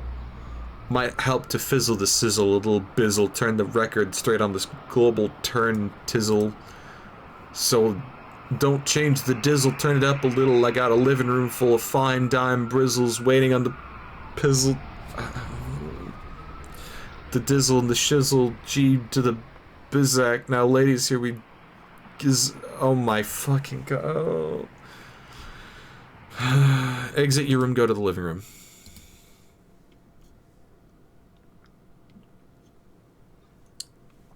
You figure you've left him hanging long enough. Hastily enter the room with wild abandon. Ah! Face! At night he crashes on the futon, you don't see him anywhere. There's a puppet chest he stores a little cowl in when he takes him out on cigs. Pity the fool. Mr. T puppet, which is, of course, kept in the apartment with a sense of profound, humorous irony. But as usual with your bro's exploits, this is no ordinary irony or anything close to a pedestrian tier 1 ironic gesture. There's like 10 levels of irony removed from the original joke. It might have been funny like 8 years ago to joke about Mr. T and how he was sort of lame, but that was the very thing that made him awesome and badass, and that his awesomeness was also sort of the joke. But in this case, the joke is the joke, and that degree of irony itself is also the joke, and so on. Oh my god. Only highly adept satirical ninjas like you and your bro can appreciate stuff like this. It's cool taking stuff that is other people think is funny, but you know really isn't, and making it funny again by adding subtle strata of irony, which are utterly undetectable to the trained eye. Mr. T is wearing a leather thong and handcuffed to a pantsless Chuck Norris puppet. Oh my god. All you see is a bunch of your bro's weird nude puppets strewn around haphazardly. Play a game on the Xbox. Not like him to misplace Cal either. We be chilled today, Cal? Yeah, you better fucking believe we be chilled. Cal is a man. Resist great urge to play bro's Xbox. You fail to resist the urge. You start thrashing up mad stunts, something uncanny brutal on your quest for mad snacksio, and get this way rude hunger under control. Shit is basically flying off the hook. It's like shit wants nothing to do with that hook. The hook is dead to that shit. You get stuck in some poorly modeled 3D fixture or something, like a railing or a piece of the wall. Fuck this shit. Give Locale a little fist bump.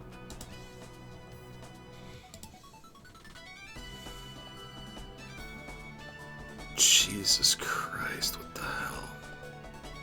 I feel like I'm looking at an alternate universe. I mean, I am, but like, what the fuck?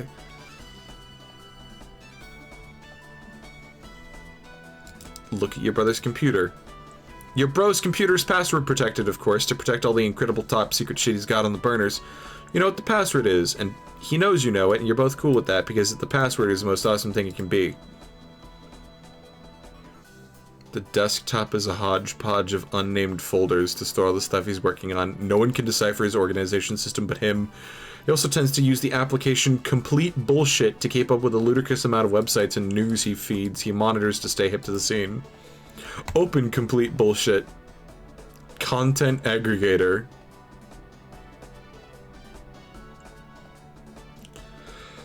Check if Sweet Bro and Hella Jeff has a sweet update.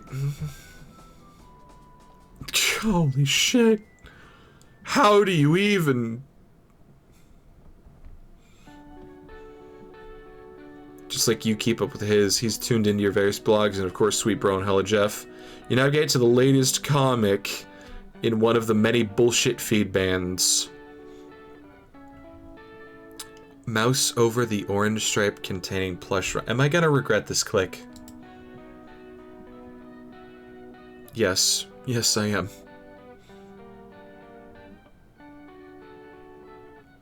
Smuppets.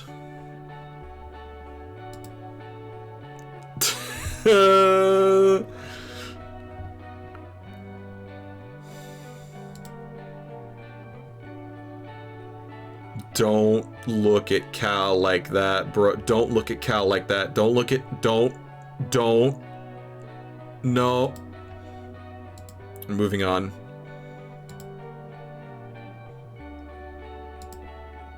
You are sort of starting to flip the fuck out without losing your cool.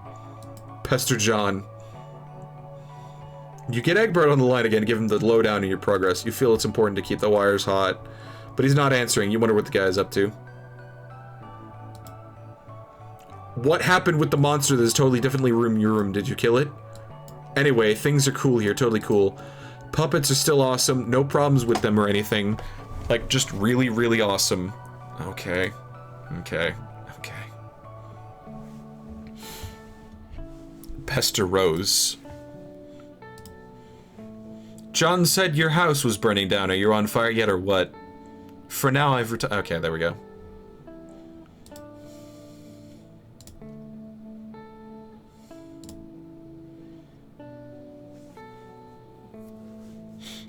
Enjoy your stupor. I'll go about my business elsewhere. Deploy the punch Designix. Whenever you read this, you should know I put the shale you collected to use and finally deployed the punch Designix. It is in your study. I can only drop it, though. You have to be the one to mess around with it and see what it does. When you finish with your read Histrionics, could you give it a try? I'm updating my walkthrough and it would help to know what it does.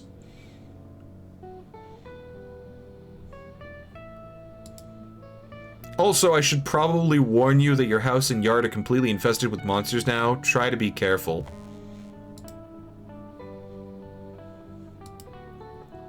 So I can see. Stupid lousy imps. They're mucking up all my cool stuff. Oh, there you are.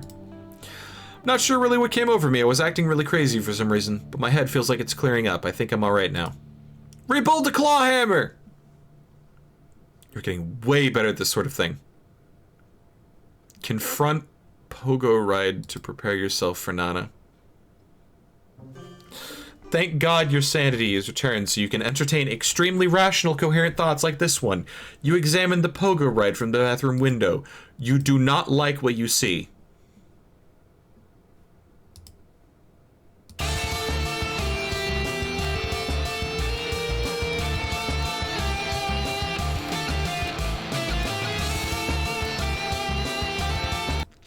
I have no clue.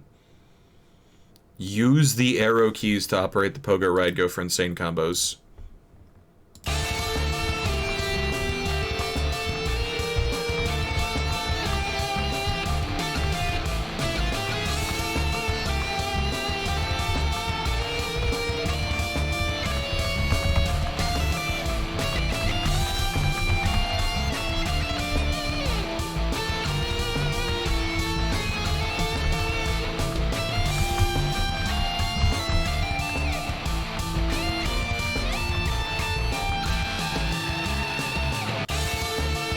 Skip. Drop something heavy on one of those imps.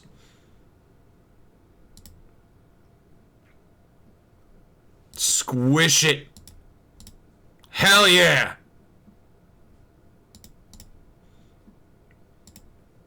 Froze my piano. No nuance to these controls at all. I was hoping to bludgeon the imp without letting go of it. Guess I can't really do that. A broken piano isn't the end of the world, though. You need to pick up the spoils in person. I can't interact with the grist. I have to go out the back door? Yes, is there a problem? It may sound dumb, but I was hoping to avoid Nana and her spooky ghost cookies. You're right. That does sound dumb. Was she baking? You could say that. Are you sure you can't get that grist up to me somehow? Maybe. Use pogo ride to fling grist through window. You just never know with these gaming abstractions. Drop pogo ride in John's bathroom. Get the grist.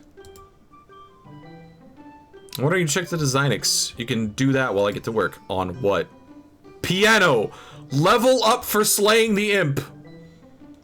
The piano, in its unfortunate effort, in his valiant effort, had unfortunately be slain. If it hadn't, it would have raked in so many boon dollars, you have no idea. So many. Build.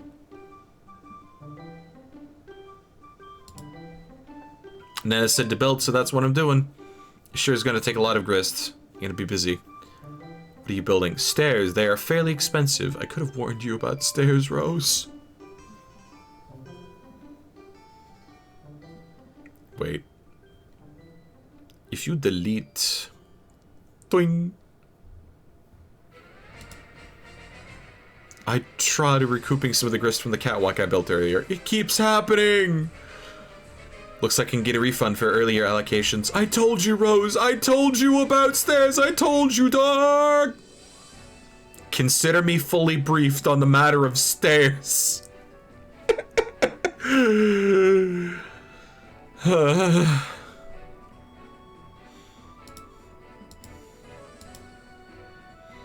Use grist to construct observation tower on a roof. Okay, so you obviously don't have enough grist yet for something that ambitious. But you can get started with something of a foundation for upward construction. Check cabinets for imps or useful items. No imps in here, just a lot of shaving cream. Dads love shaving. It's basically all they do when they're not baking. Bring 2 cans of shaving cream.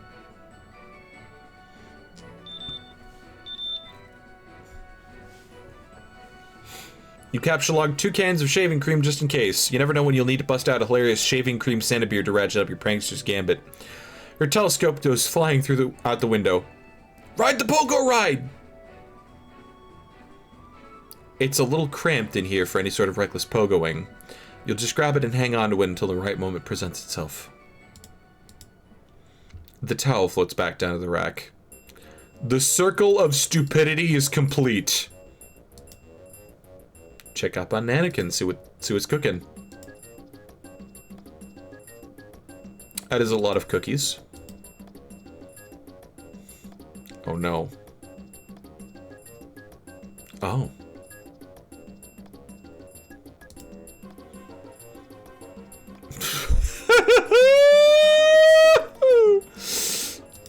Looks like the imps have taken a shine into the Cruxtruder. Cruxtruder and black goo everywhere. Ride Slimer Pogo and one-up that imp. You mounted anyway to brandish your deadly armaments. Ride your steed to victory. Oh my god. It's working.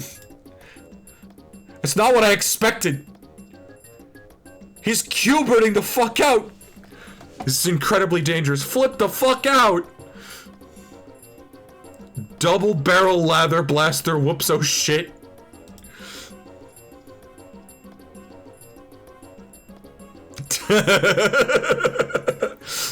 I respectfully ask that you please stand up. Don't move or the pogo gets it! Flee from this borscht rabble post haste.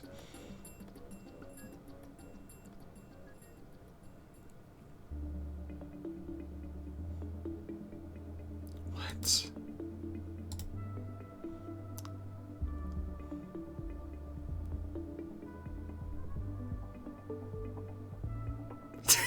Refrigerator level up! The refrigerator skyrockets the ladder to a new rung. 5-star general. 5-star general electric and earns 285 boon dollars. Things are really looking up for this feisty appliance. Well done, John. Polite congratulations. It sure is a welcome change from your erratic moods. I have a well-mannered query to ask. John, Imp's behind you. Should I take care of it? You trapped your PDA again, didn't you? Why did you have to pick up all that stupid shaving cream? So pointless. Rose, drop something heavy on one of those imps.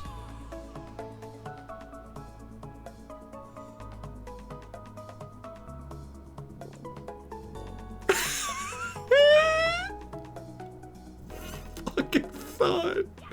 Wait, is there another book in there? Holy crap. Might I bother you for a can opener?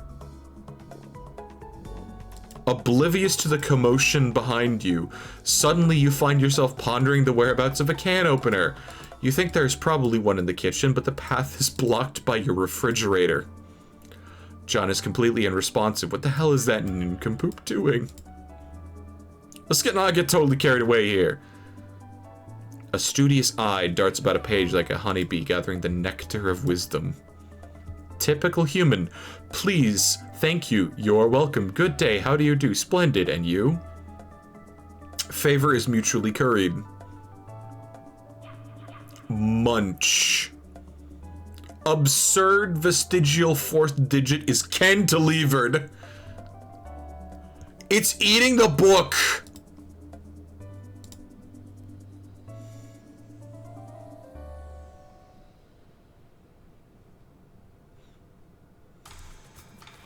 More captures forthcoming. Co-player John assesses environment after transition to medium, followed by Sprite, sans kernel, prototype once hatched. Completely useless. Severed from suburban grid. House remains mysteriously powered. Convenience presumably facilitated by game, which perhaps deems navigating a powerless house to be a handicap, less in keeping with spirit of game's principal statement of challenge. Internet.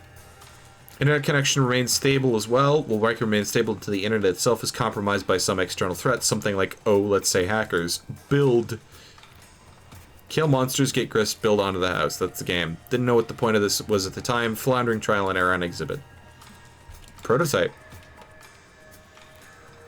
Knowing what I now know now, I might have avoided using a back-breaking Vade mecham for practical jokers rife with antiquated lexicon and racist aphorisms. Oh, at least someone else knows about the racist aphorisms.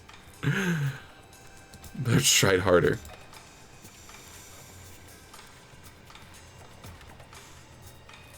Driveway plateau was in a state of disrepair. Grand maternal. Contracted virus indigenous to realm. DesignX deployed, still no clue what this does. At mercy of co-players' foolish prioritization tendencies. Grist payload from a slain foe. Whether I deal the damage or co-player does, yield is the same.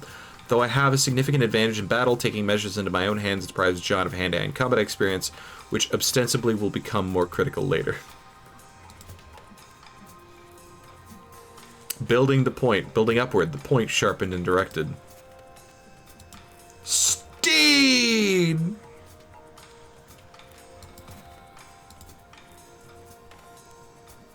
I have no idea what the fuck he's doing here. Me either, buddy. Me either, baby. Really? Kidnapped father's room. Perhaps this is because John himself has never entered the room. It is possible that it can see only in a sense what John can see or has seen already. I have not found the time to discuss this with him yet. If he enters the room, the question may answer itself.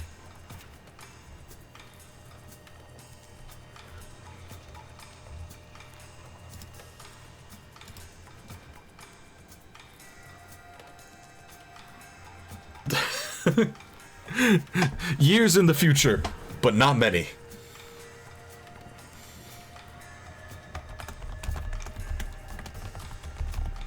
I'm gonna title that end of stream 1 and save. And, yeah. Honestly, at this point, there's like... I'm like interested. I'm not sure if I want to read this more, like, on stream, because there's way more to read on stream. I got to 500 pages in 5 hours. There's 8,000 pages. There's 8,000 pages, right?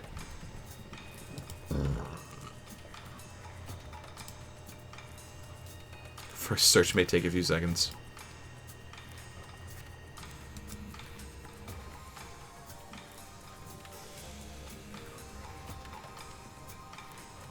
Yeah, wow. 8,000, yeah.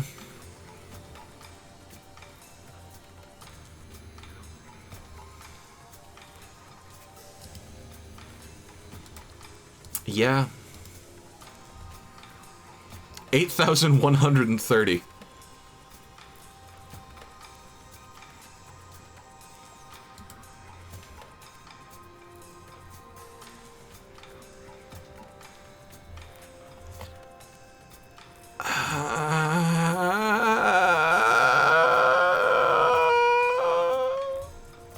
I don't know. I don't know if I want to continue.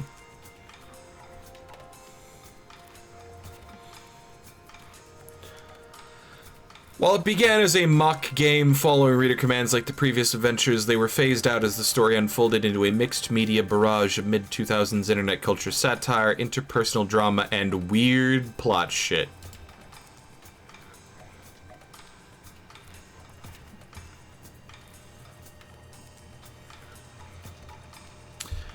Do I dare? I mean, okay. I've read 1/16 of Homestuck. Would I want to read more? I'm on the fence. I want to sleep on that point. But this was an interesting experiment in the streaming portion of the program. Was mostly please do read more. I'll sleep on it. But yeah. I'm still completely on the fence. Like there's unfinished plot which is bugging me, and there's a lot of plot threads that seem to be going places I like, but it's whether or not they actually go to the places I like without like a lot of chaff in between. Anyway, I'm gonna call it for the end of the stream. For everybody that enjoyed watching this, for the love of God, please follow me. Follow me here on Twitch. If I stream more Homestuck tomorrow, you will know. By the notification Twitch gives you. But do I wanna... I thought I would get like halfway done. I did not realize how big Homestuck was.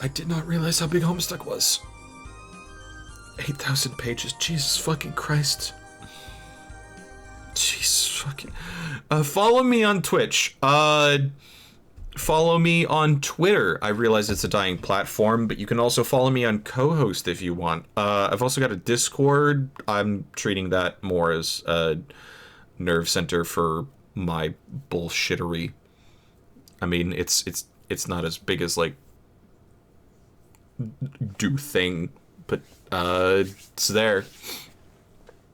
And let's go raid someone else. Let's go tell them that it's not my birthday anymore. Actually, let me see. Who is live right now? Whom is live that I can raid?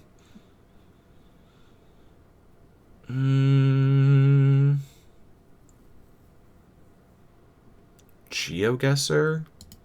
No, I don't want to. Let's go. I'm not sure when I followed this person, but they're cool. Slayer. Thank you for the follow. Let's go raid Slayer 3201. Plague Dr. Bird. They're currently playing Cult of the Lamb. It's a cool game. They seem to have a cool model, and I'm going to collapse. I'm gonna drink the rest of this 32-ounce bottle of water and collapse. But yeah, have a good night. Bye bye.